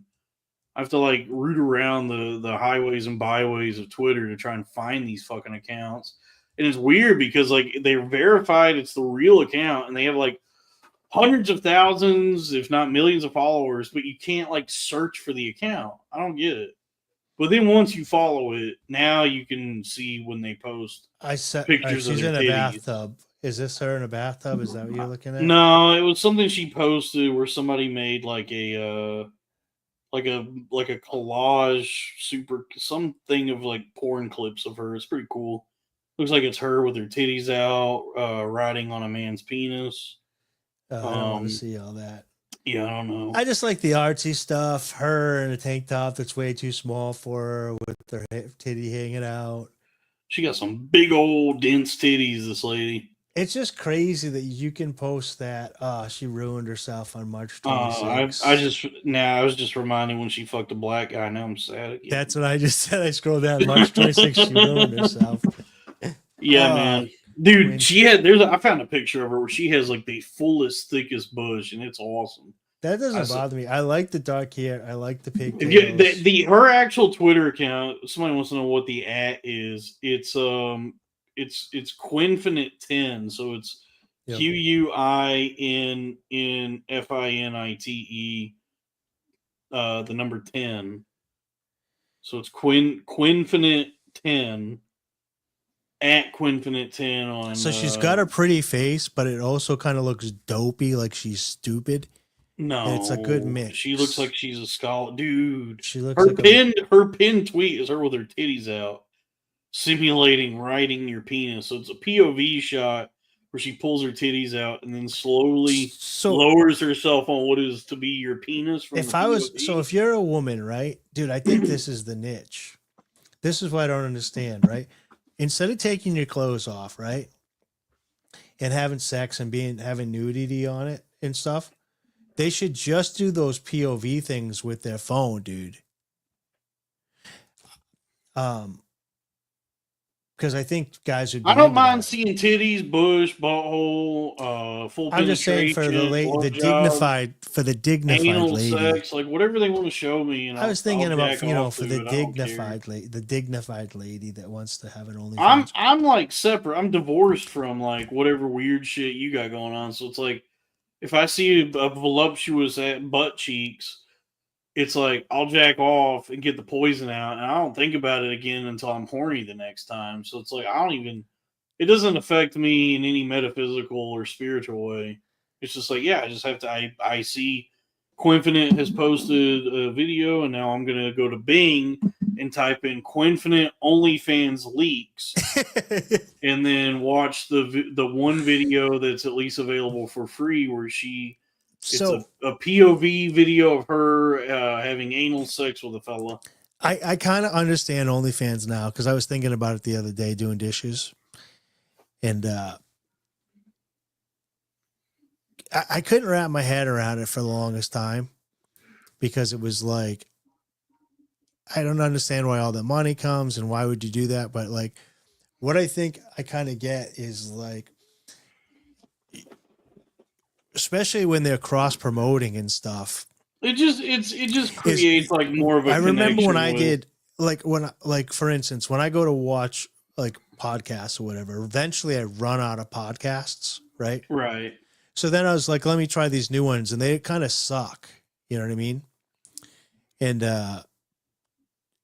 it's like, all right, so so I typed in Lewis and Zach, and I found them on Dan Soder. So I was like, okay, here's 3 people that I like, so let me watch this, and it was good. So when you run out of material, you want something you're familiar with that's new. And with porn, as soon as you like watch a video like 1 or 2 times, you're like done with it. Like that part of your brain that's excited, and then you have to go back to it after the fact till it's like clean again. I have lots of old reliables. I have some go-tos that have been in my rotation since I was like 14. Dude. Yes, but you need to take a small break from them before they work again, right? No, they're old reliable. So if I go looking for new clips and I see nothing that strikes me, I type in Belladonna and Cytherea outdoor squirt, and I find that video. Or I type in Dana Diarmond and Nacho Vidal. Or this is what I I'm type thinking. So you have an OnlyFans chick, right, that you get into, and she's making new content every day. And if she's doing POV, then even if it's with a dude, then you can kind of people can pay to tune in, and it's kind of like having a virtual whatever with new content happening all the time. Instead of like before, when you're looking for a genre, you were looking for like couch audition or audition casting or whatever the thing is. It's like this repetitive with new girls. Bella Danger, but this is you can have like a relationship with a couple of girls that you know are attractive, that you like what they're doing, and they have a style, and they're giving you new, fresh, spicy stuff. Yeah. Yeah. So I can see why. Because like if you're on TikTok, like, and you're scrolling, like, I need new. So I didn't know this, or maybe this is something I imagined. Didn't you say a couple months ago that porn is now, you can kind of scroll on it like TikTok? Yeah, there's some sites I think that are implementing a TikTok type function. Dude, that's so messed up, dude. Yeah, I would never use that. So it's just like porn clip, and they'll have to do it in, what is this, vertical instead of horizontal? Yeah, I guess it's a portrait. So it'll be portrait porn. Yeah. Which kind of makes more sense for the phone. Yeah. Oh, I guess not, because you could still scroll up like this with full screens. I'm trying to think what's another one. What's another? Francesca James, Outdoor Public. Never heard of any of these people. The only one I know is like light skin, blue eyes or something like that audition. I can't even remember it anymore. But I found one that looked like Kim Congdon. And Kylie LeBeau? And I sent it to her on Instagram, and then they brought it up on Legion of Skanks. Yeah, it's a doppelbanger. I don't know. Who's another one? I'm trying to think of another one. The only ones I know is Lily and Bonnie now, because they're all over the thing. I don't know. And then I know that Riley Reid. Yeah, Riley Reid. There's a lot of Riley Reid videos. I never saw a video of her ever, and she was out. I didn't follow individuals. I followed genres. No, so that's barbaric, dude. These people who talk about just like their categories or keywords or whatever, my keywords were always like porn stars. I followed like the actual person, their careers, the trajectory. Some of them are dead now, unfortunately. That happens a lot in that business. Yeah. But I was always like I've never watched Mia Khalifa. I've never watched Riley Reid. She's not good. The only reason I know about there's a reason she only did like 10 videos and then stopped. Who? Mia Khalifa. She was never good at it. She's only done 10 videos. She didn't do much. Oh man, that hurts my heart. She did not do much, and then she just stopped doing it. Honestly, like, I find her extremely attractive, and yeah, I mean, she's attractive, but she's not good. Like, she was really not good at pornography. She did and her heart. She did porn, so I was like, oh, she's tainted. But now I find out she only did 10, so it's like, oh, you weren't even that good at it. So that sucks even more. Neither her heart nor her back was in it. She was not throwing that thing. But I know about them from the internet. Right. Like, I knew about them after they quit. That's how I know about it. I mean, no, but I mean, like, I know about them after they quit everything. Right. I think the only, like, let me think. I can't think of, and they were big, like, when I was still on the circuit before I retired, and until I went into the theater of the mind. Well, you have some that are kind of elevated where they almost have like mainstream appeal, like Angela White. She's Australian, big titties. You'll see her show up on just like pot, not even porn podcasts, like where it's just like a podcast people watch. Brett Grable, is that his name? Adriana Chechik is like a Twitch streamer now. He has Sasha Grey is a Twitch streamer now. Oh, Sasha Grey, I've seen her in a couple of Gas Digital shows, so I know Sasha Grey was always like maybe not the best looking woman, but she my god, I was just gonna say she's really good looking. She was a damn freak, dude. She was like she was ravenous in her when she would do pornography. Wait, maybe I'm thinking of the wrong person, but when I saw her on The Thing Is, I thought she was really attractive. I already mentioned Belladonna, dude. Yeah, Belladonna. There's like a few that are just like that were imprinted on me as a teenager. Belladonna, Dana Diarmond, Sasha Grey was also one. Who else? I guess like a lot of guys. Lisa Ann, definitely. Lisa Ann has a podcast with Brett on Gas Digital. I bet it's great. She's really friendly, and she still looks good, if it's who I'm thinking of. Yeah, Gianna Michaels always had some big, heavy hanger. I mean, yeah, there's so many stars, you know. And then even some guys, you know, like Danny D has a huge cock. Evan Stone, who was also in Pirates, which someone in the chat mentioned earlier. Yeah, look up Lisa Ann and Brett Rossi. She looks really good now. Like, for her age, she's very attractive. The Squirt Queen, Cytherea, that was a big one. But I never knew. The only reason I know she's a porn star is from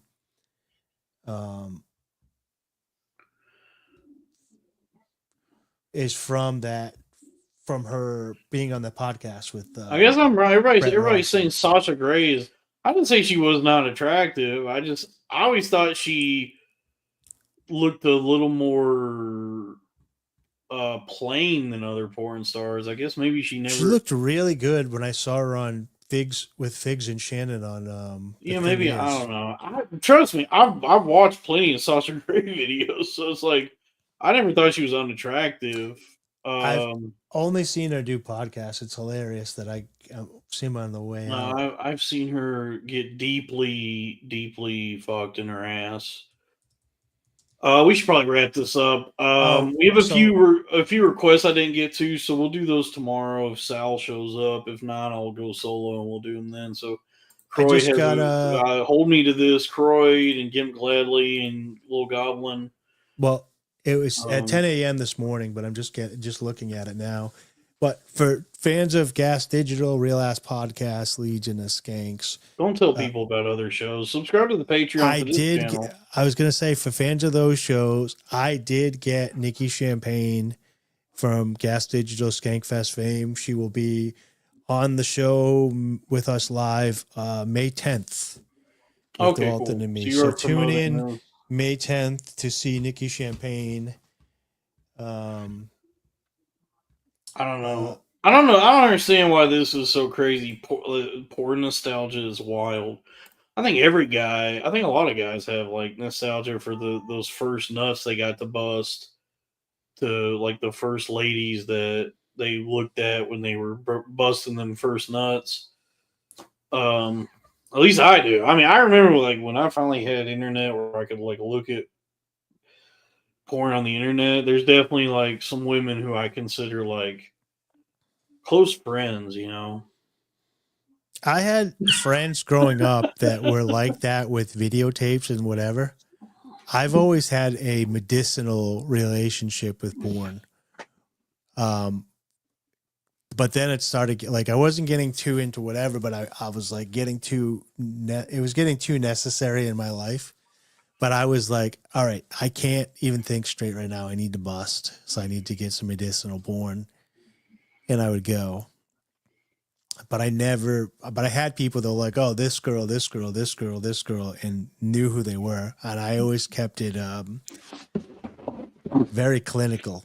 I don't know any of their names and don't. Bobby Starr, Gia Paloma, Penny It's Pax. funny. What did you say that it was? Barbaric. Yeah, barbaric, dude. It's barbaric to not. I'm not just going on to X videos and typing in big asses. I'm like, I know of the porn stars. I know porn stars that have big asses, like Kelsey Monroe, Kaden Cole, D. Williams. I would go on. I go to Porn Hub and you type in dinner with a lovely lady, and then you see what comes up. You know, great conversation with a woman, female astronaut. Yeah. With two S's. Who else is there? There's Corey Chase was always a good one. She's like the stepmommy who's always getting stuck. Mullen has talked about this live. He's even worse. He said he would pull up Pornhub and just click on the first video, whatever. I've done that. Like that's the thing is like just go. Like I'll go to X videos or X Hamster or whatever, and like if I'm feeling particularly adventurous, just whatever's there, I'll watch it. But then like it just depends because sometimes I want to curate my experience. But yeah, there's definitely times when I'm just like, show me wonders, you know. Yeah. Honestly, the excitement, not the excitement, the challenge of creating your own stories and stuff now. But you know, everything's an algorithm now, so like it remembers your like search history. So like if I go to X videos now, wait, you have an X video account? No, but it like remembers. It'll recommend things based on like the algorithm. Like it'll. It knows your IP. Yeah, I guess so because like if I go to X videos, it'll like the front page will be you're in the recommendations porn matrix, based on. They got a dossier on you, dude. Like the top video says 18-year-old beauty gets fucked. Natural tip, blonde, slim, thick Vic gets a big dick fuck. Big boob, blonde MILF. Step Aunt, Catalina, Kyle, taboo, fucking a huge cock. Imagine trying to explain this to like an alien race. Brunette MILF fucked by a big cock and taking all the cum in her mouth. Let me see if I hit the home button. Does it? And then she must fuck with her friend to be able to go out. True anal. Adriana Chechik feeds her gaping asshole. I know this is a hack bit and a hack joke or whatever, but it's just hilarious that like this is just a black guy fucking a white dude. That when you go to like when you go to Pornhub and all this stuff, that there is a share button on it that's like share to Facebook, share to Twitter, share to whatever. It's like what animal is sharing that to their social media? Oh, huge squirt in pajama pants. This girl love used 12-inch dildo. And this is like a cam video. Oh, you know what I did see? So I have not done masturbations of pornography since I quit, but like a couple of years ago, my buddy was showing me this freak. But it was like kind of like a bit, like a Jay Okerson bit. But have you seen there's women that have like OnlyFans or something or Fansly where they have like a whole den or like a whole spare room with shells with dildos on them. Yeah. That they use, but they're not like dildos like you pictured. They're dildos like it's like a dragon's tail. Yeah, the bad dragon. or like a skull of like a their dead enemies or something. Yeah, Like, yeah. oh, weird That's a company. octopuses. That's a company called Bad Dragon that makes a lot of those. That like specializes in, the tentacles or some alien looking shit. And dude, definitely not. This is like going back to like there's like Cenobites. Like I never understood like what. I never understood what was going on here. Yeah, that's giving me the friggin' willies. Like the women who will do that and the people jacking off to it, none of that has ever made sense to me. Yeah, so this dildo that they were displaying or whatever, and I guess later in the video she probably would. It doesn't look possible, so I don't think she put it inside her. It was almost like pyramid in shape because it was so like thick at the base. And like, and they're big. They're like that's probably a butt torso. plug. Yeah, that's probably a butt plug.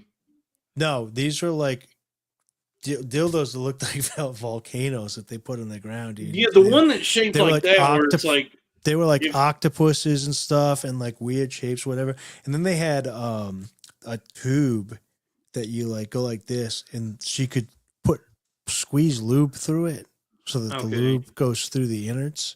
That's disgusting. Yeah, I don't like none of that shit. So this was like, well, that's why we were this. I was actually, this is like one of the few times that I've stood. We didn't actually watch any porn, but there was a naked woman on her knees in this spare room with all these dildos behind it and these things. And I was like, I don't understand where the pleasure comes from, unless it's just like the challenge of like, I don't know what the male equivalent of that would be. Well, I think I explained this, that it's Jackass. So it's Jackass for women. Yeah, it's just Jackass. So it's like they get off on, and it goes back. It's just something that's not. I don't get it. This is giant octopus dildo and the stretch my pussy out. Yeah, it's like they're into the extreme, like the extreme of it, like the. It's like a combination of like exhibition and also like. It's giving me the willies just pushing the limits. Like I don't get it. Like there's like sometimes it goes like, it goes so far that I go, well, this isn't. I'm not enjoying this, and I don't know how she's enjoying this. So like when I get out of the shower, right, I take a tissue and I like roll it and I put it in my nose. Yeah. To like get the snots out. And sometimes if I don't roll it tight enough and I put it in my nose, it kind of like stretches my nostril out. And that feeling bothers me. Right. It makes me uncomfortable. The tissue is too big for my nose and I stop. I can't imagine being like wanting to damage things on your body. It's like, yeah. And it's also like going in feels different than going out. So like taking a big dump, it is like, your whole ass system is designed to take a dump. Yeah, that's probably the most heterosexual thing you can do is be like, I want this out of my butt immediately. So you've probably had those dumps where you look at the turd afterwards and you're like, damn, like I can't believe that like that big of a turd I just shit out. But then like, I've gone to the doctor before where I had to get like the two fingers rectal examination. Yeah, I've decided that feels like colon cancer. That feels like so much bigger than it is. Like going in is like, it feels like I'm getting fucked, but it's just like it's like a knuckle deep finger. So it's like I can't even imagine like a big, huge throbbing cock. Like that's got to feel crazy. And that's the show, everybody.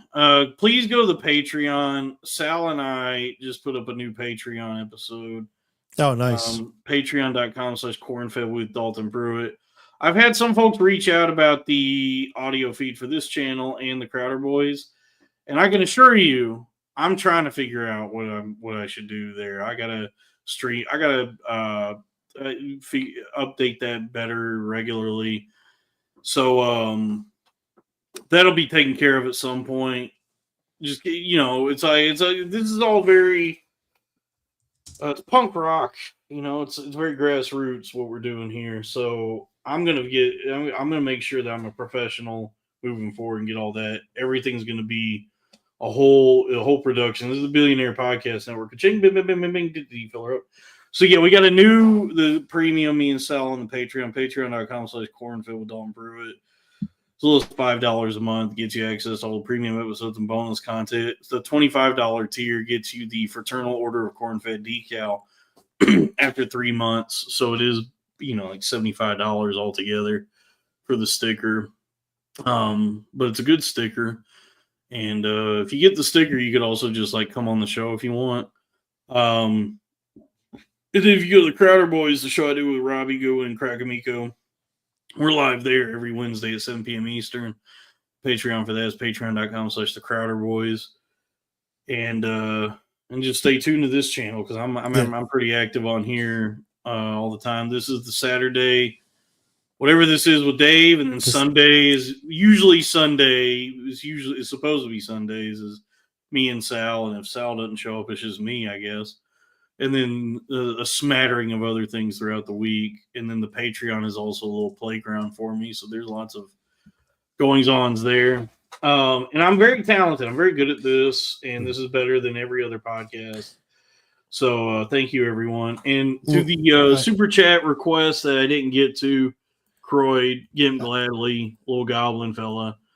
We'll get to those on the next one. I have one quick thing to say. I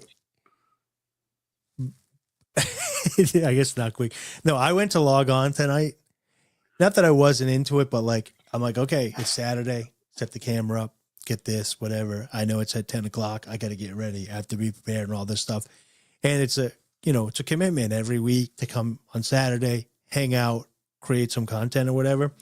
And it is, you think that it's this, you're watching this easy thing that everybody's doing, but there is something to it. You have to get up, you have to think about it. You have to hydrate. On the planet.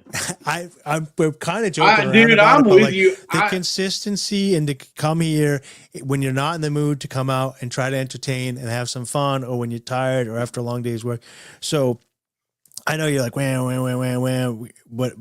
But like, honestly, if you like Dalton and you like the things that he does, consider supporting him on the Patreon because it is a commitment to come and try to be exciting, entertaining, and give people some content every week. So, and keep the community together. Difficult. I mean, I will say it's like all things considered, it's not like hard labor. It is kind of like to keep up the jovial spirit of performance can be.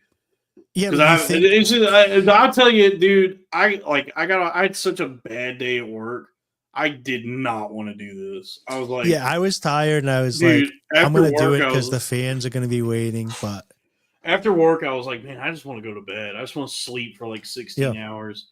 But if I do that, I'll feel worse than if I didn't do this. So you showed up, you brought the content that the people needed. The people need this, dude. They need something to put on while they're doing laundry. The other thing too is like, and we haven't gotten to this point yet, but when I was doing Dave Wright the Thinker, and I have the videos and stuff up on my channel, the philosophy stuff, like I was like writing a blog with it, and I'm trying to post it, and I'm trying to do the SEO, and then you're putting on here, and then you're editing it, and then you're trying to like, oh, I need a this for this, and then there's a lot of stuff that goes on behind the background, and it's all a labor of love, and so it really does feel good to get some feedback to help the creators continue to drive. So Dalton's trying to build the channel. If you aren't subscribed, or if you know people that might like it or something like that, it does help to go over get the word out and grow the channel and tell people so they can grow, because it's a labor of love, and and without the feedback from and growth, it starts to wear on you. This channel has really, and I can't complain too much because I am grateful for all the folks that are here. Yeah, I love this channel has community. This channel has been plateaued for a minute, so please tell your friends. And this is a good point that, like, what Raphael said, like you don't know what to say, you become self-conscious, dude. I remember, we'll end with a little trip down memory lane. And just how psychotic all of this is, because I remember the first time I ever like performed live was like just had an open mic, right? the first time I ever like grabbed a microphone and started talking in front of people, and I heard my voice through the speakers, I immediately was like, "This sucks. I do not like the way I sound or anything that's happening right now." And then I just like something in me, it just completely like it did not feel good, and it didn't, and it bothered me for a while, and I just kept pushing through it to where eventually now I sit here, and as I'm speaking, I hear my own voice come through the headphones, and I forget like how unnatural that is, and how gross that is. Like that first time I ever heard my voice come through the speakers, where I was like, "Oh yeah, nobody should do this. This is not a good thing to do." When we first put the band together, not the when we revised it prior to COVID, but when I was 19, 20, 22, I had such great stage fright that they would make fun of me, which would make it worse. They wanted to put me in one of those giant chicken outfits to get on stage because I had like stage fright. And they called me they called me a chicken, and I would black out when I went on stage to sing. Like my heart would start racing. I would black out, sing everything, and I would get down in the crowd and stuff. And then the show would be over, and I did not enjoy any part of it. I would hide in the green room. And then over the years, when you become, maybe it's because I lost my mind and came back, and I was like, oh, there's worse things that could be happening. But once you get back to a point where you're just like, there's a meme online that says like, there's two ways to see the world. And it's a guy saying, has his head down, it's all gray, and says, no one gives a shit. And then there's a guy cheering saying no one gives a shit. So you can get through it if you just think, oh, no one gives a shit. They just want to no one cares. And I never really had much stage fright. I would get really nervous, but I still would. If I tried to do comedy, I would get stage fright. It was never insurmountable. It was just like once I got up on stage and started talking, it was very jarring for a while to hear my own voice and be like, well, first off, I cannot believe this is what I sound like. That can't be right. Doesn't your adrenaline get, like my adrenaline gets so hyped when I'm on stage that I start shaking. So it's good for punk, but it would be terrible if I was trying to do stand-up. I remember, I think like early on, I mean, for a while there, I was like pretty nervous, and it was like... Your voice is shaking? Yeah, it was... Yeah. I don't know. It was definitely like... Hi, Mr. Simpson. I was very shaky, and then just over the years, I guess, I don't know, you just get used to it. It becomes like just the thing you keep doing. Yeah. And it would, eventually it just becomes like muscle memory, like a reflex. Like, I could go into a club and not even think about anything until my name gets called, and then just run up on stage and start doing stand up. And I think it wouldn't even like phase me. Like, it wouldn't even occur to me that this is like something most people don't want to do because it sucks. I just would do it. And then I mean, I don't know, like eventually it gets to the point where bombing doesn't even like really hurt. Well, I was going to say, once I practiced all the songs and I knew we were going to crush on the songs, I was super confident and comfortable up on stage because I knew the songs were going to crush. But then in the downtime in between, as the lead singer, it was my job to like crowd work. Yeah. And I was terrible at it, so I had no practice at it. And so, but I was just so like whatever that I'd be, that I wasn't nervous, but I was making a fool out of myself. And then when you're done with the show, like in the moment you're hearing your voice and it's foolish, so you do the next song, but you're not really. And then after the show, you can't even remember what you were uncomfortable about. But in the moment when you're not prepared. So I think some of it is if you have a good 5 minutes going and you could probably fall back on that when you get on stage, then you're going to feel comfortable with the laughter and they're enjoying this and then build off of that. Maybe. I don't know. But anyways. I don't know. I get why people are scared to do it, but it's also not, it's not that. There's like so many other things I can think of that are scarier, like spiders and bees and the wood, going in the woods. Yeah.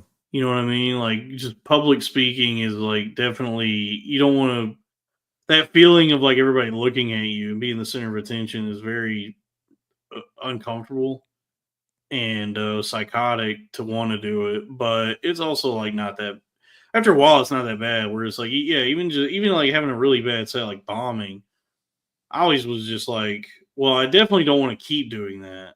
You know, I would like for people to enjoy their time, but also I'm not going to dwell on that.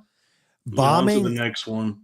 Yeah, so like considering like with the band or whatever, when we were on stage, what was crazy is you're playing the song and you're going, and then you'll hear mistakes that you made or one of the other band members made. No one in the crowd knows that it happened. Yeah. When I was younger and insecure, I would hyper focus on that and be embarrassed. And then you get older, you're like, most people are not paying attention. They're rocking out to the song. They didn't realize that he missed that and came in late or whatever. So I think some of it might be like that on stage where if you got a good set, but people didn't crush, people like didn't die, but people were laughing. You're like, yeah, I did the thing. Yeah. Nothing to worry about. I'll do it again tomorrow. I'll do it tonight. Dude, I used to love it. Like when I was a kid, I almost enjoyed it more when Conan would bomb. Like when he would come out and do the monologue and he would tell a joke that just like completely fucking sucked. Watching him try to recover from it was like such a delight. Well, he's a master. Yeah, he's like a consummate performer, but just like watching him be like, kind of pull back the curtain and be like, who wrote that one? Who's getting fired? It's also so funny to me. It's kind of different on a podcast. Like, you know, they do it on a lot of the 3-man comedy podcasts, but like that happens in the Crowder Boys a lot, where one of you guys will tell a joke and the other two will just leave you hanging. Oh yeah, bombing is very funny. And it's but like in that atmosphere, it's funny because you're in on the bit and it's other comedians. But it sucks when you're not in on the bit and like you're really bombing. You know what I mean? Like it's funny to bomb when your buddies are leaving you out to dry. Right. And so if you can have that, maybe if you could try to get that up on stage and bring that same feeling with you, it would be hilarious.